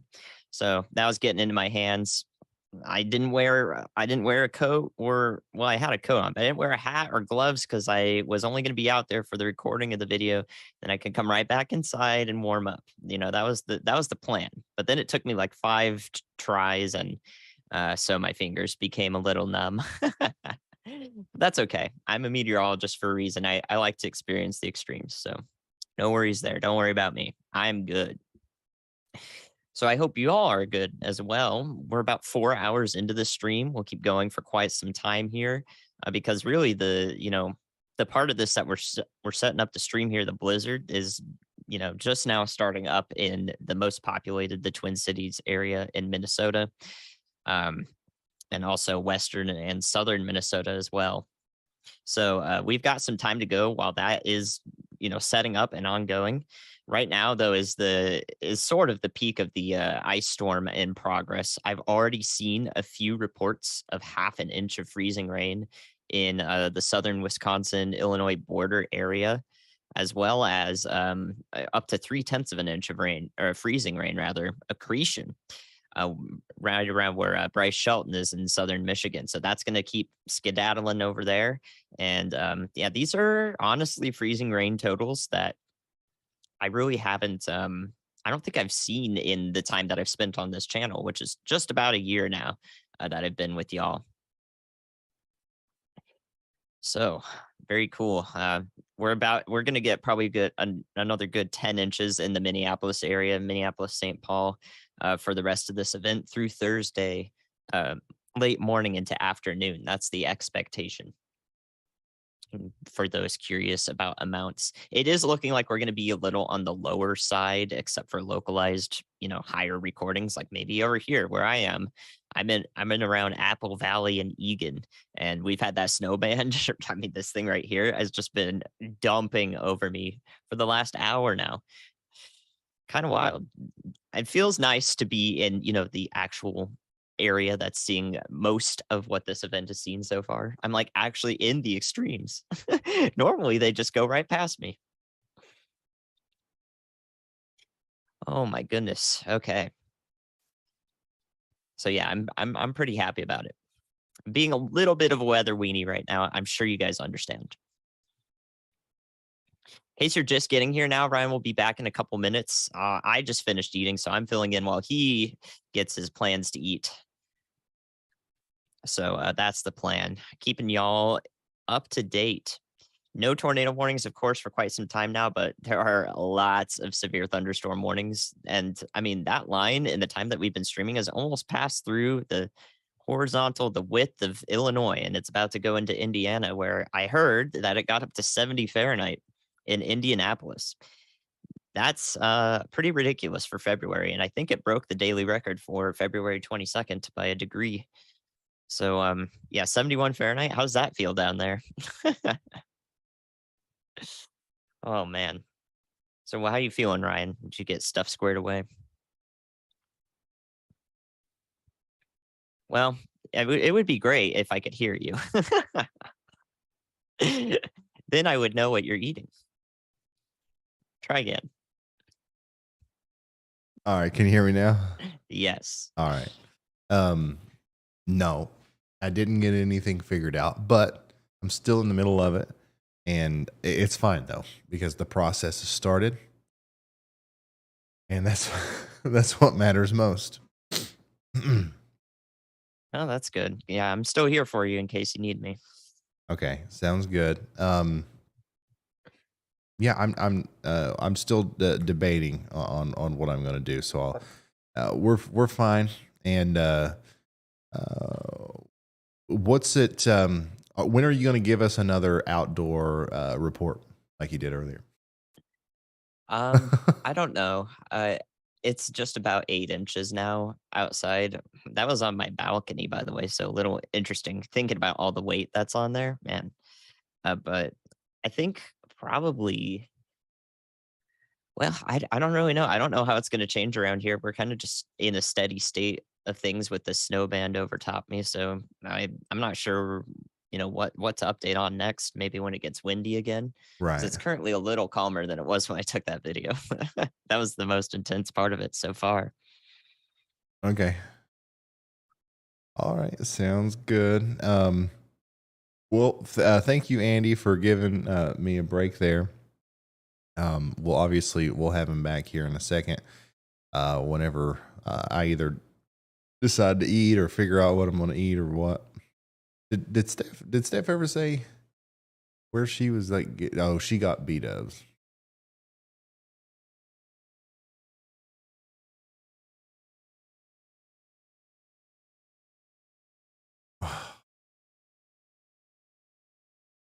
I just want a piece of meat.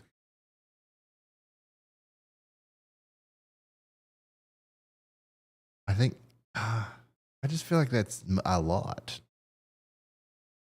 I don't know. Just I'll be all right.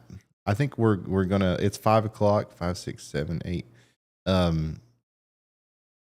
We're gonna go for another at least 2 to 3 hours.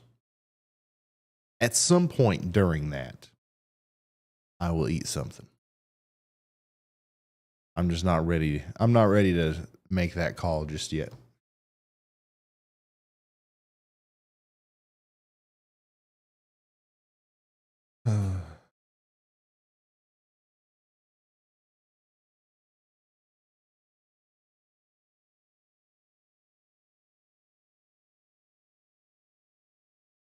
So what should southeastern Minnesota expect in the next few hours? We're closing my work early. Southeastern Minnesota, you can expect more of the same. Let me go over here to this radar. We've had kind of like this expanding band of snow that's been popping up here. This is what's bringing the heavy snow to Minneapolis right now. It's what was bringing some of the heavier snow to Rochester earlier. It looks like we're seeing a little bit of a lull right now, but more snow will probably form down here. And we will see the more snow bands move through all of southeastern Minnesota throughout the night, and then into the early morning hours tomorrow, where we get one more big blast of heavier snow that comes through with the strong winds. So you guys are still going to see a lot more snow than what you have on the ground right now. It's just going to be intermittent for a little bit until some of this precipitation shield kind of, I guess, fills in on the backside. Hey, Ryan, I was wondering how bad the storms are in Illinois. I'm currently 70 westbound next to the Indianapolis airport, pulling 2 trailers with my semi truck. Wish me luck and great stream as always. So the storms down there in Illinois are pretty nasty. But will they be nasty when they get to Indianapolis? It's hard to tell. But if you're going westbound out of Indianapolis, you're definitely going to run into this line at some point. And when you do, it's definitely going to be some strong winds, maybe some gusty winds. But the severe part of this storm is kind of staying south of the interstate there. So definitely some strong winds, some heavy rain.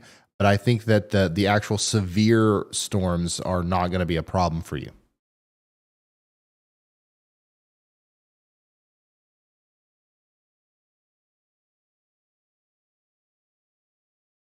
Still got that severe thunderstorm warning back here towards Paducah, but the storm has moved past Paducah and Mayfield now. Now it's moving towards Benton in Kentucky. Some 60-mile-an-hour wind gusts are possible with that. Newton, you're getting ready to get it. Robinson, Flat Rock, and Bridgeport in Illinois as well.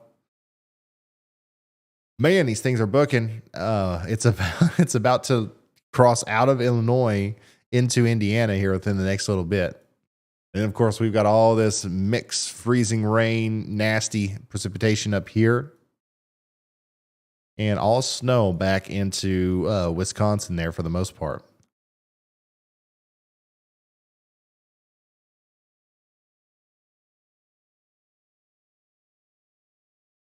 I heard a half an inch of ice on power lines is 500 pounds. It's thousands of pounds on tree limbs. That sounds about right.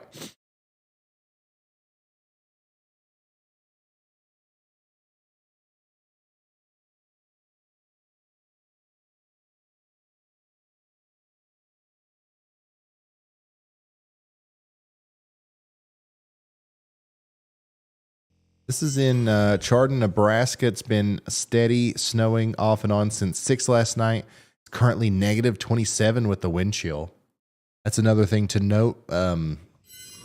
After the storm goes by, the wind chill, especially up there in Minnesota, portions of Wisconsin, pretty much everywhere that gets a significant amount of snow out of this, the wind chill is going to bottom out pretty low, and the actual temperature is going to be way too low for most salt and brine to work out there on when the road crews try to clear the road. So there's going to be some lingering problems with the road conditions even after the snow ends.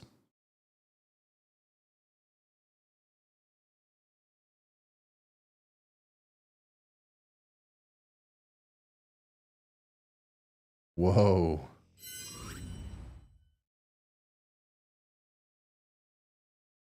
That's a crazy picture.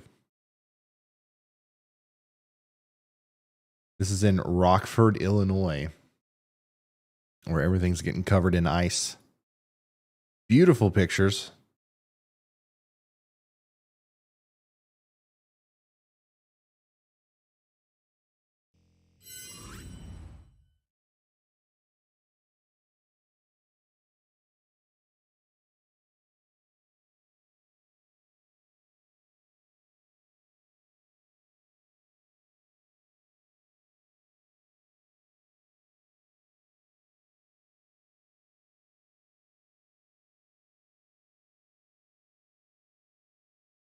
Yep, we've got 3 storm chasers live this afternoon, giving us a view of the winter storm in all of its glory.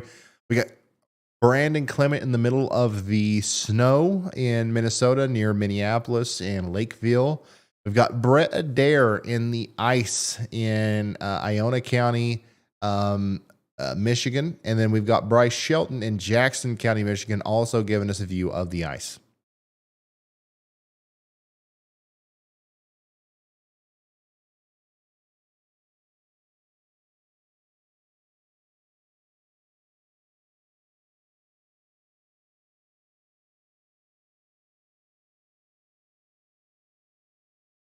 Ice berries. Yeah, that's what that looked like for sure. Ooh, some wind damage in East St. Louis. Roof partially blown off of this building here.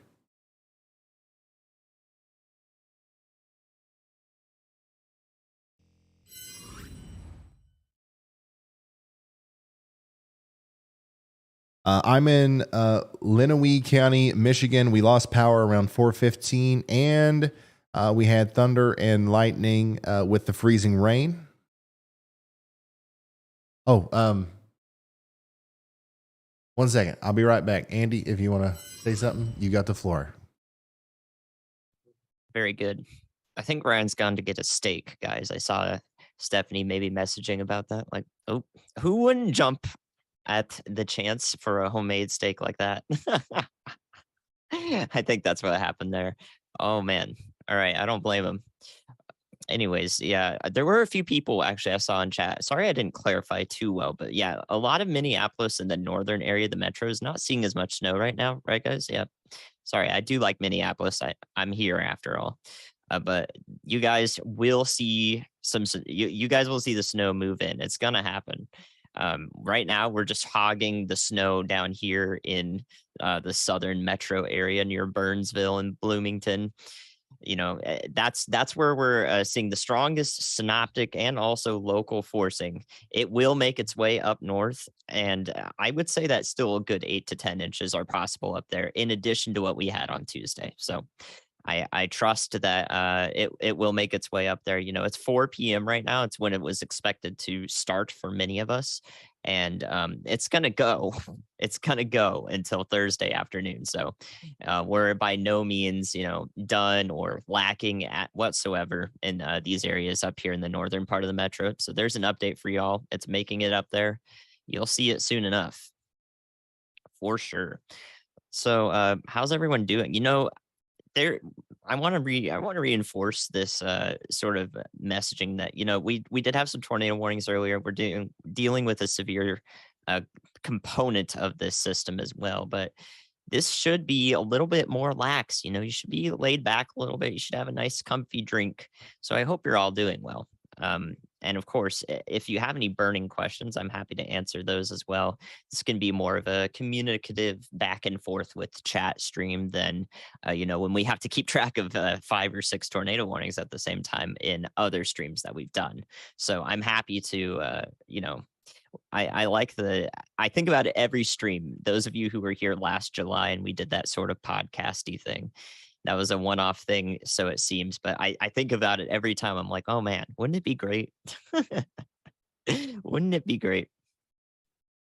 Yeah, my parents live in North Carolina right now, and it's good 75 Fahrenheit in the Asheville area, I'm sure. So you best enjoy that for me, okay? Because I miss that stuff. I miss that stuff. We don't get that till April, May, even up here in Minnesota. Goodness gracious. Yeah, good to see you all. You'll have a bourbon then. Best of luck with that. Oh, South Dakota. Yeah, we didn't talk about South Dakota too much, but I think the Sioux Falls area saw quite a good amount of blizzard conditions earlier today, and probably still ongoing decently. I know somebody on Twitter who sends a lot of stuff from the Sioux Falls area, so yeah, good to see representation from there. I think Green Bay, Wisconsin will see 10 to 14 inches. Possibly. You guys are in a little bit of warmer temperatures than we are over here, so the snow ratios are much lower, snow to liquid. When it's colder, you need a lot more snow to give you the same amount of water when you melt it down. So when it's warmer, closer to the freezing point, like it is over there in Green Bay compared to Minneapolis, it can be a little bit tougher to actually get those larger accumulations of snow. So got to take it in context of the snow to liquid ratio, which I know probably isn't readily available to you or calculable. It's a meteorological jargon term, but that's at least a little bit of insight on that should help. So maybe I would trend toward the lower end of that range that you gave me in chat there. 79 and sunny in North Texas. Yeah, it would be nice if it stayed that way, huh? Yeah, guys, we're checking emails. If you're sending reports to the community email, you can find that on RyanHallYall.com. Or is that it, Ryan? I'm sorry. I don't remember if we have that domain. Do we have that domain? Yeah, pics at Ryan Hall, y'all. Yeah, pics at Ryan Hall, y'all. Okay, there you go. I've seen Frank go through 20 or 30 of those pictures and send it up. So it's really cool to see all that. Yeah, pics and chat. 2 email pictures, pics at RyanHallYall.com. Please include your location right there in chat. I've seen a lot come through today, way more than usual. So that's good stuff. Good stuff. Absolutely, for sure. So I did. I've acquired a stake. I don't have it yet. But the actions are in motion to make it appear in front of me. So Andy, once again, thank you very much. And I'm going to take over here until that is in front of me. Anyways, we've got a lot of people watching, I feel like, in southern Michigan. So let's zoom in here and let's give you guys an update on what's going on with the radar. Once again, mostly freezing rain and sleet from Lansing to Detroit right now, Ann Arbor to Flint as well. And we've gotten a lot of pictures and videos and updates from you guys showing the ice, and it does look pretty significant in some places. So we're already seeing up to a 1/4 inch of ice, and it's looking like we're going to see quite a bit more than that as we go forward. This is a picture from Illinois, DeKalb, Illinois. We just listened to the local police. There were about 7 power lines down and a small fire. We hope everybody stays safe. This comes from, once again, our email, pics@ryanhallyall.com. I know a lot of people don't have Twitter, so we're trying to incorporate this more. It's just so much easier to do Twitter. That's the reason why we use it so much now. This is also in Rockford, Illinois. Looks like Rockford, Illinois is also a place that's receiving a lot of ice. Some of the majority of our pictures, I think, have come from either South Haven, Michigan, or Rockford, Illinois. Here's another one from South Haven, Michigan. Conditions still grim, although getting better, actually, as I see standing water in some places. Wow. That's a lot of ice. But, I mean, doesn't that look cool, though? If you could do that on purpose, wouldn't you do that? Like as an aesthetic? I don't know. I really like the way the ice-covered vehicles look.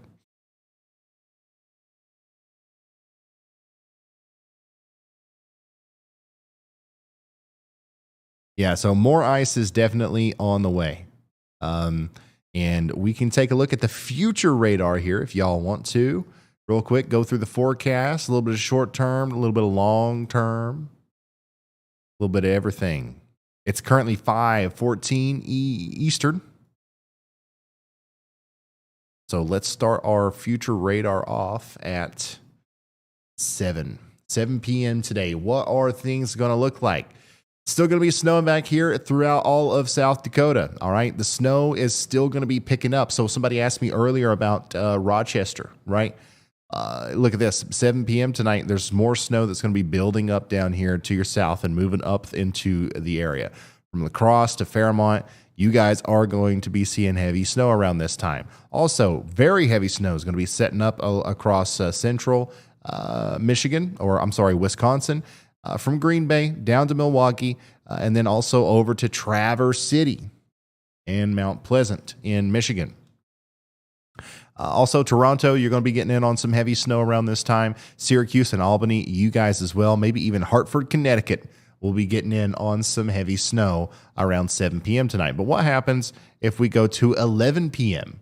What's different now? Well, not much. It's still going to be snowing pretty heavily in places like Minnesota and St. Cloud and Eau Claire.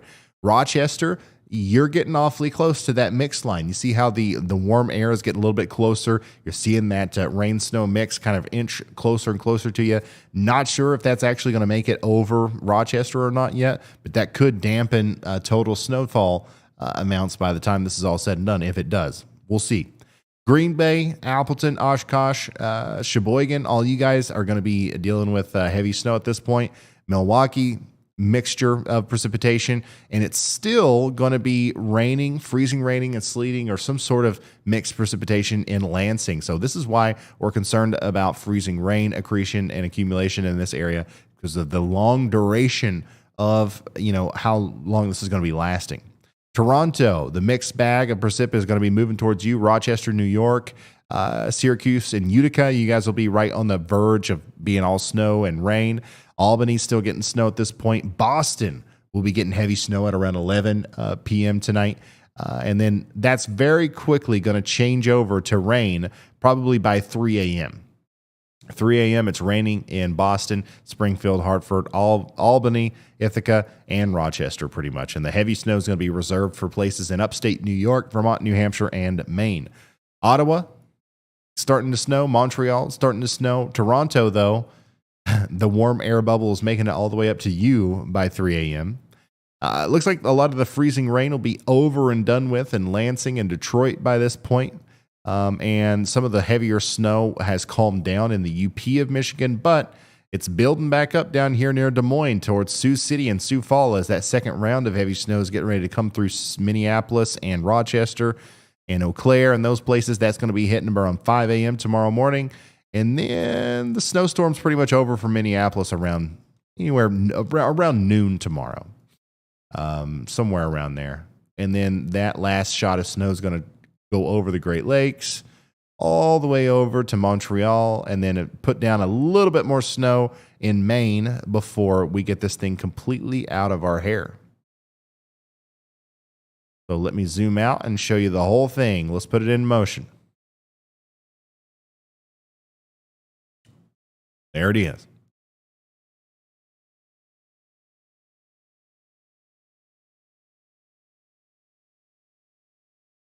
Are your warnings working, Ryan? Yes, they are.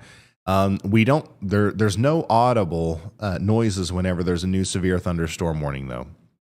That only happens during tornado warnings and tornado watches. Not that we shouldn't be taking the severe warnings seriously or something like that. They definitely should be. About 12 and a half yalls of snow in Harris, Iowa. Wow. Thank you for sending that in, Dakota. Appreciate you.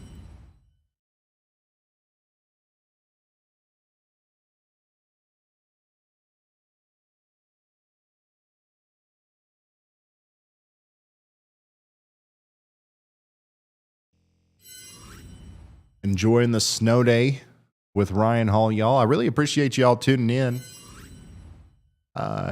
for our winter storm coverage here. Blows my mind that even when tornado warnings aren't going off left and right, we still have a group of, I don't know, 10 to 20,000 people that like to hang out with us and talk about the weather. We got about approaching 5 inches of snow there in Watoma, Wisconsin. Thank you so much for sending that in. I really like the yellow in that.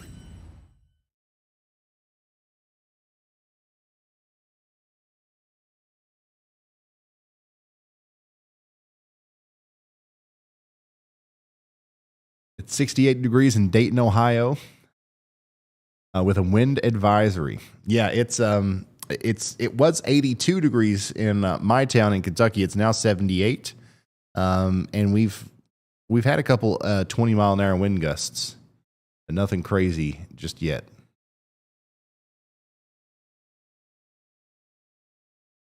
Go ahead, Andy. Thanks, Ryan. Yeah, actually, it seems like our lightning activity may have picked up.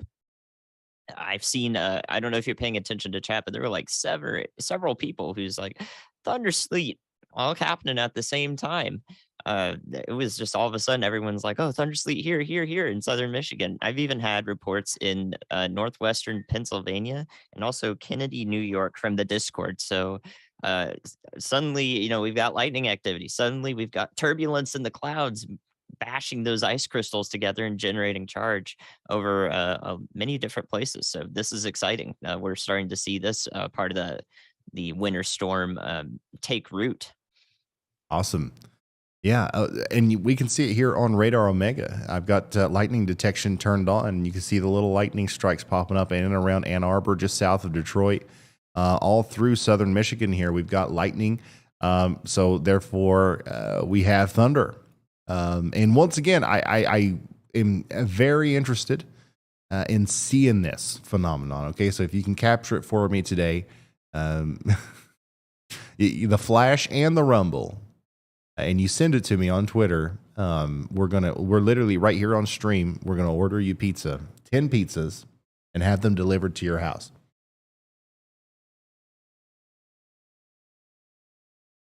So it's going to be great. But you can see some of the higher reflectivity here indicating that these are, there's a lot of heavy rain coming down here or sleet. And then we've also, like Andy said, we've got those, we've got a lot of things happening that are actually making lightning strikes. And then the thunder this is not going to be like a typical thunderstorm, I think, where it's just constant, like, okay, it's every 2 seconds there's a new rumble of thunder. It'll probably be a little bit more spaced out than that. But still, just looking at Radar Omega here and seeing the density of the lightning strikes that are being plotted, it's definitely not going to be impossible to catch it if you're looking for it. So very interesting stuff here with thunder sleet breaking out across southern portions of Michigan. The only other place it's thundering right now really is going to be down through Indiana and Illinois, down to where these severe thunderstorm warnings are that we do have. And that's going to be for Robinson and Lawrenceville. So get ready for some strong winds there. And Andy has another update. Go ahead. Thank you. Okay. Actually, Ryan, I have to refute a claim you've made there just recently. That all those higher reflectivities you see in southern Michigan right now, if you pull that back up, look at the correlation coefficient. Actually, another use of this product is showing you the freezing and melting layer of the atmosphere. We call that bright banding. So right overhead of where you see those higher reflectivity amounts, it looks like it's raining heavily or sleeting heavily. Those are actually just melting particles, and that causes a higher energy response from the radar beams that strike them.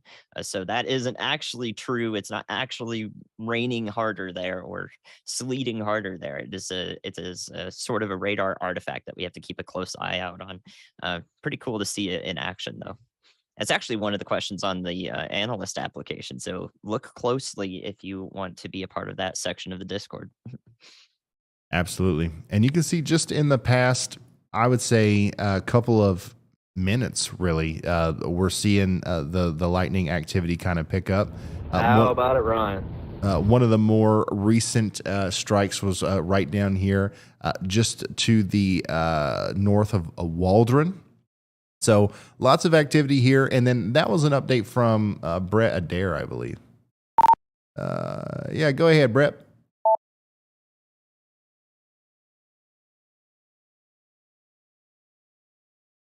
I believe that was. Well, conditions have finally got pretty nasty here across central lower Michigan with over to the Portland area, Interstate 96. Quite a bit of sleet here accumulating. Don't really know what's going on with the button here, but anyway, quite a bit of sleet accumulating on the roadways here, getting through rush hour. So it's very icy. We've come across a couple of accidents in the area, but otherwise not too bad. In terms of road conditions, plows are out in full force trying to keep these things clean and clear, and just not a ton of people on the roadways, which is a good thing. But I got a feeling we're going to see a couple more accidents before everybody kind of gets home from work and completely off the roads. But again, you can see heavy sleet falling currently at this time. Awesome. As an update from Storm Chaser Brett Adair, who's out there really close to Lansing. That's where he is right now, in Clinton County, Michigan. And obviously, we're going to continue to get updates from him and our other storm chasers, Bryce Shelton and Brandon Clement, who are all out here taking part in providing coverage of this winter storm.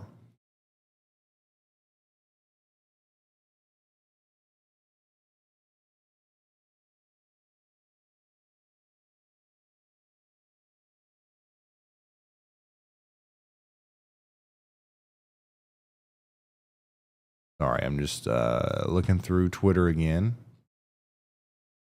You guys are sending so many pictures and videos. I wish I could show them all.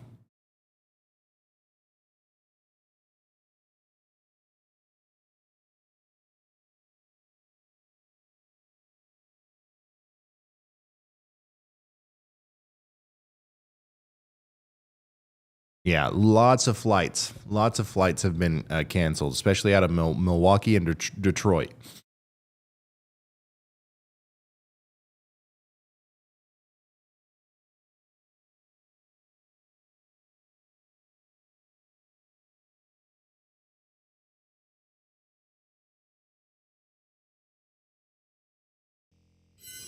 In northern Illinois, it's starting to get worse. This is from DC. Chilton Dave.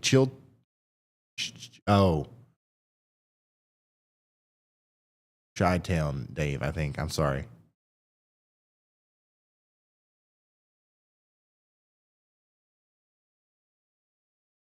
Yeah, up there around Rockford, seems like one of the places that has seen the most accumulation of ice so far.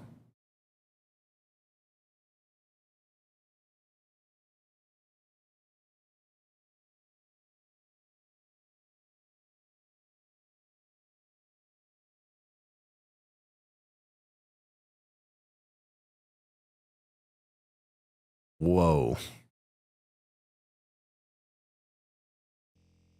There's a tropical cyclone.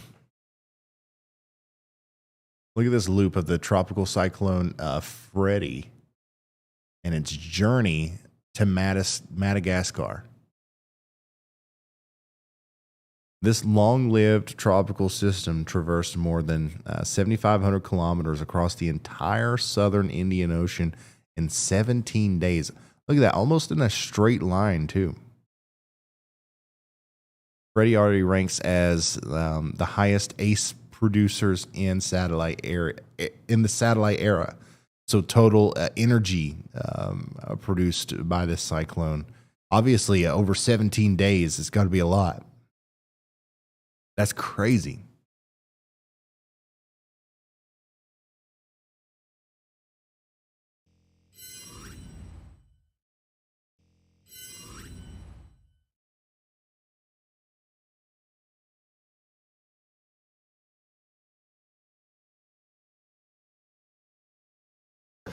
On the shorelines of Lake Michigan and Sheboygan, Wisconsin.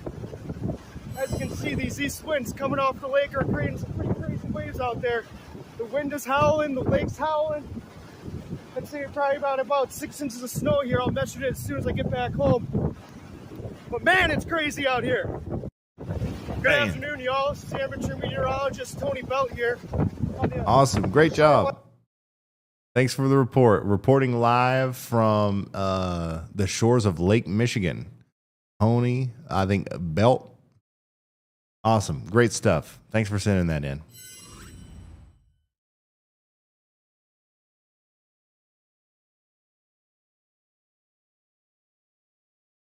I wish it would dump snow in Springfield, Massachusetts one last time. I love this channel. Thank you, Ryan, for keeping everyone safe. Hey, listen, I wish it would too for you.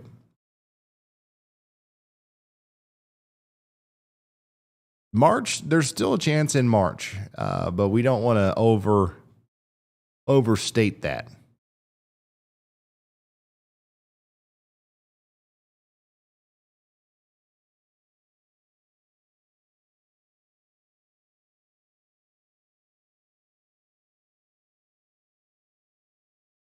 Detroit Metro Airport update. Heavy freezing rain. Aircraft prohibited from taking off.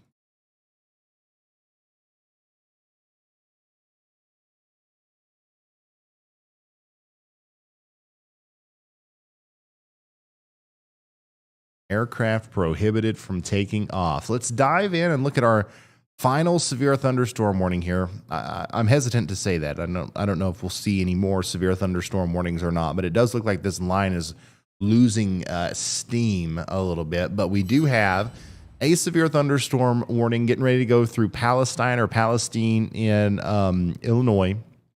Then it's going to go through Flat Rock, Pink Staff, Lawrenceville, and Helena. And this is definitely going to pack a punch with 50 to 60 mile an hour wind gusts.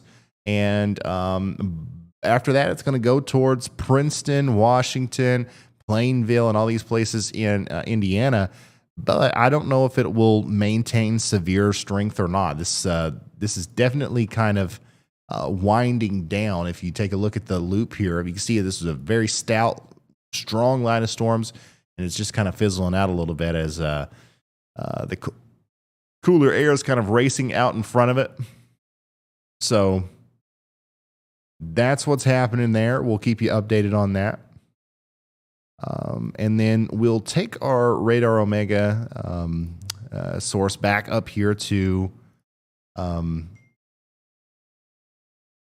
where Brett Adair is. Let's take a look at this. Once again, heavy precipitation all up and around here. We do have thunder sleet happening at some points between Detroit and Kalamazoo. And then we can click on Brett's icon here. See the temperature. Look, you hear that? It's raining where he is, very obviously. But the surface temperature is 30.1 degrees Fahrenheit. You see? Oh, yeah, I'll take it. You want him to say hi? Can he say hi? Right. Well, I guess he don't want to say hi to me.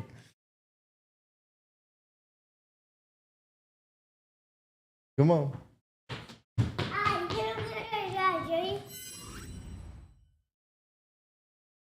Say hi.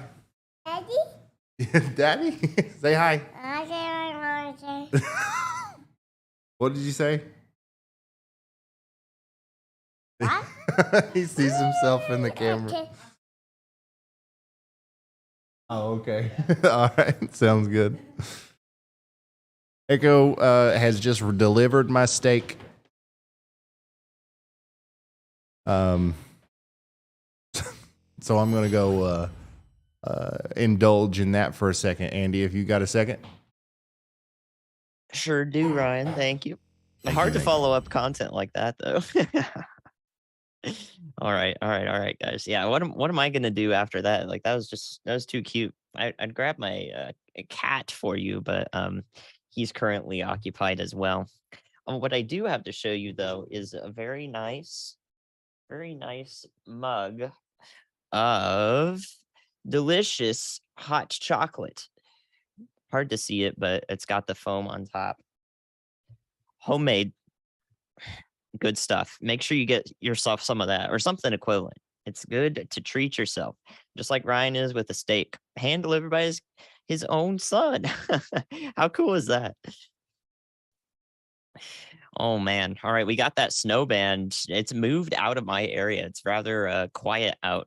It's been snowing so heavily for like an hour here in Apple Valley and Lakeville, Minnesota. Now it's moving up towards the airport.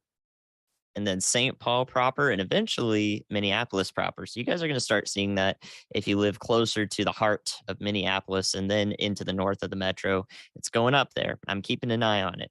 And then we'll have round 2, and then we'll have round 3 with each snow band that moves in. That's where I'm at. Ooh, very good. You are too. Hot chocolate on a snowy day. Nothing beats it. However, we just ran out after this this round, so no more. I have to savor it. I don't think I can share it with the chat, but I'll try. How bad is it in Alaska? Probably not that great if you're not used to it. That's for sure. Does coffee with rum chug as creamer count? Yeah, I'll let you have it. That's good. I'm for it. Upper Peninsula of Michigan and Escanaba. I know some people up there too. Interesting. Snow has started to fall in the UP of Michigan. Good to hear. Good to hear. Any more thunder sleet, guys? We had like a sudden, like just like 7 or 8 strikes to show up at once on Radar Omega there. Are we hearing any more thunder sleet out there? How's it going in the electrical department of the atmosphere? All right. Yeah, definitely. It's definitely nearing Detroit, if not there already, with the thunder sleet or the thunder freezing rain or the thunder snow. You know, you go north or south 10 miles, that's going to change on you, the precip type. The wind's getting to you in Lakeville. Ooh, I wonder if it is windy out there. I'll have to go back out soon. I think the wind is the real kicker for those as lives that you do. You know, when you can hear it whipping through the phone, you're like, oh man, this guy's in the thick of it. 92 Fahrenheit in Fort Worth? Man, we'll have to check that. That sounds a little high. Make sure your temperature sensor isn't out sitting in the sun. It's got to have proper shading and air ventilation to be a proper sensor. Shouts to my instruments, my meteorological instruments professor. Hope I made you proud there. No thunder there for the last 20 minutes in Ypsilanti. I hope I got that one right. No, I don't think it's going to quite snow in Roanoke, Virginia, considering it's probably about 70 degrees Fahrenheit there at the moment, 20 Celsius. Probably not with this this storm system going through. Southern Indianapolis, you guys are getting the rain coming through pretty soon here. It looks like the severe threats are waning with that line of storms we were watching earlier as it tracks into Indianapolis. This was expected. We had that slight risk from the Storm Prediction Center, mostly focused on the threat of pretty gusty winds at the surface. That only extended through parts of Illinois. And now as you go into Indiana, that's going to drop off as we lose daylight. But it is still pretty nice and seasonable. Actually, I think it's unseasonable. Ypsilanti. Yips. All right, I got it. Nice. Thank you for that. Never-ending pronunciation learning. That's I think I've learned the most about anything in the year that I've been here is, how to pronounce things. Utah got it pretty good for snow, I heard. Lots of snow in Utah.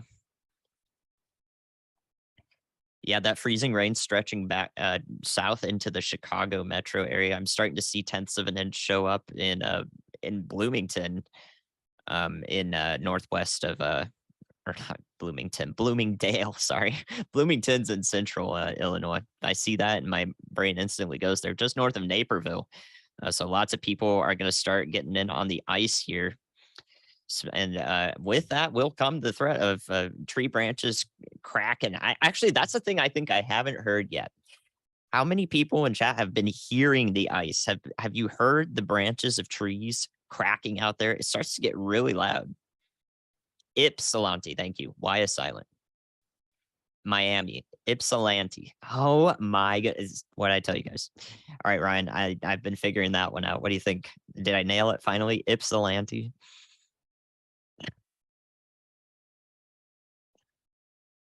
Thank you guys for the help.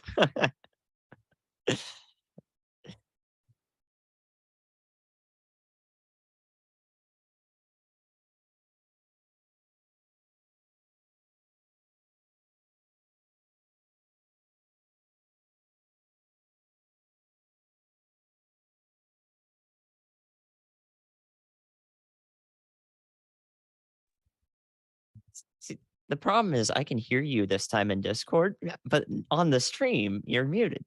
But last time you were muted in both of them. So now, how does that happen? Ryan? How does that happen? I'm dumb.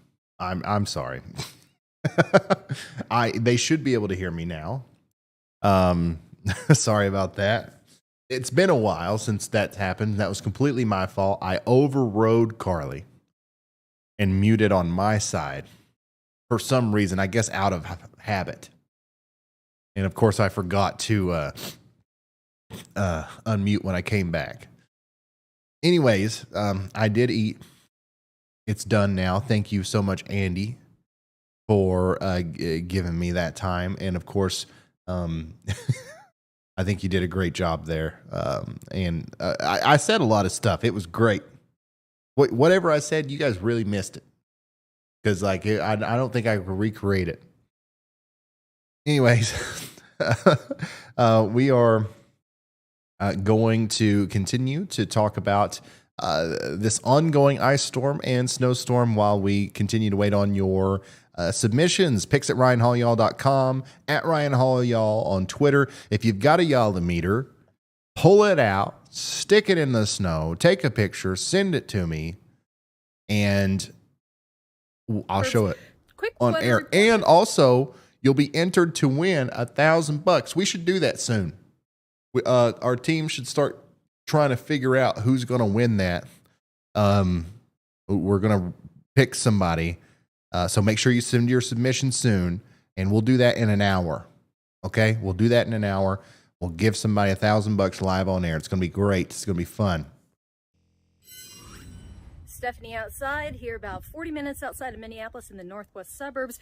Quick weather report, because there's not a whole lot to report on. I plowed my driveway this morning and it's still pretty much plowed. We've got the winds picked up quite a bit, so we've got some drifting going on, some swirling snow. Haven't really gotten any of the fun stuff yet, so anytime that wants to show up, that'd be great.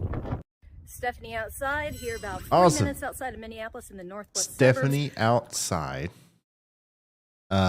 No voice inside at Peaks Top Ponds. Sorry. On Twitter with the awesome report. Thank you so much from Minnesota up there, giving us an idea of what things are looking like. In some places, it's a little quiet. It's a little quiet, like Andy was saying, where he is right now. It's a little quiet in between snow bands. But there is more coming around Rochester, for example. We're not seeing a lot of convection pop up south of there. That's kind of, flowing up into the big band up north. I think that's going to change, but just intermittent quietness in the meantime. Heavy precipitation all the way through central and southern Wisconsin, though. Still seeing that ice around Milwaukee and Madison and Rockford, Illinois. Grand Rapids also seeing the ice. Heavier precipitation moving into Lansing and Flint now. Also, I think we'll see some of that move into Detroit at some point. A little bit farther east, we are in Cleveland. Nothing. We're not seeing anything, but just north of you in Chatham and London in Canada, we're seeing some ice, some freezing rain, and some sleet. And then over here in Pennsylvania, it looks like most of the precipitation has moved north of Pennsylvania, except for some rain in the northwestern side. All that is now in New York, and you can see that in Ithaca right now, in Binghamton, all through the 390 corridor there, 99 up from Corning through Rochester. We've got freezing rain, but from Rochester to Syracuse all the way down to close to Albany, we have snow, heavy at times, through a lot of these places in upstate New York. That's going to continue to move north and east. Okay, slowly but surely, this whole system's going to scrape across the area. And if you're seeing snow now, it'll probably change over to freezing rain at some point. Then once that moves by, it'll change over to rain, and then it'll be doing nothing. Okay, unless you're in extreme upstate New York, Vermont, New Hampshire, or Maine. This is all going to lift up past you at some point. But those people up a little bit farther north are definitely going to see extended periods of snow. Let's see here. Expecting some high rainfall totals. As such, we issued a flood watch south of Point Conception, where we could see 2 to 5 inches of rainfall with rates up to around 1 inch per hour. Keep in mind, this graphic shows all precipitation in liquid form. So now Southern California is under a flood watch. Flood watch. Let me pull this back over here.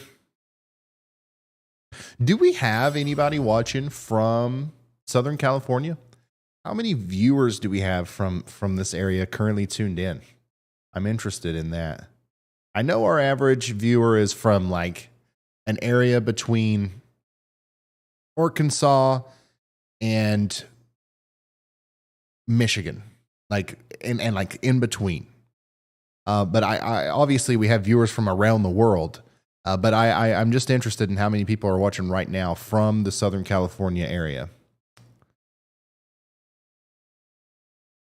Okay, there's actually quite a few of you here. That's awesome. I do think we're going to be doing a lot of content around this. TikTok, I'm going to be doing a TikTok about it, I believe, tomorrow.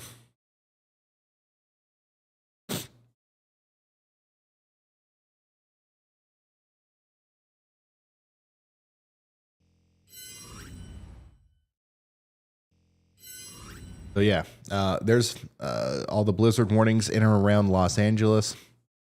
We got a cold. Hold on, let me make this bigger.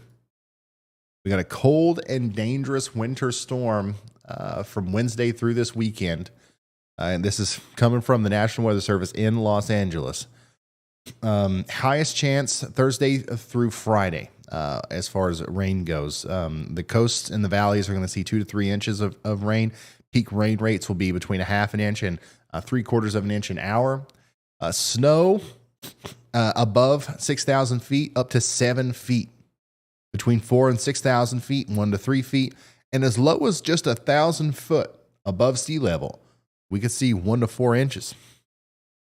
Winds are going to be strongest tonight through Wednesday. So this is kind of something that we've already been dealing with. This is one of the reasons why we have almost 100,000 people without power in California. 55 to 75 miles an hour in the mountains, 30 to 55 miles an hour in the valleys. Cold temperatures, 10 to 20 degrees below normal. And just a really crazy winter storm setting up there across portions of Southern California. Something you don't see every daggone day, that's for sure. And then, of course, up here around San Francisco, we're also looking at heavy snow in and around that area. Sierra's above 3,000 feet. We're going to start to see some really heavy snow around 4 a.m. Saturday, above 1,000 feet around the same time. And then we think we're going to see 1 to 3 feet of snow between 3,000 and 5,000 feet, 2 to 8 inches between 1,000 and 1,500 feet. And guess what? 1 to 4 inches in the valley. You heard that right. 1 to 4 inches in the valley, up to 6 inches above 500 feet. This is what I'm talking about. Some people who haven't seen snow in a very long time here are going to see it from this storm. Chain controls and major travel delays are going to be likely, near whiteout conditions at time and road closures possible. Downed tree limbs from heavy snow and gusty winds. Travel is highly discouraged. Highly discouraged, y'all.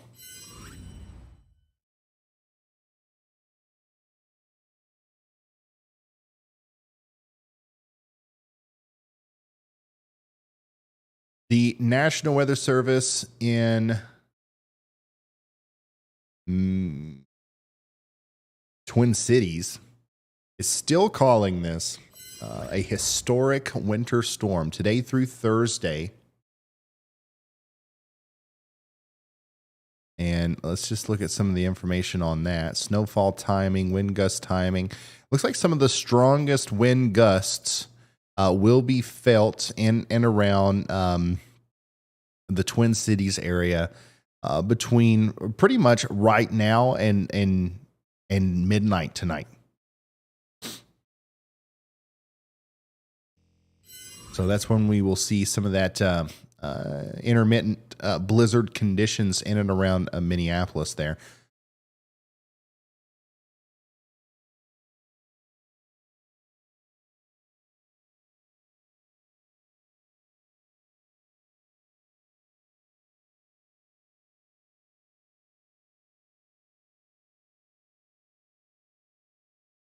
And I'm just browsing around weather.gov. If you guys ever want to see updates from your local National Weather Service, you can do that too. Very useful resource for weather information.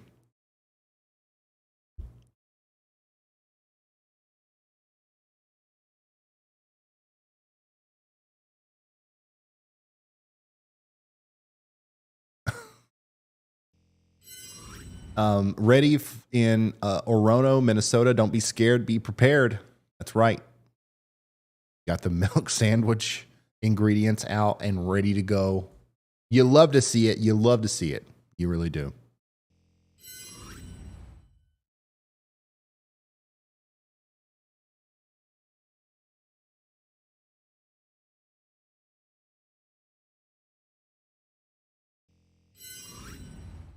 Intellect. At Intellect IRL, visibilities continue to decrease as snowfall rates, snow drifts, and wind speeds increase. Video accompaniment is just showing the current conditions. So in Green Bay, Wisconsin, we've got about 5 inches or 5 yalls of snow. And this is what the current conditions look like out there. Some gusty winds. Intellect is a member of our Discord server as well. Thank you for sending that in.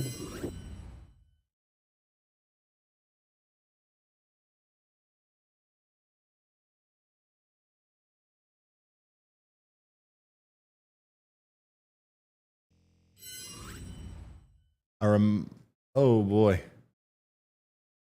A reminder from the Wyoming Highway Patrol.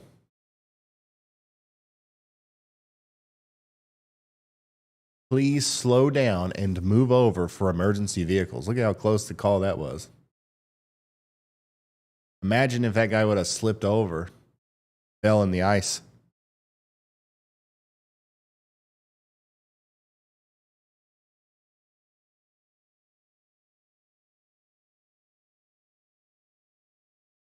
Dang.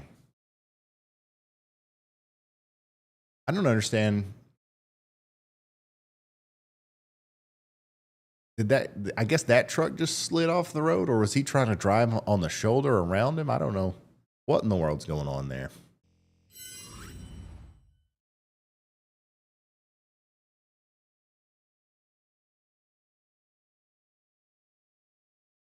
Old Bryce, you got any updates for us, bub?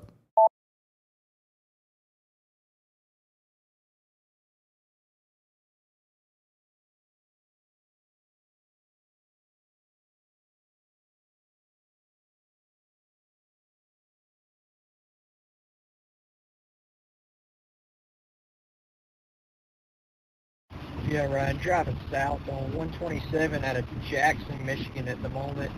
And you can see some of the trees are weighed quite a bit down with the ice. And we have freezing rain falling at a moderate rate right now. Oh, that's an update from Bryce Shelton, who is giving us a view from Jackson County, Michigan, where we are still experiencing an ice storm. And then Andy sent me this cool image of an ongoing dust storm in southwest Oklahoma and the Texas Panhandle. Look at this beautiful satellite imagery here. You see our big storm racing off to the north there. This clear air underneath and behind it is picking up some dust down here, and you can see it very clearly on the satellite. That's going to continue to go up towards Oklahoma City and Tulsa during the overnight periods. Another area that's seeing some sort of significant impact from the storm. We thought, Texas might have been the one place where it was unnoticeable, but nope, not now. Literally a nationwide storm here.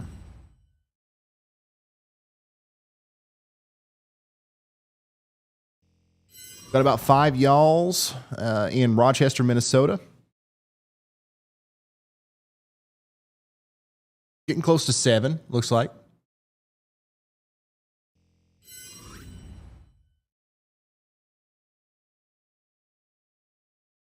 Let's see here. Andrew sent a very generous super chat, and he says, a lot of computer conspiracy theories. I don't know what he's talking about, but I appreciate that. I wouldn't want to be a part of any other nerd weather squad. Much love, Ryan from Louisville, Kentucky. Lost Capital Ben said snow.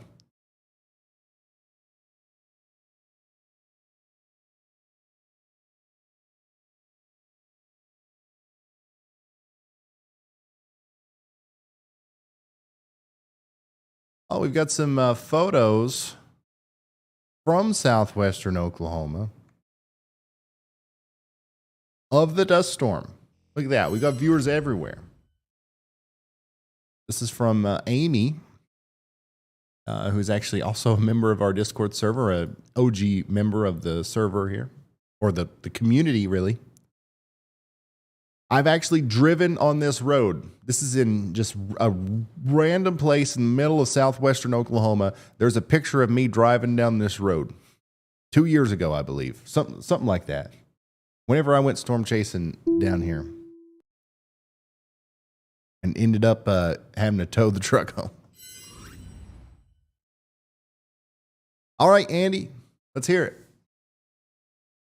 I have no idea, Ryan. I was actually talking to tech guy Ryan and saying good luck to him, but I think that was interpreted. I mean, I'm always happy to chat though.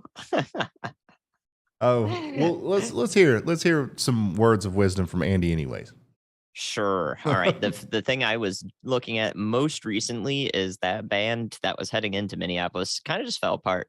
So I was watching, I was like, why is it falling apart?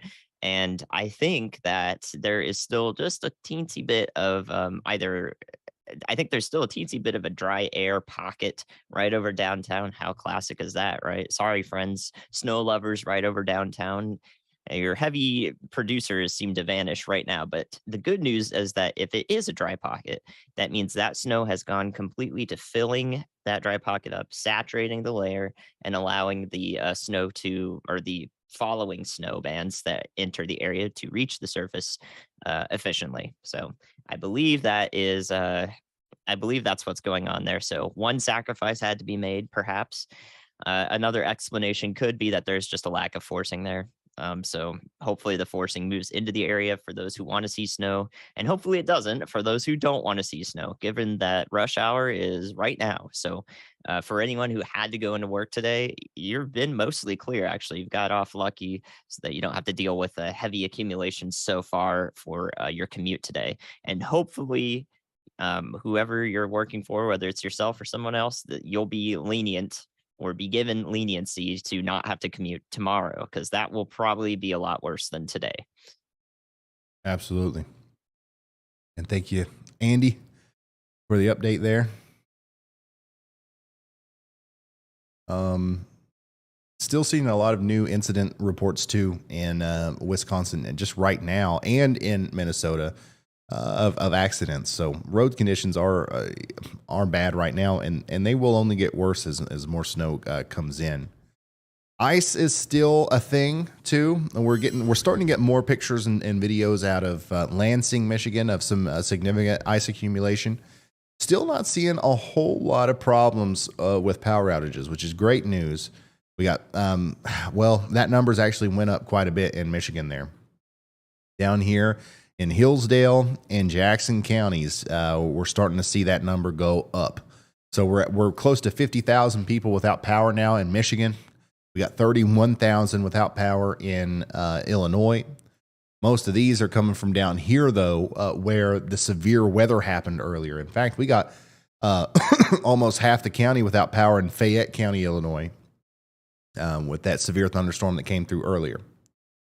And it also, some of those really strong winds have knocked out power in and around San Francisco here. 30,000 people without power in San Mateo, I believe is how you say that, county in California. Arizona and New Mexico have some power outages for pretty much the same reasons.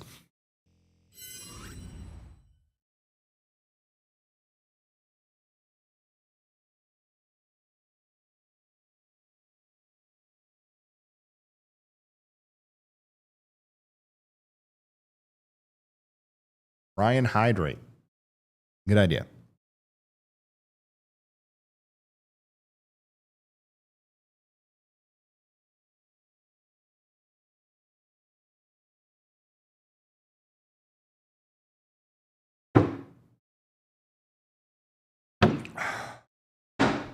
Great. I'm ready to go now. For the past 9 days, guys, 9 days straight, I've drank an entire gallon of water every day without fail.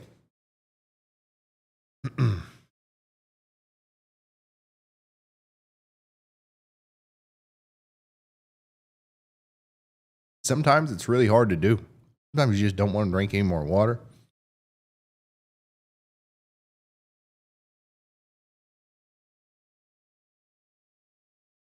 But it's been good.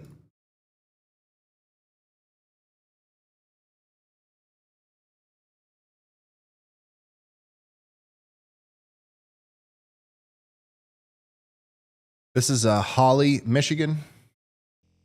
Northern Oakland County, Michigan. See that slushy, icy mess there?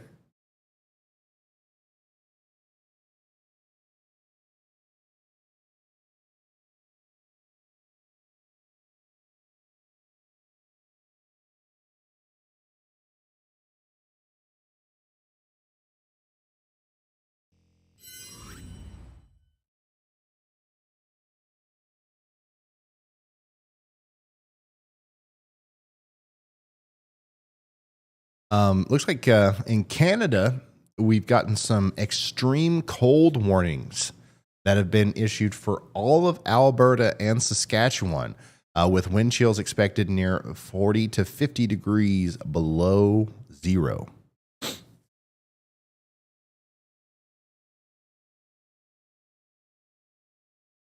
Dr. B says, I can't believe it's snowing anywhere. It's going to be 80 degrees tomorrow here. Yeah, same here. It was 80 degrees here today. And it's snow. There's a blizzard warning in Los Angeles, so that's something.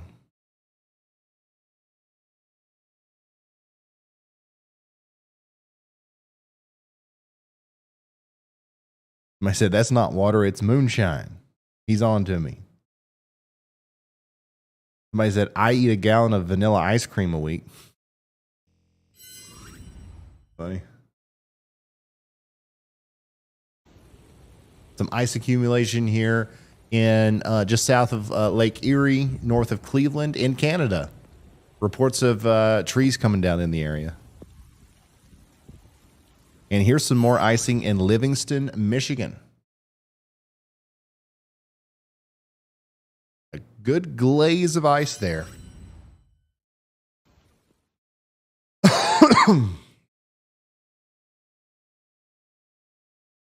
It's starting to get bad with ice near Toronto. I can't even drive right now. Hey, you shouldn't be driving. If you can at all possible, like if you can, please don't be on the roads during this. This is like, there's going to be so many car accidents tonight. Doesn't matter how many times I say it or anybody says it. There's going to be people that get injured tonight. There's going to be,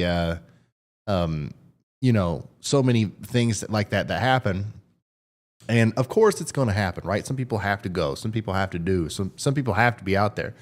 But if you don't, and you end up in an accident, then you're putting like a bunch of other people's lives in danger because you've got the emergency officials and stuff that have to come after you and take care of you. So it's just best if you don't have to be out, don't be out. This is from Lincoln. Oh, I'm sorry, Longmont, Colorado. This is from Lincoln. Here's the Yolometer measurement with the OG Yolometer. And a beautiful doggo.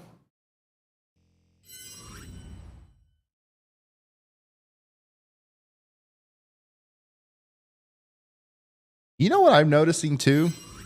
A lot of these Yolometer submissions that are coming out of Wisconsin and Minnesota and stuff, they're all original Yolometer sticks. I'm not seeing any Yolometer 2.0s hardly. That's just an interesting little tidbit. So you guys got these a long time ago. Not a long time ago, but definitely before. Yeah, you got them last winter pretty much.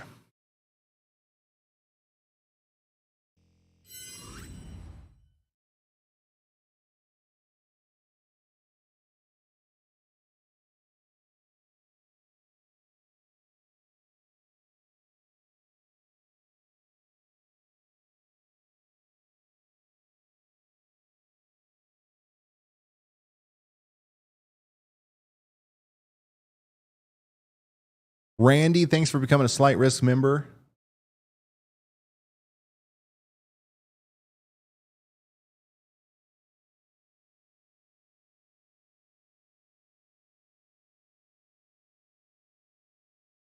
What's the best way to set up my Yolometer? I think just holding it and like going out and sticking it in the snow. That's the way it was designed.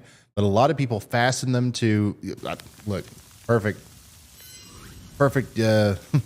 thing to show you here. Some people fasten them to like the porch or like wooden things like this.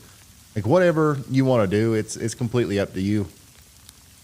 I think that we are we're developing a Yolometer 3.0 that may or may not be released soon. I doubt soon. It'll probably be in the summer, but like I think we're going to try to figure out a way to make them more easily mountable in the yard if you wanted to do that. And We're also going to have a cool little QR code on them so that when you take a picture of your Yolometer, you can just snap that picture, scan the QR code. It takes you to an app or a website that you can just upload your picture to that. And that way you don't have to worry about Twitter, Facebook, Instagram, or anything like that. And then if you allow it, it'll share your location and then it'll put you on a map and I'll see it pop up on my end. And it's going to be cool. Obviously, you'll still be able to do all that if you have a 2.0 too, but we're having fun over here. Okay. We're making Yolometers. We're trying to do this, what we're doing here, without relying too much on big time corporate sponsors and stuff. And the Yolometers have been a great way to keep the thing floating. Iowa DOT. Due to dangerous conditions, we're pulling plows in extreme northwestern Iowa. The roads will quickly become impassable. We will have crews back out as soon as we can tomorrow morning. Thanks for your patience. Wow. So they're pulling the plows out of northwestern Iowa.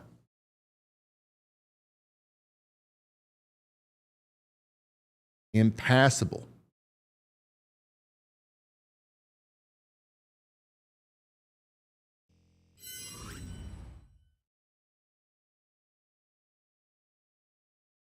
And yes, we are working on a rain gauge too.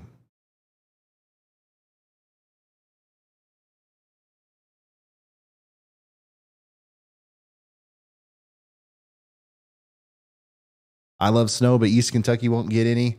It's not looking good for us. That's for sure.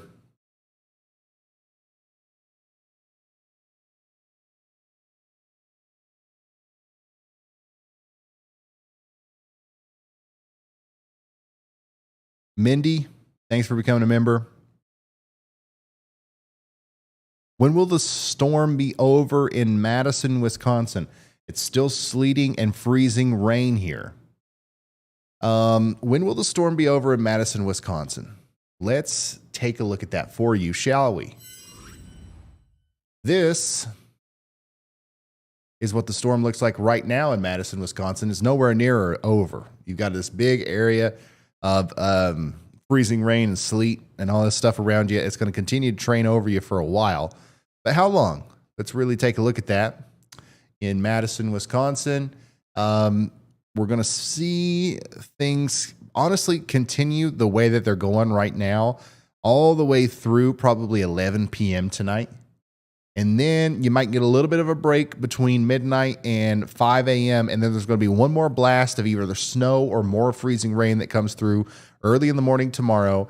And then around 10 a.m. to noon, it will officially be over. You might get one or two more blasts of snow that come through as this moves off to the east. But for the most part, the storm's going to be over for you around noon tomorrow. The apex, the most intense part of the storm is going to be happening from pretty much now until 10 p.m. tonight. We need a shadow-o-meter for the summertime. Hey, listen, we're going to make all kinds of o-meters. Let me go get a prototype for you here. And also, I've got to take a quick break again from drinking all that water. Andy, give me about 2 seconds if you don't care.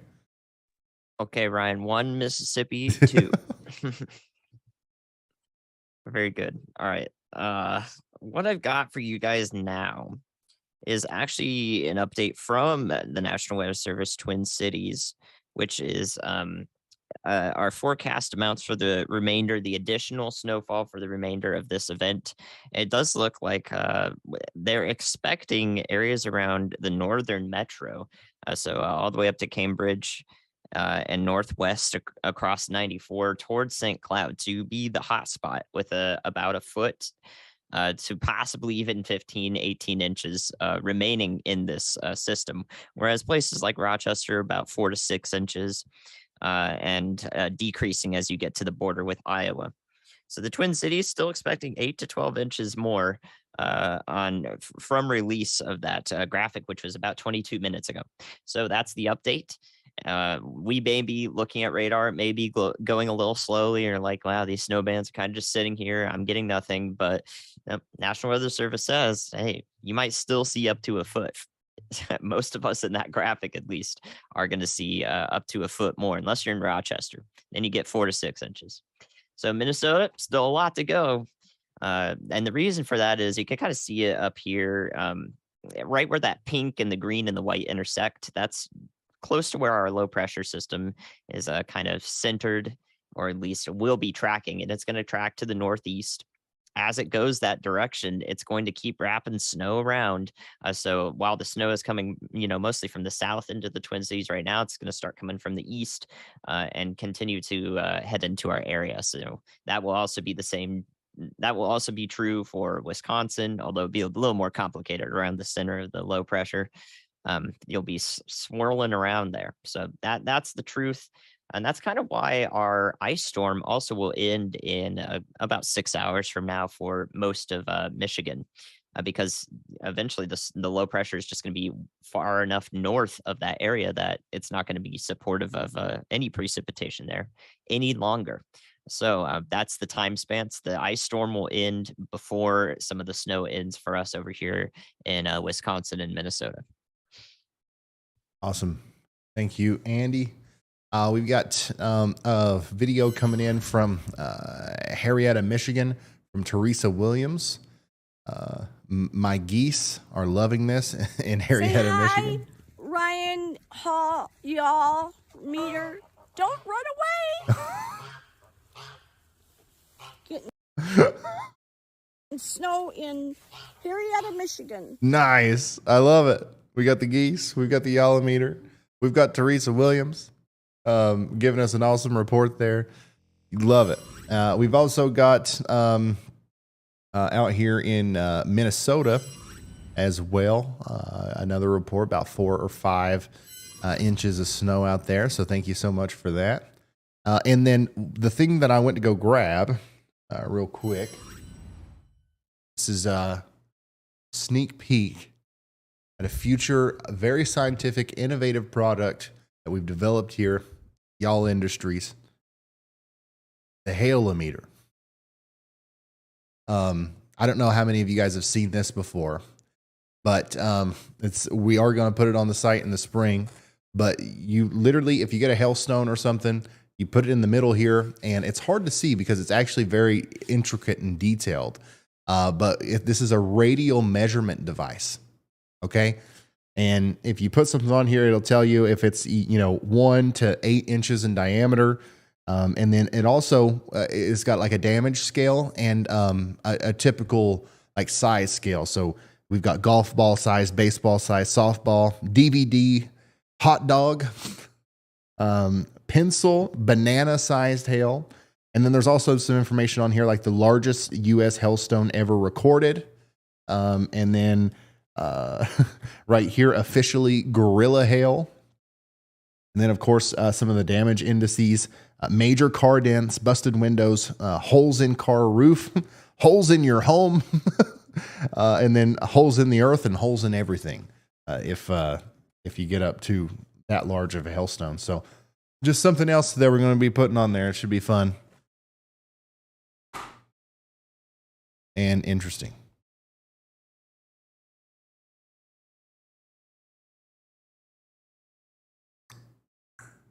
Yeah, the Hailometer.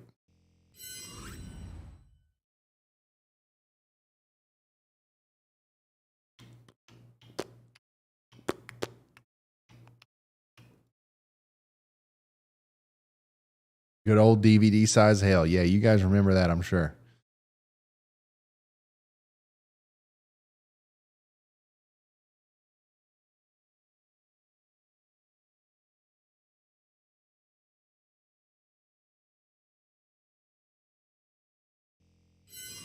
Here is the path of yesterday's EF2 tornado in New Jersey. This is the 5th tornado to ever occur during the month of February in New Jersey. I want to retweet this. There's a lot of information here. I love this, by the way. Twitter now, you can post like giant things of text if you have the Twitter Blue or whatever. You could literally start like a mini blog or something now if you wanted to on Twitter. Anyways, there was several indices of damage that indicated that there were winds around 110, 115 miles an hour, and it went just to the north of Trenton here. So pretty populated area. Thankfully, honestly, out of everything it possibly could have hit, it hit like the least populated area that there is. So that's very good news in this general vicinity here. Looks like Brett Adair's got a wreck. Overturned semi here in Shiawassee County, Minnesota. I think I said that right. I'm not sure.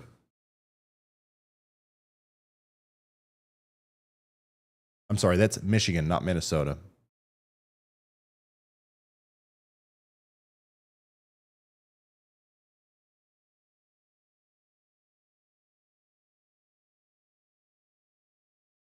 Riley Dibble, professional extreme storm chaser Riley Dibble's out there in Wausau, Wisconsin. He says it do be snowing near Wausau, Wisconsin. Very awesome report there from Riley.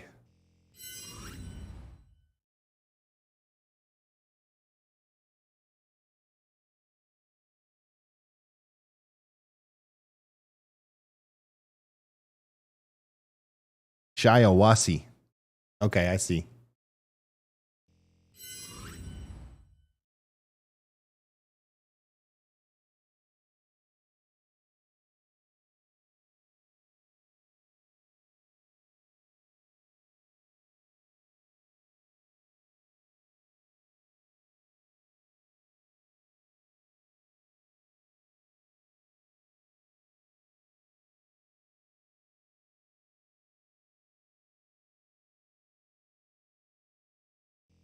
Oh, wow. Power is out in Kane County, Illinois from the ice.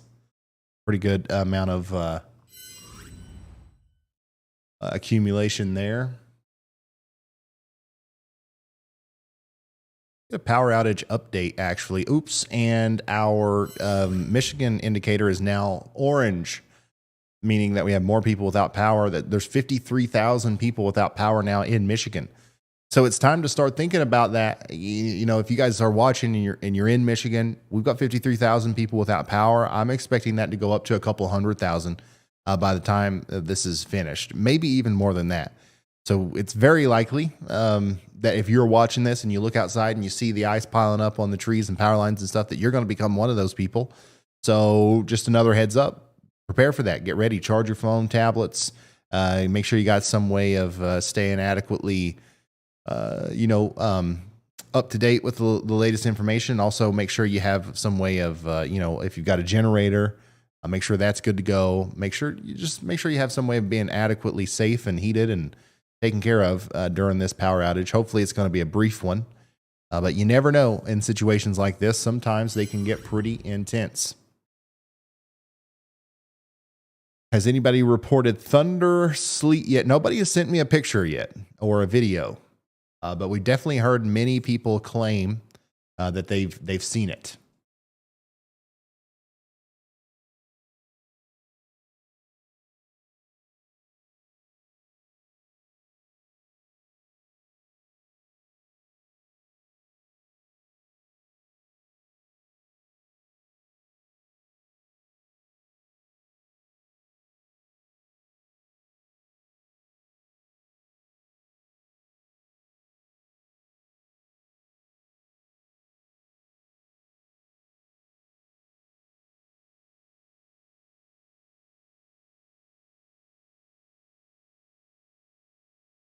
Rice County, Minnesota. Rice County plow operators are ready for this week's snow.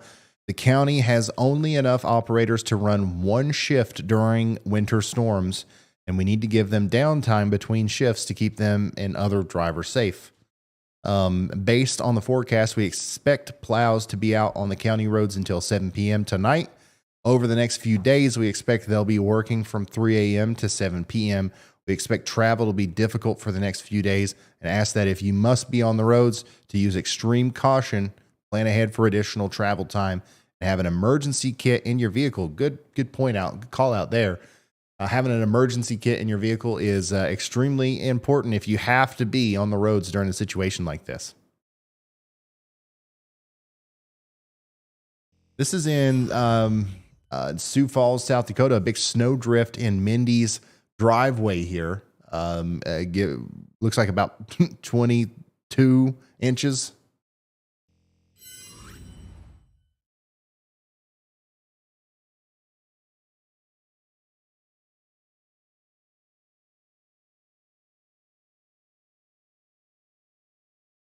What highway is he on? Let's see here. We can actually figure that out through the Radar Omega app. Brett Adair, everybody who has a Radar Omega app, follow along. Brett Adair is up here between Lansing and Flint. Okay, you can see his icon right here.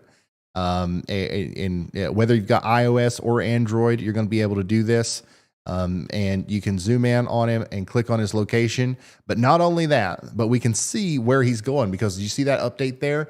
He's obviously heading this way on Interstate 69. So that wreck that we were just looking at was somewhere between Morris and Bancroft in Michigan on I-69.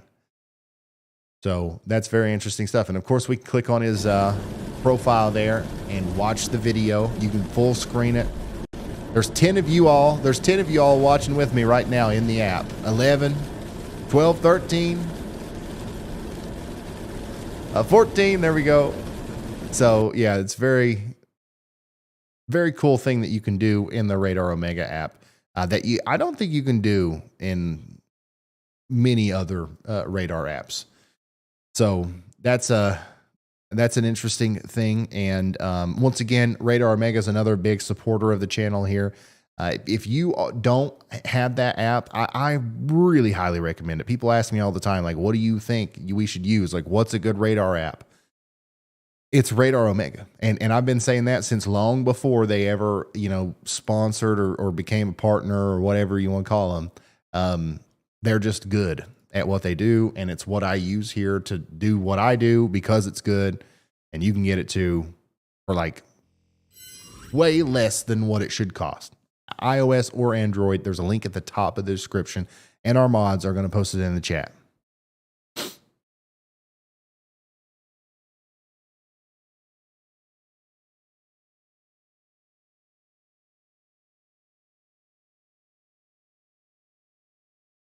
Mountain Angel, thank you for the 5 gifted. A real angel.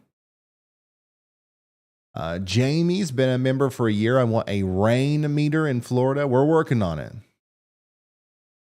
Oh, Mountain Angel actually has gifted 10 memberships. That's 10 extra people that'll be there for the State of the Y'all on Friday. Are we excited for that? That's going to be fun.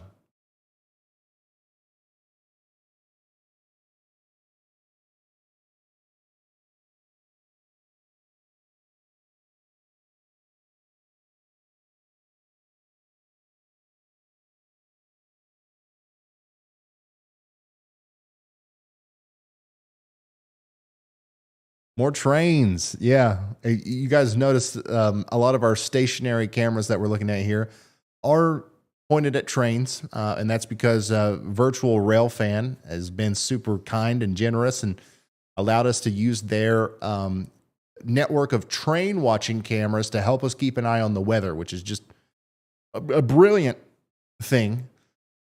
So yeah, they've got a channel that's just constantly got all these different webcams that are live streaming from around the US. And there's a link to their stream or their channel in my description as well. If you guys want to check them out, highly recommend subscribing to them.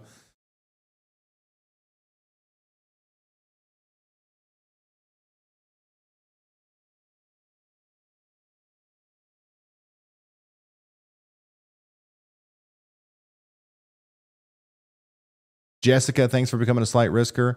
Kirena says, thanks again for all that you do, hunkering from the blizzard.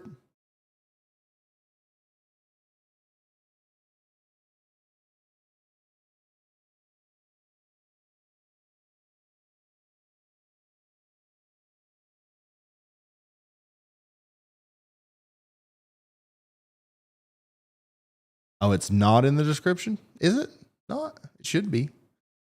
If it's not in the description, hopefully our mods can post it. Oh, it is in the description. It's right yonder. The third link down.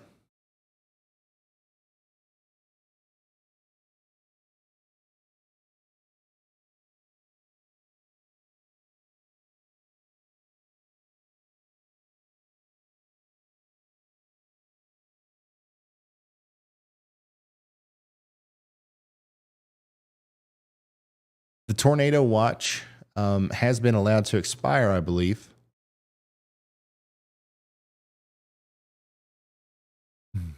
Even though it's still popping up here on the graphics system. We might need to refresh that. Let me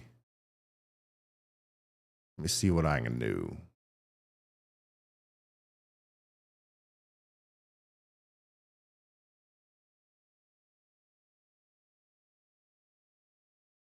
Oh no. Oh, well, it's refreshed. It's still just saying there's a tornado watch. I think that that's just going to drop off here as the data kind of exits the system. Casper the Ghost, thanks for becoming a member. But here's what the current situation looks like as far as watches and warnings go across the U.S. The oranges are blizzard warnings. We've got some up here, of course. We've got some back here in Wyoming. That makes sense. But we also have some down here in Southern California. The pink, all of this is winter storm warnings. And the purple's ice storm warnings. So very uncommon to see this kind of spread on the weather watches and advisories, literally from coast to coast, from California to Maine, from the Pacific Ocean to the Atlantic Ocean. Everybody's feeling this storm in some way, shape, or form.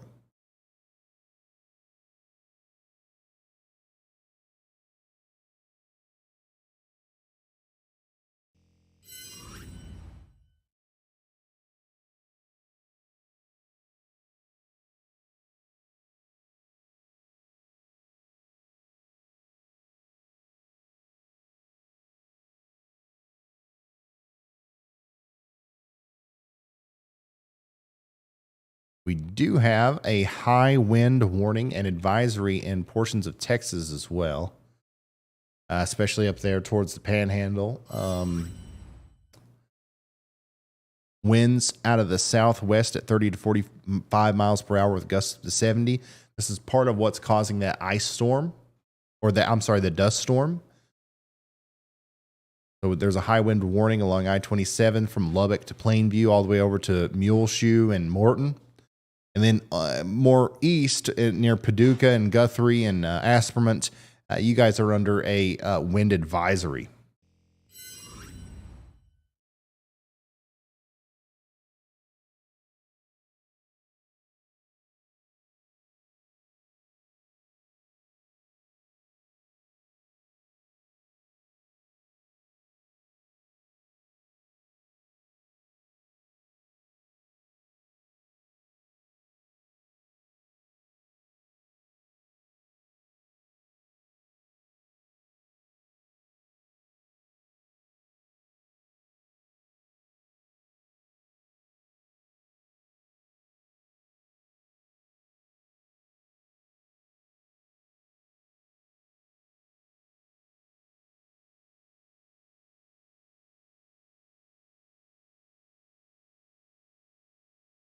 Oh, and this is some of the forecast information for areas up here around upstate New York, Vermont, and New Hampshire. It looks like snow anywhere between 8 to 10 inches for a lot of places between, let's say, Old Forge down towards Rutland and Lebanon.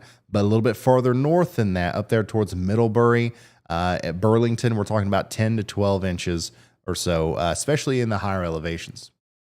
Go ahead, Andy. Was that you, or was this? I think I sent that about 10 minutes ago, Ryan. I accidentally refreshed the page and it went through. Okay. Awesome. Do you have anything? I was looking at freezing rain accumulation and at certain ASOS stations at airports. So I saw that Ann Arbor, I think, is just about up to 0.7 inches. That's fallen of freezing rain. So you keep seeing it pop up on GR2. You can see it's like, oh, 0.09, 0.2. But that's just hourly amounts, I'm pretty sure, or 3 hourly amounts. However, they relay it to this to the radar program. I'm not sure. But the total amount from Ann Arbor, from what I can tell, is just about 0.7. And Lansing, I was looking at now, is sitting at about 0.43 inches of ice from freezing rain so far.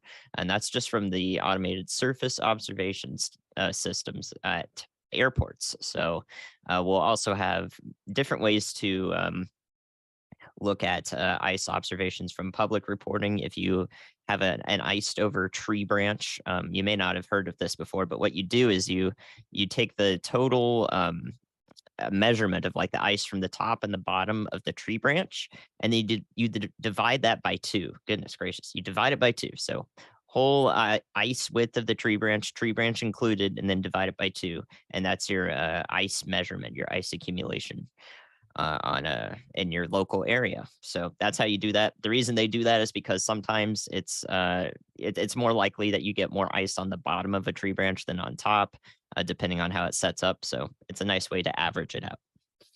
Awesome. Thank you, Andy. We just saw from Bryce there that it looks like there was a tree down, and I'm trying to see where he is. I can see on GR that he is south of Jackson. Near Hanover. So he's on the road there between Hanover and Cement City in Michigan. And there's already looks like whole trees almost fallen over because of the ice accumulation. So things are getting more serious out here for sure.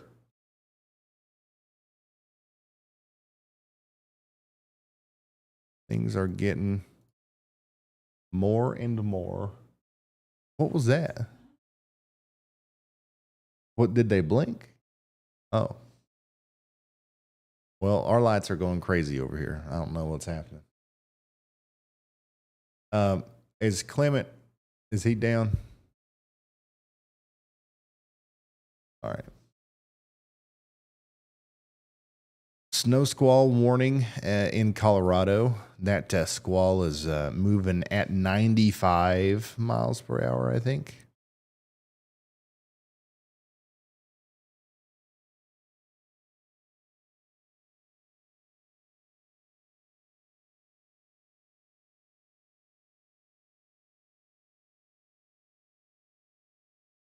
Oh, and there goes my camera. Don't worry. We've got backup camera. Hey, Ryan, there between Lansing and Flint, got a portion of Interstate 69 that's going southbound shut down at the Morrice, Morrice, Michigan area, right before the Bancroft exit, with a semi flipped over. I'm pretty sure you saw that, but that semi was flipped over in the highway. They're working with heavy equipment to try to get that removed, to get that section of the interstate open, but it's very, very slick up here now.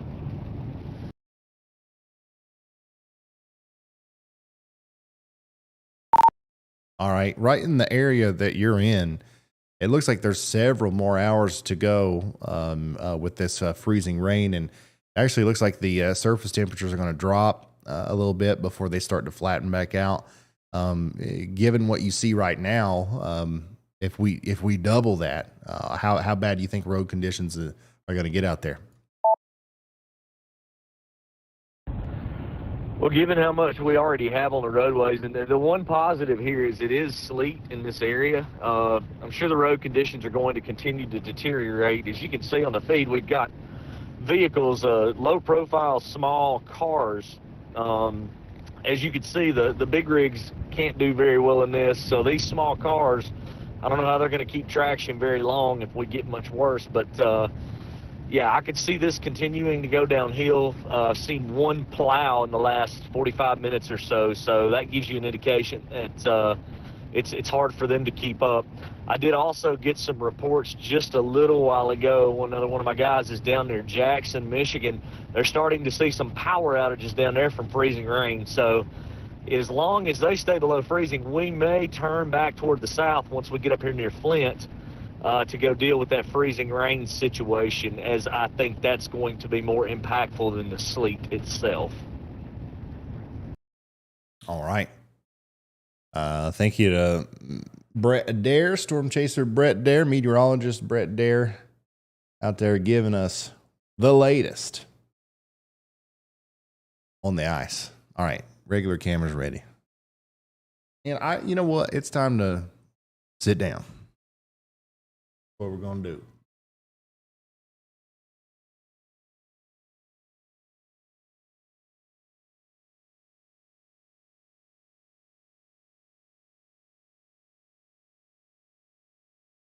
Spent at least half the stream today standing up. It's felt great.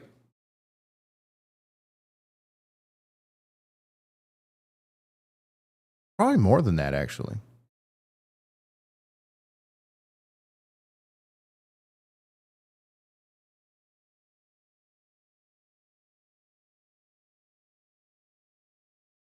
So the freezing rain and ice storm situation is continuing to get worse in southern Michigan, especially.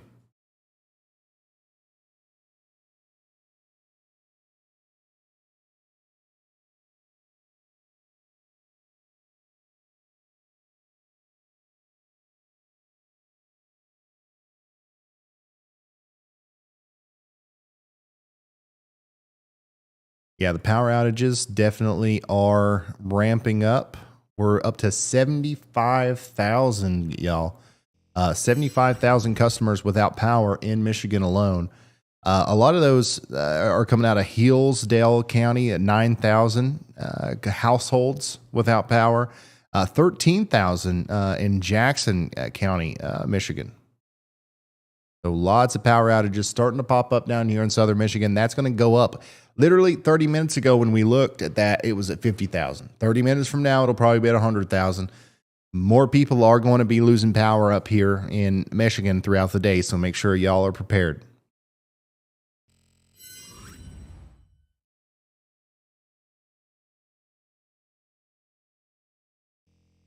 Eight miles south of Lansing in Potterville, Michigan. Some pictures from 15 minutes ago.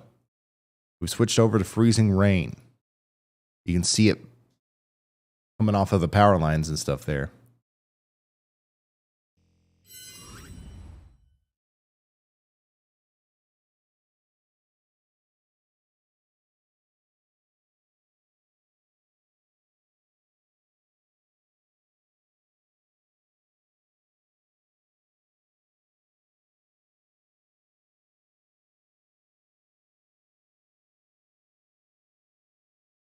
Eleven Bravo Vet, thanks for becoming a moderate risker. Michelle, thanks for becoming a slight risker.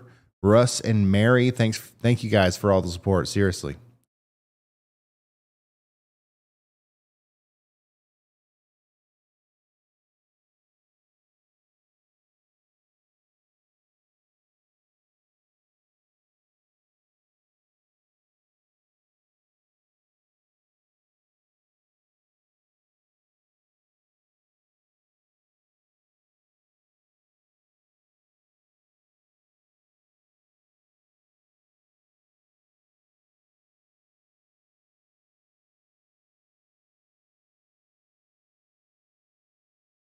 Sorry, y'all.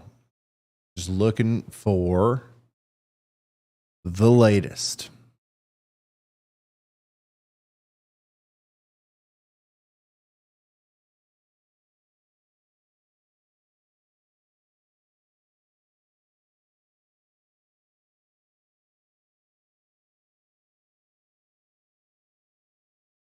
Yeah, potential of a half inch of ice or more between Lansing and Detroit and Kalamazoo.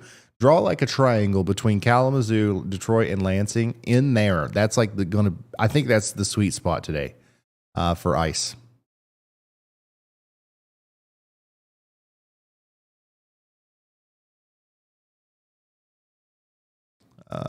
Total forecast snowfall amounts for the Twin Cities has slightly decreased. Regardless, impacts to daily life are expected. Significant impacts to daily life are expected as conditions worsen this evening into Thursday morning, and the blizzard and winter storm warnings remain. Now it looks like areas just north of Minneapolis could see still between 12 and 18 inches. But actually, like St. Cloud and Minneapolis, we're looking at 8 to 12 inches as the official forecast from the National Weather Service now.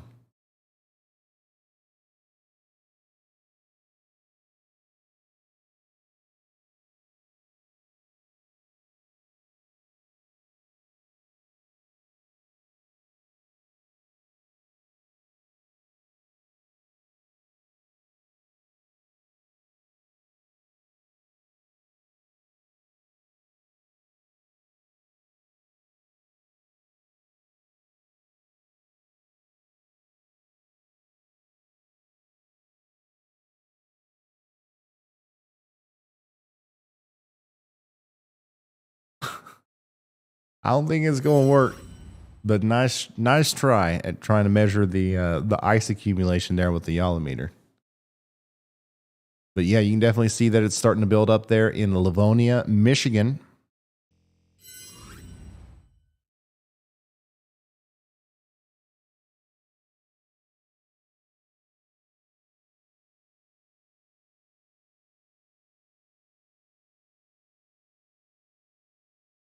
Ice storms are the worst. It's a slow process and it causes so much damage. Yeah, I agree.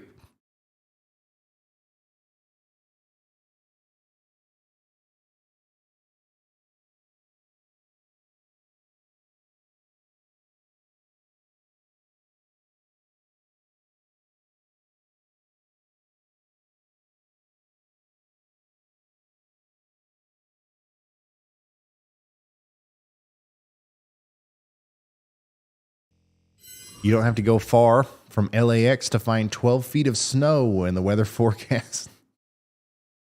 3 inches of rain at LAX, but 10 inches in the mountains.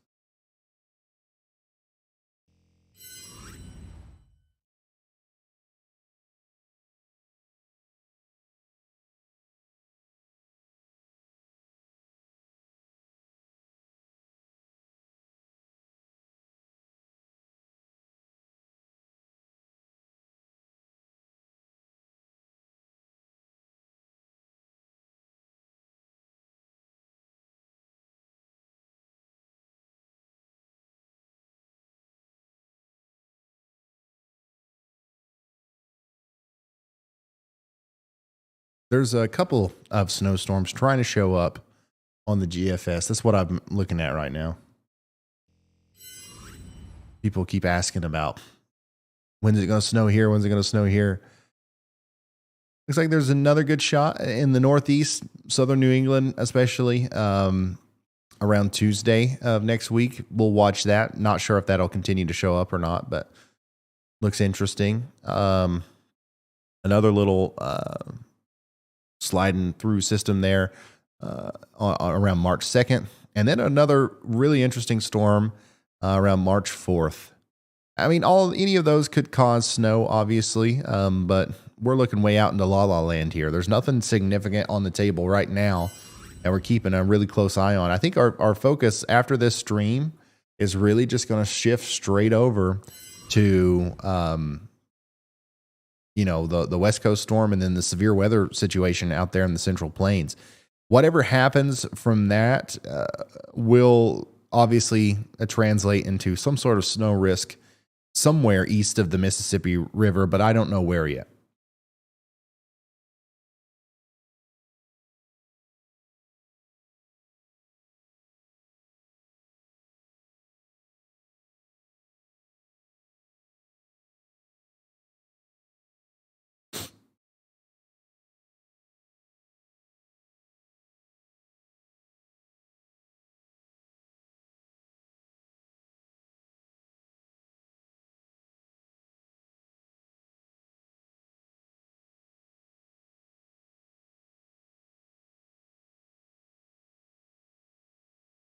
Deborah says, doing great, y'all. Mooresville, Indiana, still watching.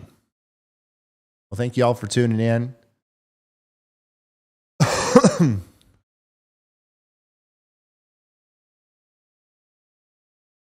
Thankfully, outside of the power outages and the ice and stuff, nothing crazy has happened this stream. It's been a little bit of a slower one, laid back a little bit.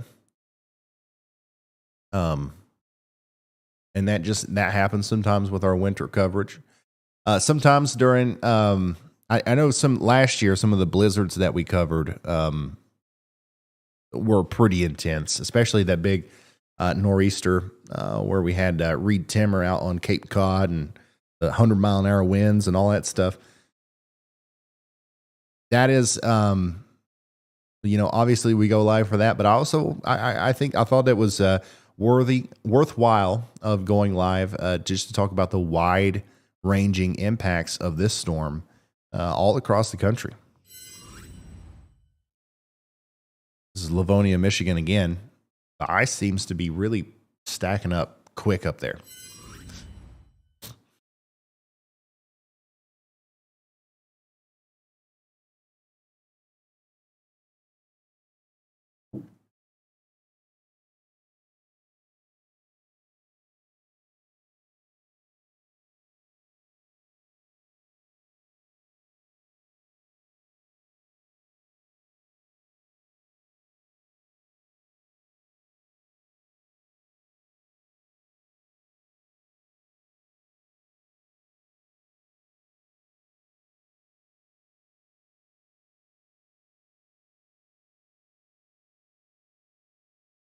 Push some of that snow to South Carolina.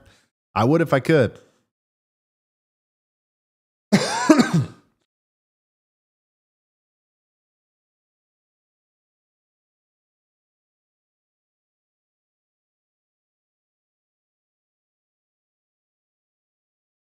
I would if I could.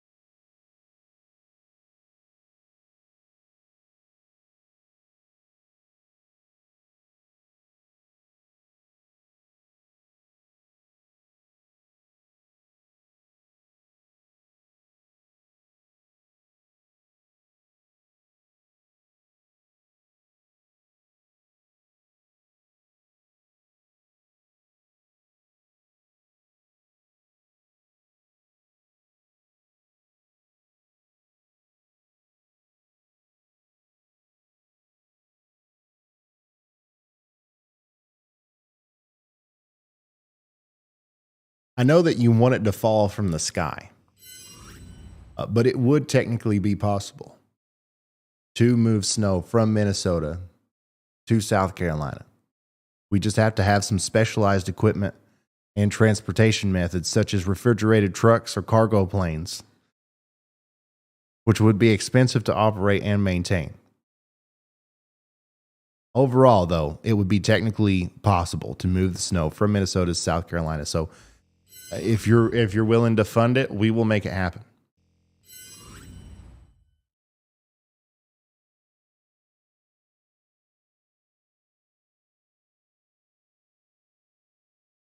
Lots of school closures in Minnesota and Wisconsin and Michigan.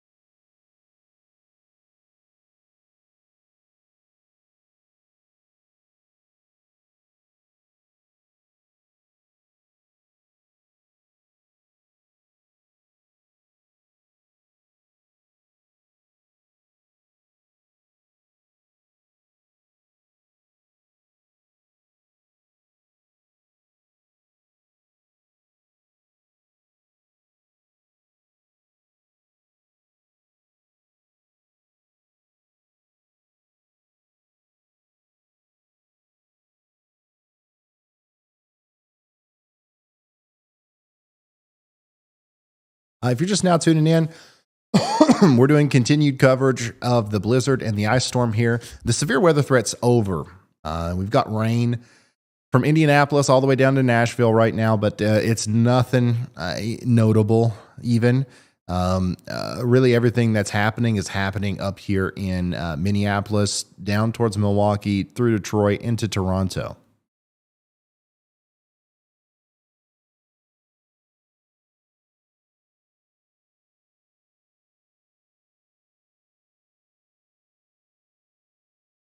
We're just kind of waiting on reports to come in from people who live in Michigan. If you have pictures and videos, please send those to us. And also Northern Illinois. We're getting a lot of, reports from Northern Illinois of a lot of ice. And this is another one from Rochelle.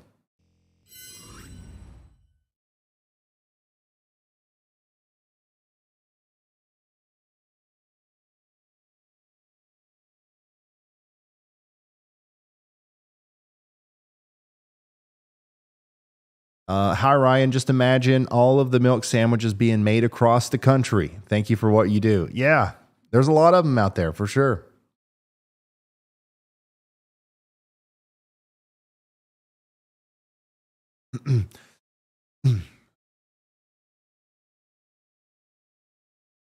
Okay, so for those of you who get mad at me whenever it doesn't snow in your area and I don't give you a snow forecast, you can use, I recommend using AI to make you a fake forecast for your area.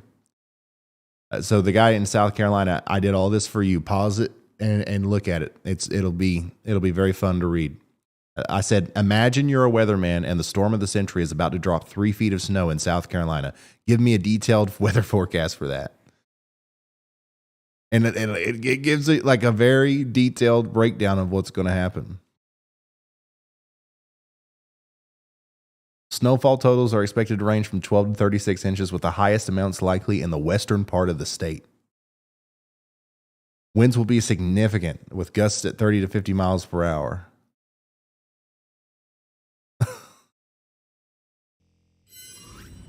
If you want to fantasize about snow, there you go. Just plug in your state or your city, and it'll do it.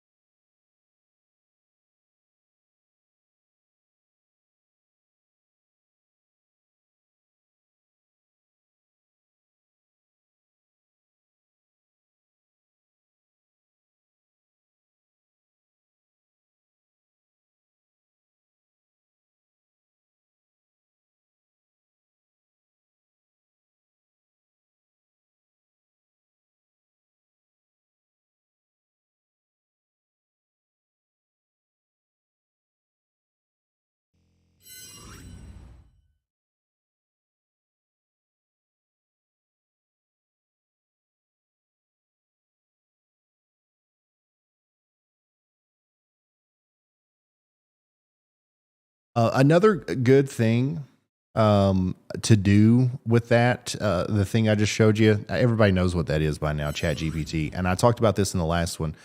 Look at this. This is the Twin Cities, Minnesota area forecast discussion.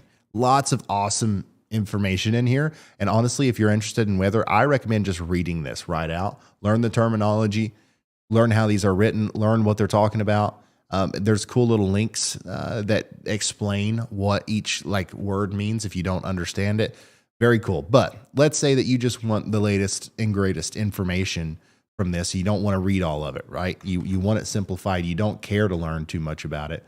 You copy and paste all that. You say, this is a technical weather forecast. Can you simplify it for me and give me 10 good bullet points I need to know? All right. And then just paste that big wall of text in there. And then it literally just spits it out to you in a simplified way. Travel conditions will become increasingly difficult as snow intensifies and winds increase in Minnesota. No changes have been made to existing warnings or advisories. The first short wave will pass through Iowa into Wisconsin, bringing snow across the area, but the heaviest snow should remain across the southeastern area in Minnesota and eastern Wisconsin. Northeasterly winds will increase, ranging from 20 to 25 knots area-wide, with gusts up to 30 knots. So there are some things, like you could even tell it, be like, hey, like convert that to miles per hour. Or like, what is a shortwave? You can just ask it all this stuff. And a lot of times it'll give you a pretty good answer. So very cool stuff there.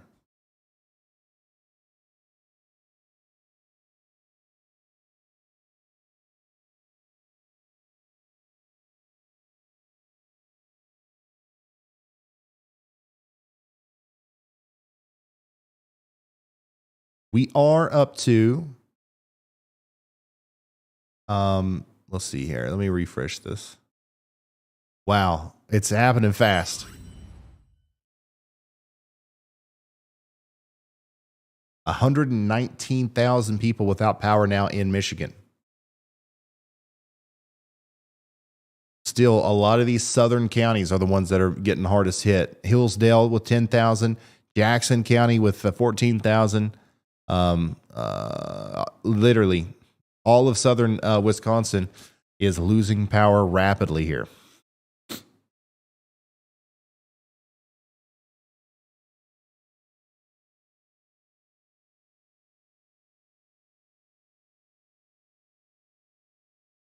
And we're up to actually 57,000 without power in Illinois. We've got 10,000 without power in Indiana. So big time power outages are starting to unfold across the ice storm area.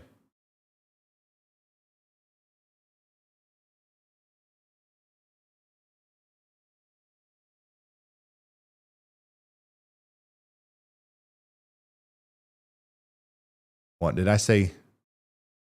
I'm sorry. Michigan, not Wisconsin. My bad. Daggone.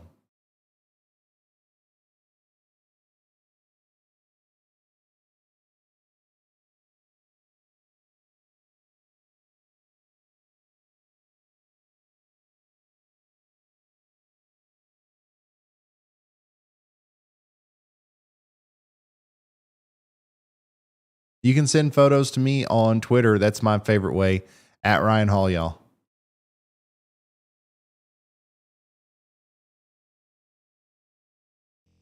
We got a day 3 excessive rainfall outlook for Los Angeles. While heavy snow is expected for the Sierra Nevada, heavy rainfall may lead to flash flooding in Southern California. There is a moderate risk, a level 3 out of 4, for excessive rainfall across parts of the Los Angeles metro Friday and Friday night.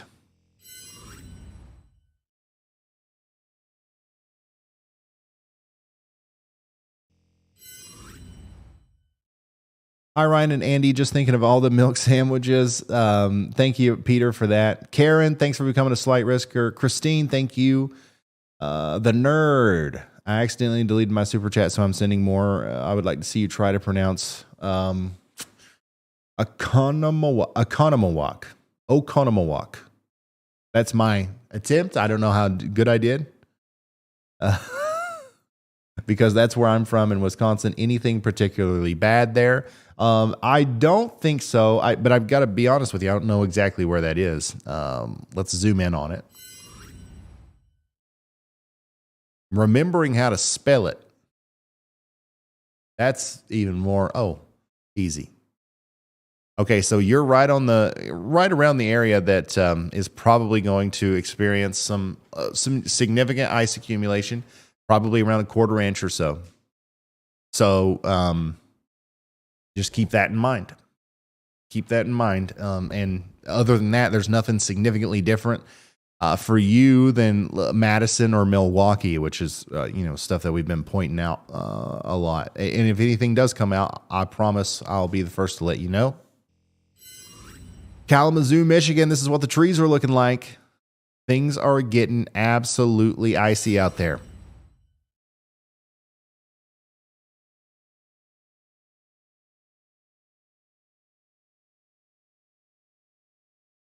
Jeanette, thank you. And Leslie, thank you guys for becoming members.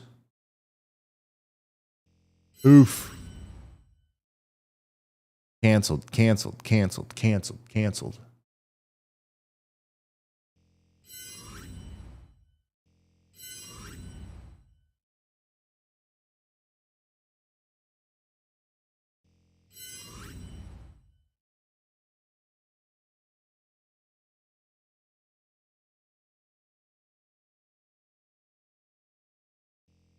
We had some really strong winds earlier today with that line of storms that went through portions of Missouri, Illinois, and Indiana and western Kentucky. We saw some near Carbondale and Poplar Bluff, anywhere between 40 and 60 mile per hour winds as that storm roared through there. Mount Vernon got 41 miles per hour. Near Paducah, we're talking about 40 miles per hour. There were a couple of 50 and 60 mile an hour wind gusts reported with this. So that was definitely a severe thunderstorm as it moved through. Even near Owensboro, we saw a 40 mile an hour wind gust as well.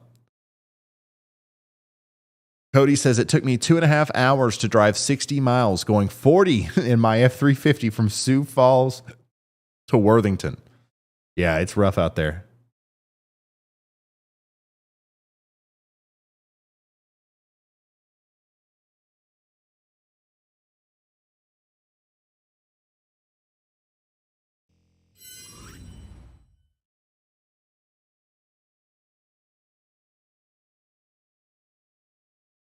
We're at about 2.5 inches and still going here in Vancouver, Washington.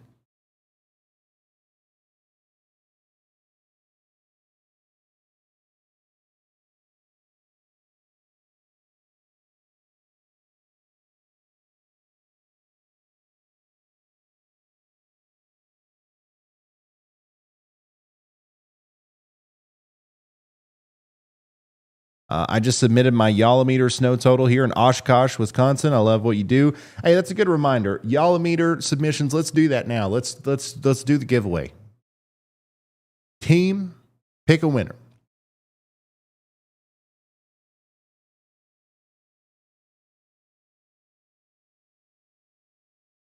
We've gotten a lot. Actually, no, we haven't. We've gotten a decent amount. I was looking back at our last one.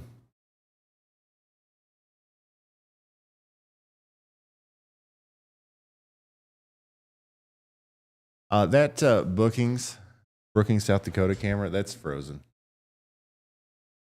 We need to put something different there.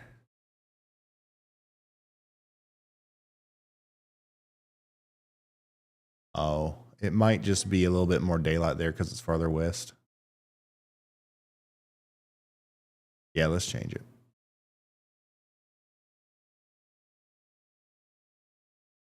Anyways, daggone Yalameter contest. Let's pick a winner. Send me who the winner is, and we'll give them $1,000.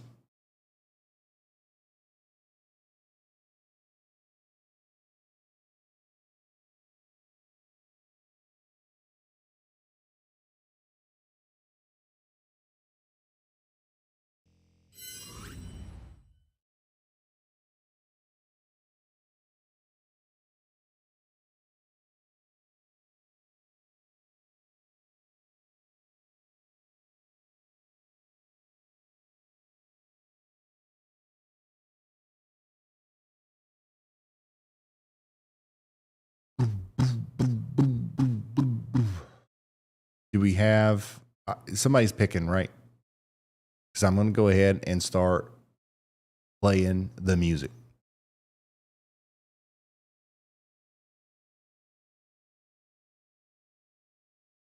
Which means that shortly after that, it'll be time to go. It'll be time to pick the winner. We've had a slower, laid-back stream today. Of course, things are starting to pick up now because the ice is really starting to become a problem in southern Michigan. but we need to add some enthusiasm to the atmosphere here. Chat, do we want to see the winner here? Do we want to know who is getting $1,000 just for sending in a snow report?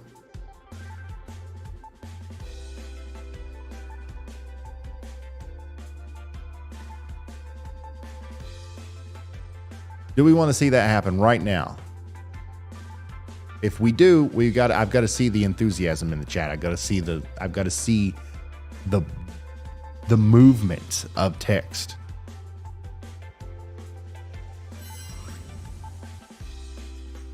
We've only done this a couple times this year. The goal was to do it more. But we're doing it when we can. If you go to shopryanhall.com and you get yourself a Yalla meter, you can also take part in this fun game that we play. You send me pictures of snow, I send you money.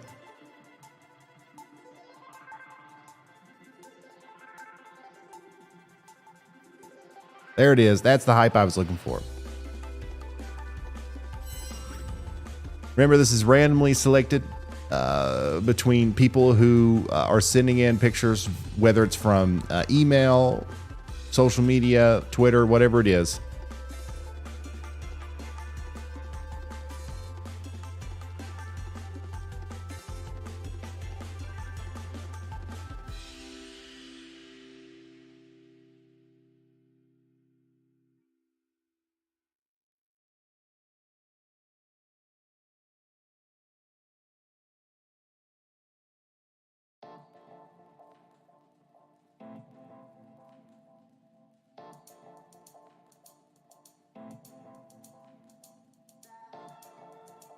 And remember, this has been a problem for at least one of the people that has won.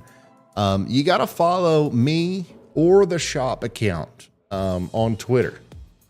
If you sent your photo in through Twitter, which that's the way we get 90% of them. So that's usually due to statistics and odds that somebody from Twitter is somebody who wins. But if you do submit your Yalla meter through Twitter, make sure you're following either me or the shop Ryan Hall Y'all account, or so that we can email you and figure out how to give you money.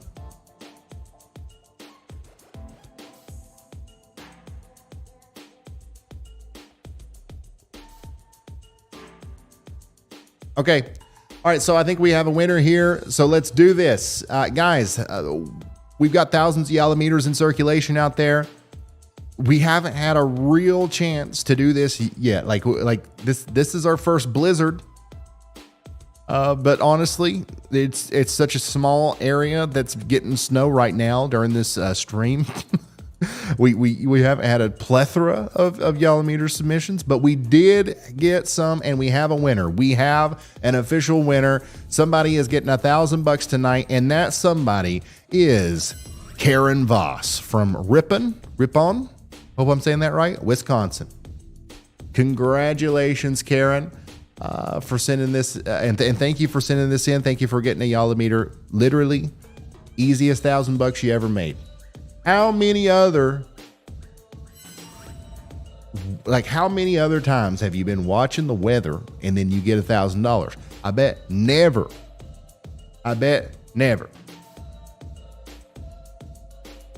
That's why everybody should subscribe to Ryan Hall, y'all, right now. All right. Seriously, though, Karen, I'm following you. You're following me. Great. Let's work it out. Let's get it going. The shop account, if we can get you to do the congratulations message, and then I'll DM.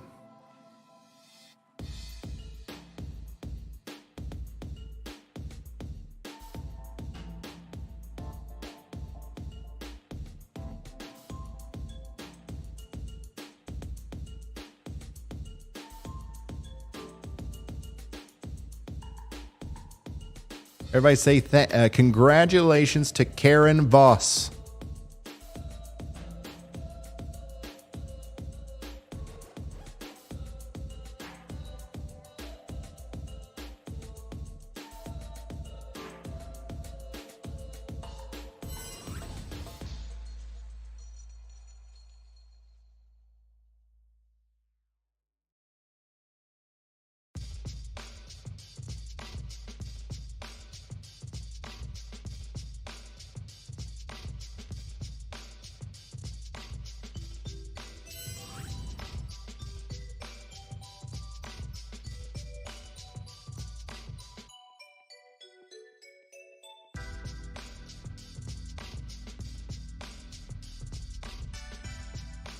All right, that was fun.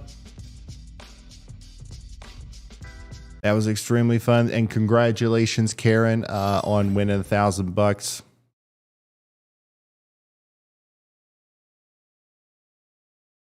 Oh, Karen has already replied to me.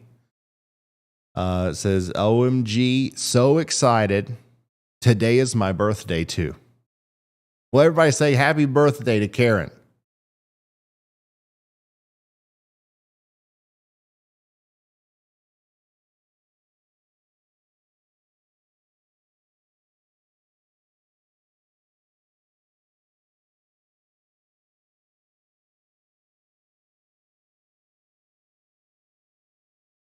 That's awesome. That worked out. It's Karen's birthday today. Happy birthday.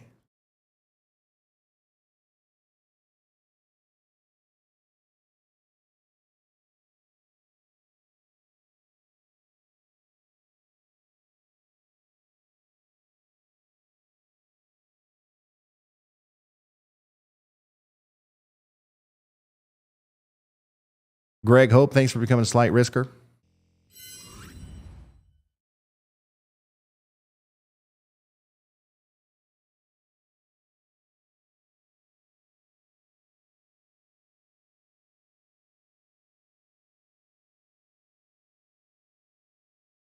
Up to 127,000 people without power now in Michigan. It's going up like 25,000 every time that I check.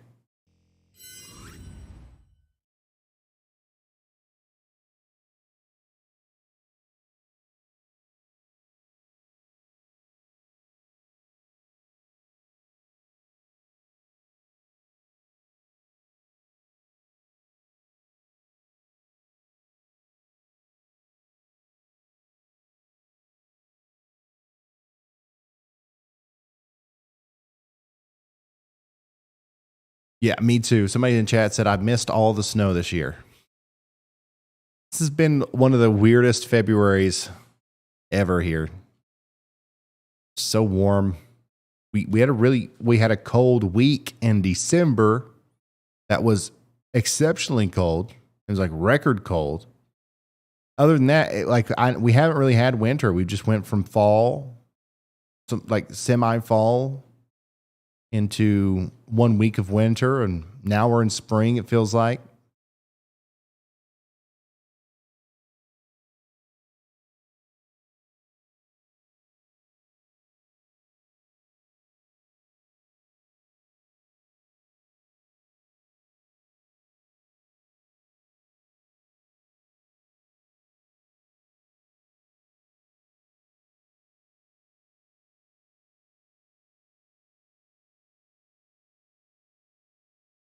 Here's a beautiful homemade Yalometer from Nicholas in Lake Wissota, Wisconsin, with about 5.5 inches of snow there, or yalls.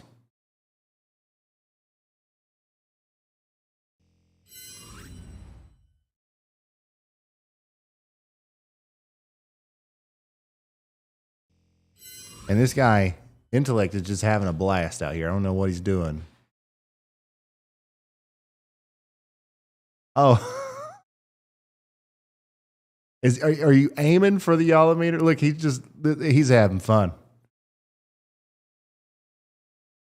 Now that's how you do it in a blizzard.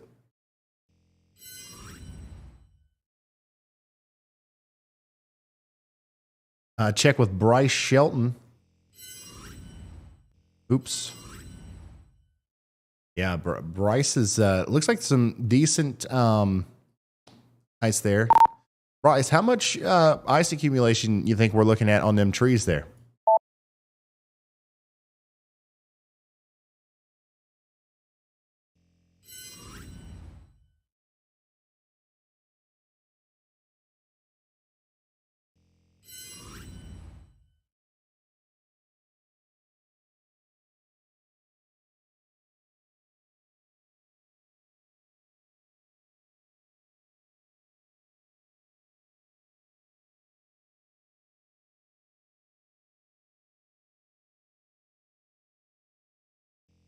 Wow, so pretty. Dangerous, but beautiful.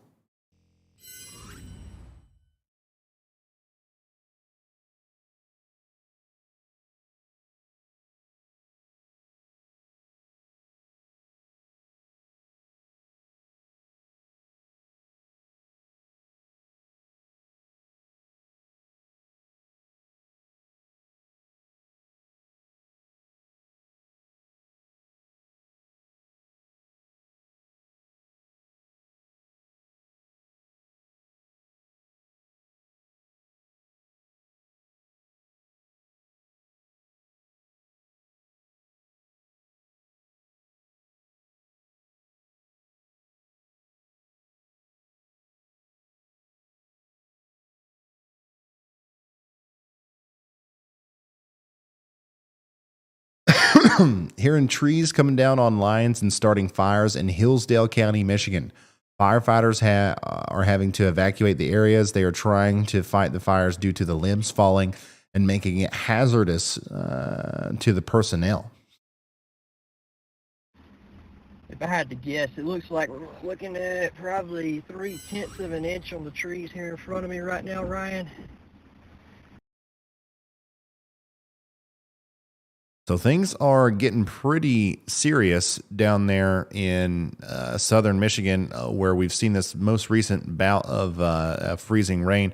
This is between, let me come over here to Michigan. Between Coldwater, Hillsdale, Marshall, and Jackson. And this area right here, it seems like that's where some of the highest ice accumulation numbers are coming in, and also some of the most significant reports of damages and power outages and stuff. So it's continuing to be a problem down here, and it doesn't look like it's going to let up anytime soon. I mean, there is some warmer air that's going to try to make its down to the surface, but I mean, it's just holding strong.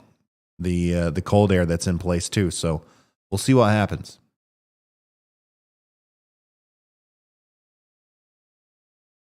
A 136,000 people without power now in Michigan. As we said earlier, likely hundreds of thousands of people will be without power by the time this is over with. And it's happening fast. It's going up by like 25,000 every 30 minutes or so.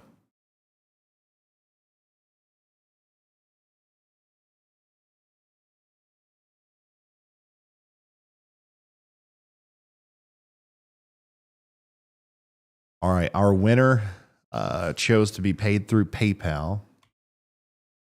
So I'm going to take care of that real quick.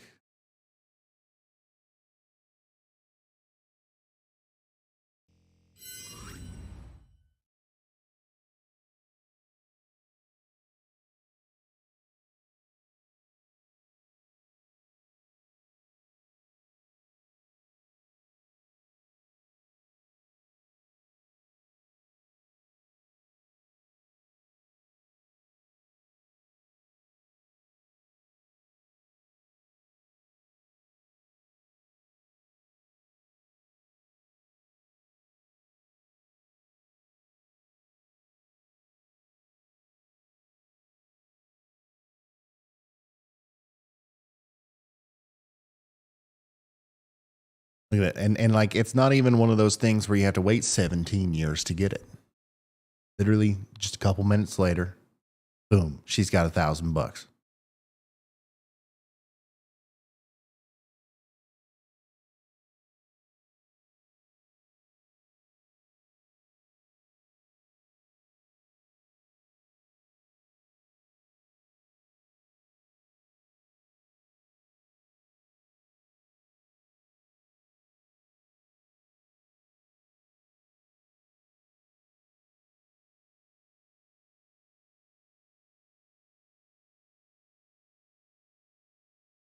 All right.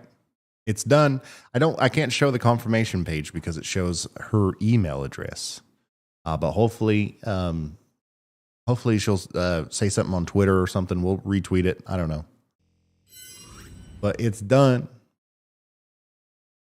Thank you so much, Karen, for playing along in our Yalameter contest quest to get the most snow reports that anybody has ever gotten, ever.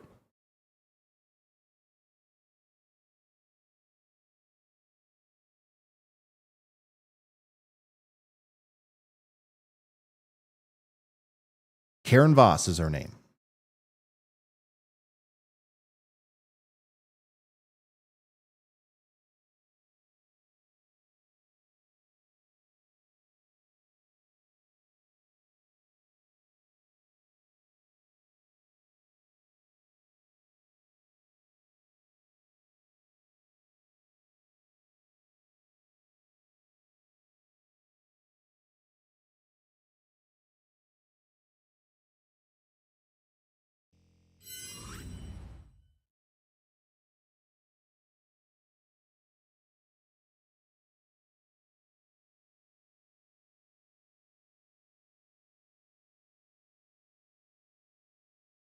$136,000 without power in Michigan. Hillsdale, 10,000. Jackson County is I believe, the leading area without power, and it's about 20,000 people in that county now don't have power. And when I say people, it's just a force of habit. It's actually households. So really, there's more people than that are without power in those counties. Consider at least 2 people a house, probably 3 or 4.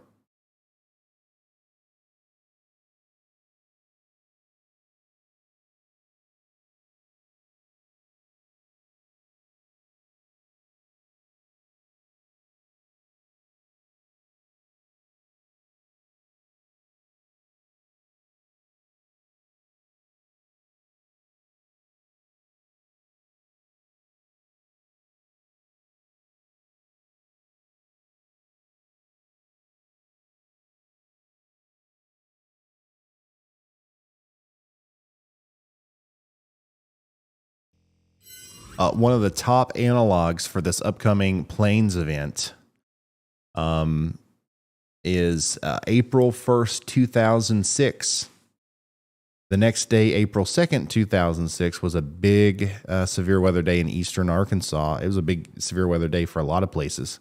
It was a big severe weather day here where I live. I remember that. I was in 6th grade. I remember that.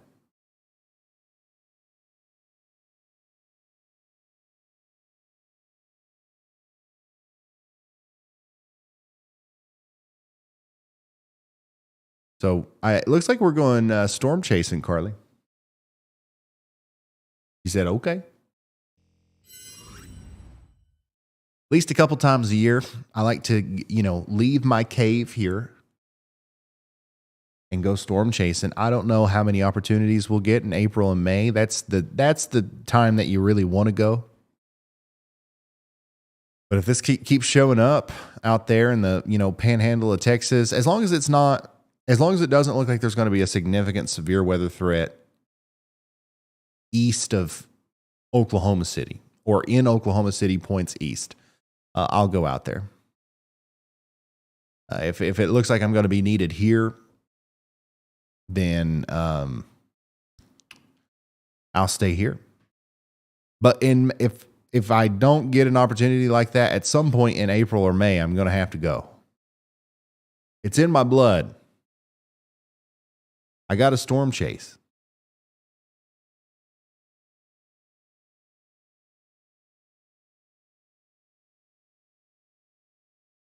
Will Andy man the channel? Yeah, we might do something like that. We did it last year. People seem to like it. I'll be the storm chaser. I'll have the live camera. And then, Andy can do the normal stuff. We'll see.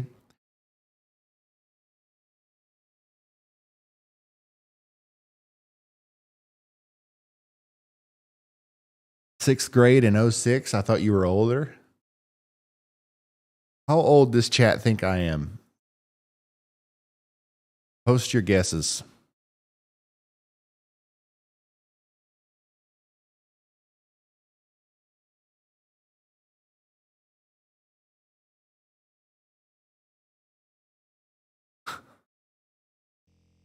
Karen says, I'm so excited to be the winner. I can't believe it. Thank you so much for all that you do, Ryan. Celebrating with birthday cake and Nader juice coffee. Love it. Thank you, Karen. Oh, boy. I'm seeing a lot of 30s. I've seen a couple 40s.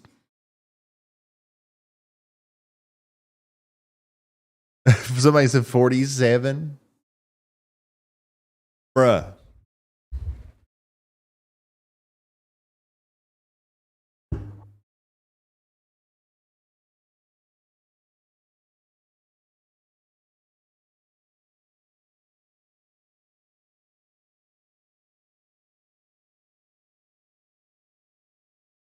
We should have done a poll, but I see a lot of 30. I think like the average guess is like 26 to like 36, which is close, which is good, which is a good guess, honestly.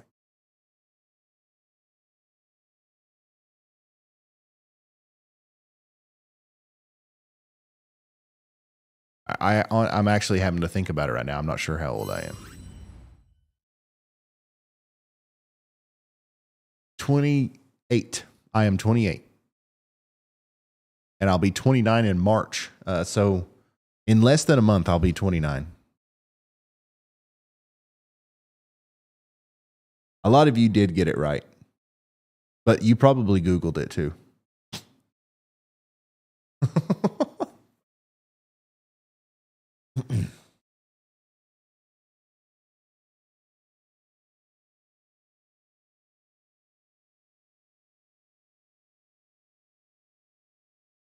March 9th. My birthday is March 9th.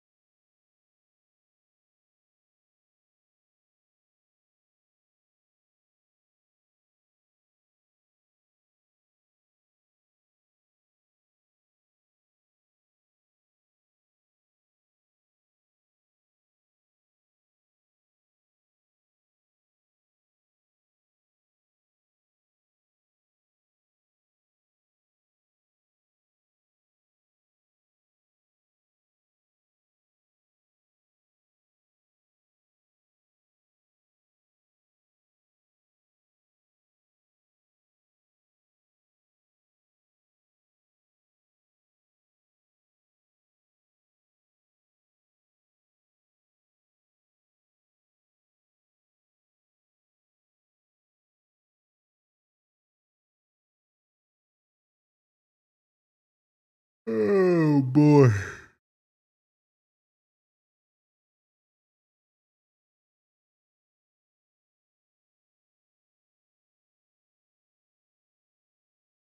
Oh yeah, if you've got clear skies tonight, if you want to run outside real quick, especially if you're in the southeastern US, you can look up, look for the crescent moon, and you will be able to see Jupiter and Venus very close to that.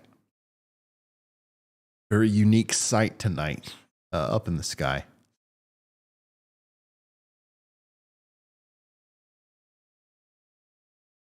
A coworker at the place I work at had reported down trees and down power lines on Michigan State Road 52 between Manchester and Chelsea when they came in around 5 p.m.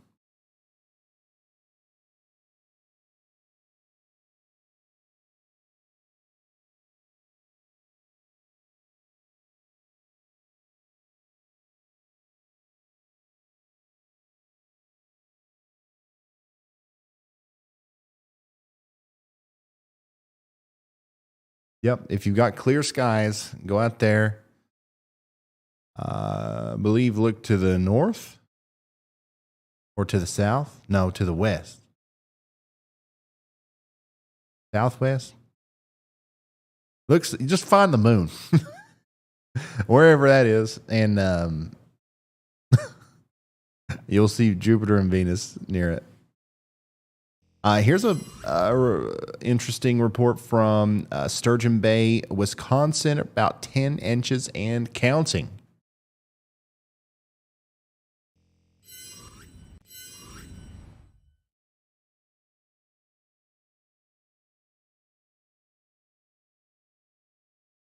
Gloria Wilson, thanks for becoming a high risker.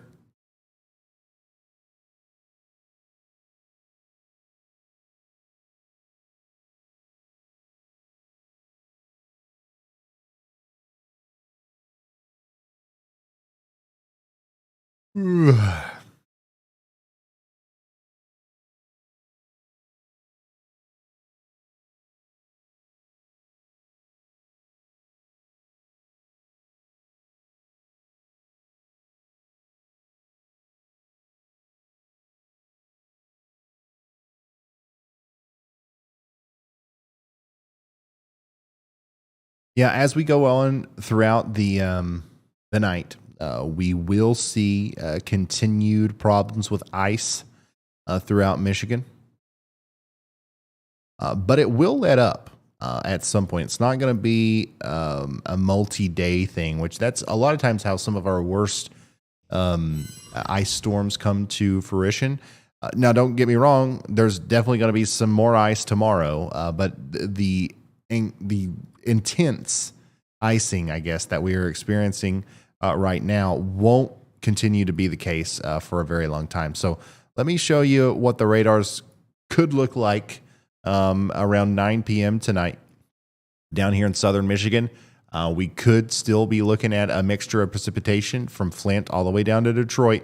And that hot spot between Lansing, Ann Arbor, and Kalamazoo is still going to be in the zone to potentially see freezing rain.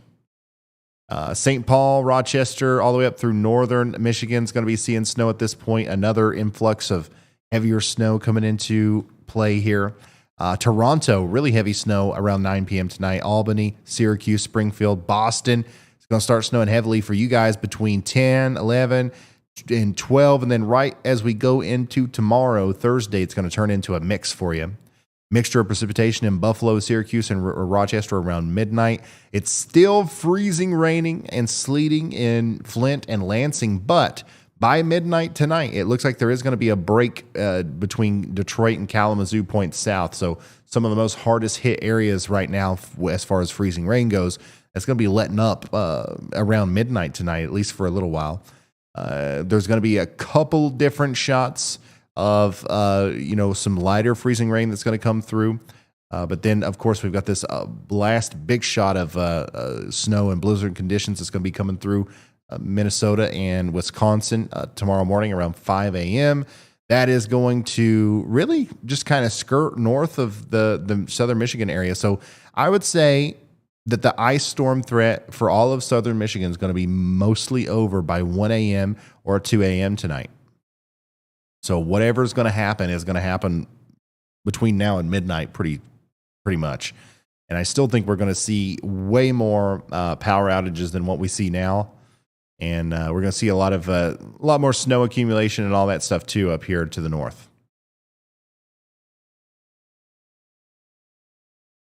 And then after that goes by, we are looking at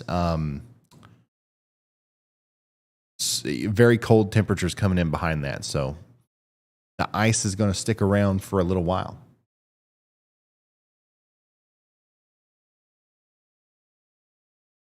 Oh, yeah, here's a cool picture from Joy. Here's Jupiter and Venus last night from northeastern Maryland. Yep, that's what it looks similar to that tonight.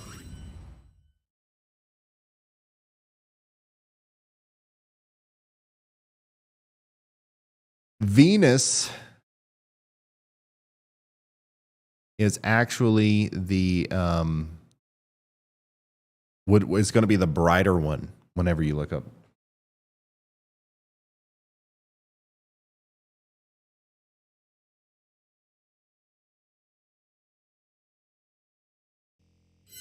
Christian says, how many y'alls can Ryan Hall haul if Ryan Hall could haul y'alls? And Frank replied with this old video. It'll daggone load. Twitter's broke today. Anyways, this was the day that we filled an entire UPS truck up with Yalla meters. We can't watch it for whatever reason. But we can haul a lot of y'alls, y'all. Large tree branch down here in, I don't know where this is. Make sure you include your locations whenever you send these in. But we got a tree branch down due to ice here. Grace sent that in. Really appreciate it. Also starting to see some more ice out here in Huntley, Illinois. Whoa. It's a pretty good amount of ice accumulation there.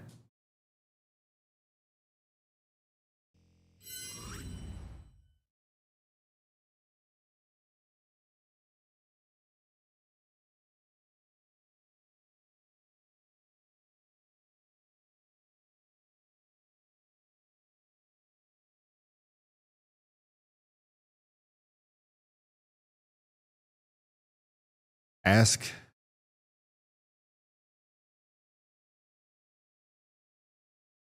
ChatGPT that y'all question. I doubt it would reply in any meaningful way, but I will.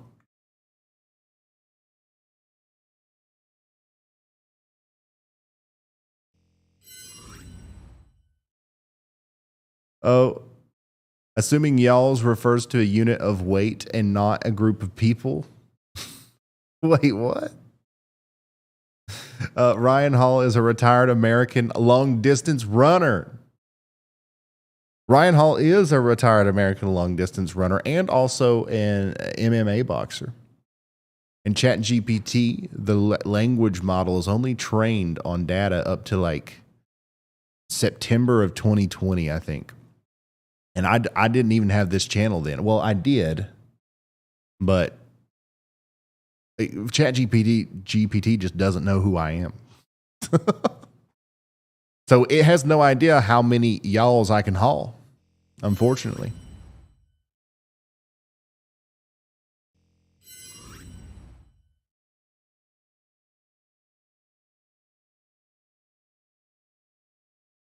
MMA, not MMA boxer. You know what I mean. Daggone it. I'm tired over here.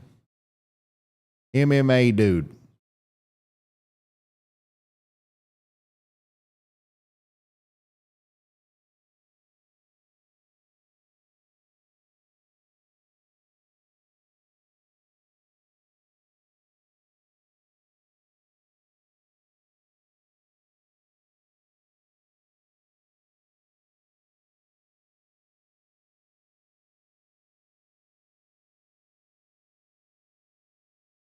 Got 75,000 people without power in and around the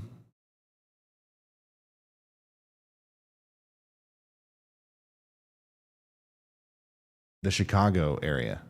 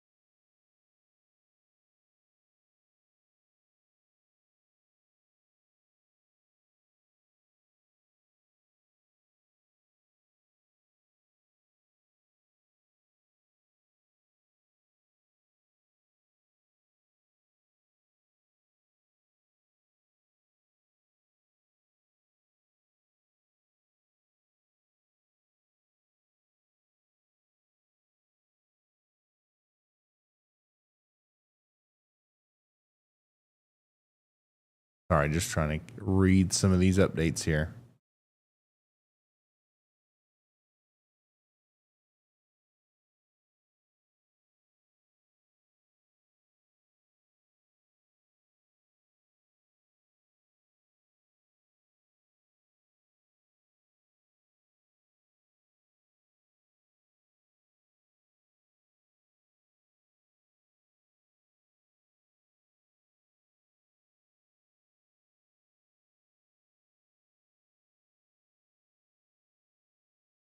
There's a lot going on right now with the weather, and then also a couple other things. That the Twitter feed is all tore up.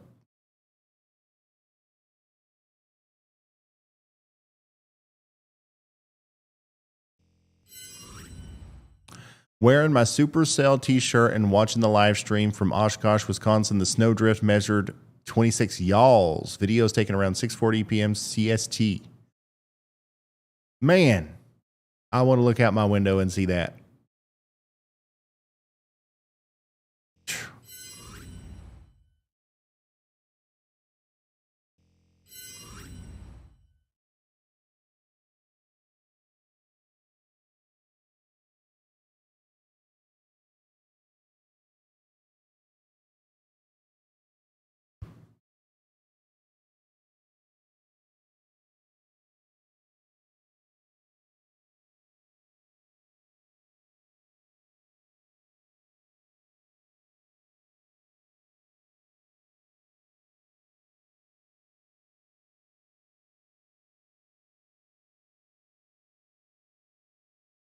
Looking at the data again for Sunday.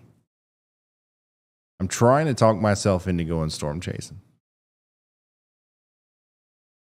I think it's going to happen.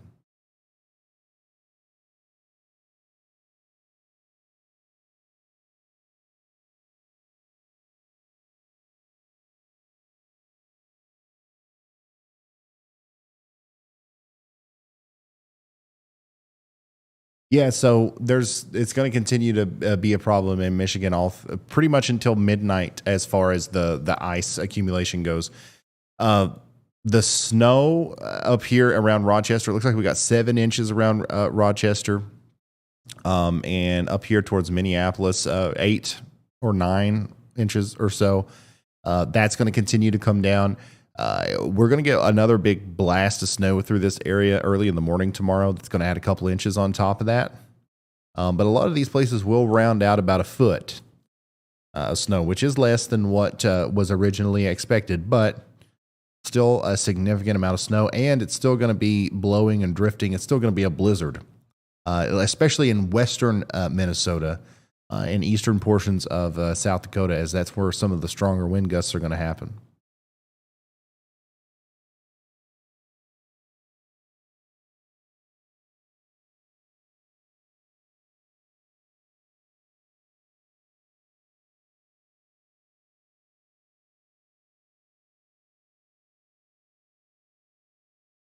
Power outages will continue to get worse. We're up to 167,000 households without power now. In Michigan, 78,000 in Illinois, 12,000 in Indiana, and 17,000 in Wisconsin. California's still got 65,000 people without power just from high winds earlier.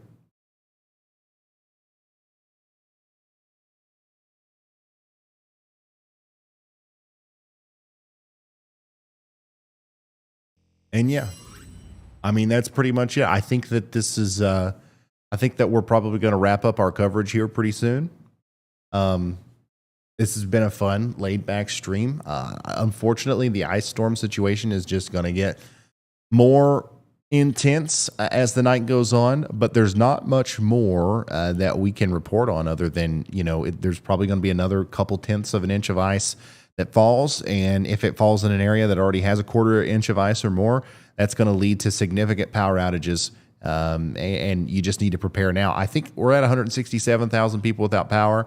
We may reach 500,000, maybe even 750,000 people without power by the time this is, we get into the early morning hours tomorrow. That's a worst case scenario. Definitely what we've got will be doubled. So odds are if you live in southern Michigan, that's going to end up being you, northern Illinois, anywhere along this line where we're seeing some of this heavier ice accumulation. So just make sure you're prepared for that.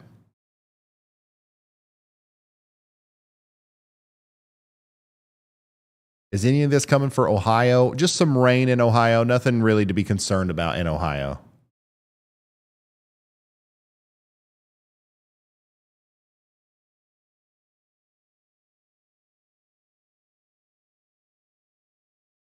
Yeah, I can very briefly go over the medium range forecast again. I've went over the short range forecast multiple times. If you guys want to just scroll back a little bit in the video and look through that, what's going to happen through the rest of the night into tomorrow. But it has been a second since we've talked about what's going to happen, next week. And of course, we're going to have a full video out, I believe Friday on the main channel, going over the weekend forecast, and then talking a little bit about the beginning of next week. And then probably every day through the weekend. Well, probably pretty much daily from Sunday through Tuesday. Actually, you know what? I don't know.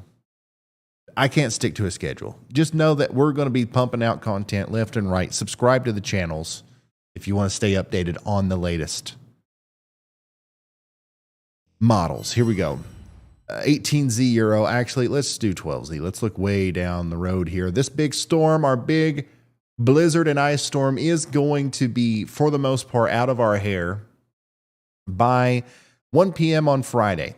By this point, it's going to be very cold up here around the Great Lakes, and we're going to start to see new moisture come up into the south. That's where it's going to be raining. Okay, we're going to have some isolated rain showers and thunderstorms in Arkansas, Tennessee, down through the deep south. But the majority of the worst weather in the country will be happening in California. This is when our blizzard will be happening down here near Los Angeles, near San Francisco. We've got winter storm warnings all around the city. The higher elevations, some places down here in California are going to see 7 feet of snow. First time the National Weather Service in Los Angeles has ever issued a blizzard warning, and it's just going to be a very significant event. That's going to last all the way through until probably Sunday around 1 a.m. Things will start letting up in California. But remember, a lot of these places will have received 2, 3, 4, 5 inches of rain, and then all that snow up there in the higher elevations.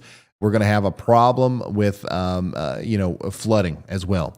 So watch out for that. In and around the Los Angeles area, we could have a significant flooding risk going on. The snow and the rain moves over into Utah and Arizona on Sunday.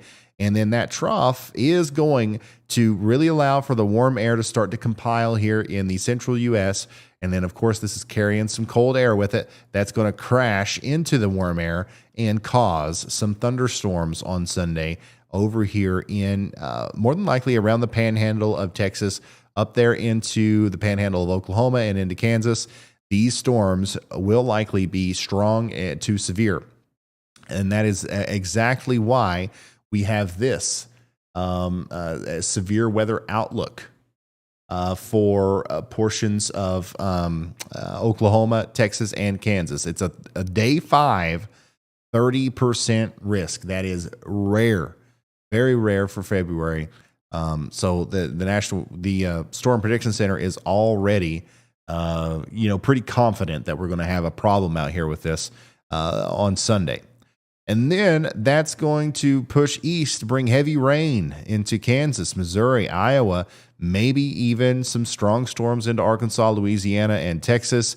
And then this is just going to be a pretty windy storm as it moves up towards the Great Lakes region, possibly bringing some snow up into Minnesota, the upper peninsula of Michigan, northern Wisconsin, and then quite literally all of New England could get a pretty good snowstorm out of this.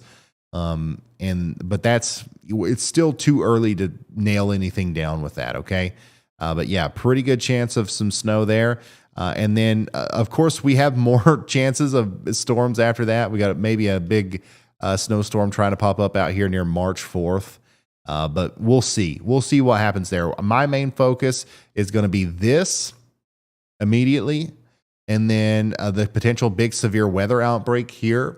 And then right after that, this could actually become a pretty good northeast system as far as snow goes. So let's take a look at snow totals, actually. Everything that we just looked at, yeah. Hold on. We got to show this eye candy. You know we do. How many New Englanders do we have watching? over the next 180 hours. How would you like 30 inches of snow there in Boston? That's what it's looking like. And the vast majority of that comes from that next storm system that's going to try to slide through. So, yeah, significant chances of snow coming up for everybody except for the Southeast. Of course, our ridge wins again.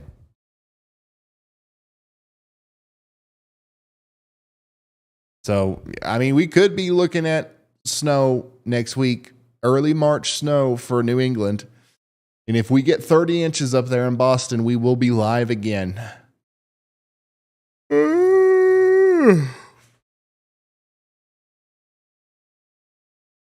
I appreciate you guys hanging out with me today. I appreciate that. That's awesome. Yeah, this has been great. I appreciate y'all for tuning in and subscribing and liking the stream. Hopefully y'all did that. A huge shout out to Andy and Carly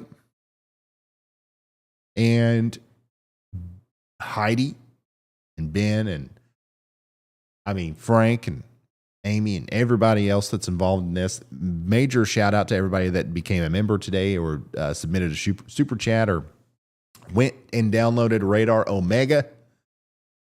If you ever need a Radar app, Radar Omega is the one to get.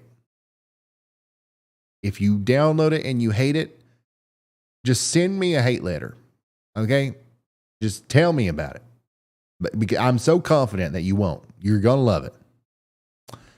Anyways,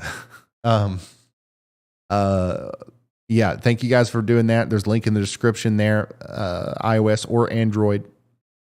And yeah, I think that's it. Thank you to the moderators in the chat. You guys always do a good job. And the Storm Chasers, who obviously always do a very good job as well. Let's see here. All right, that's it. Thank you guys for tuning in to my weather report. I'll see y'all very soon. Good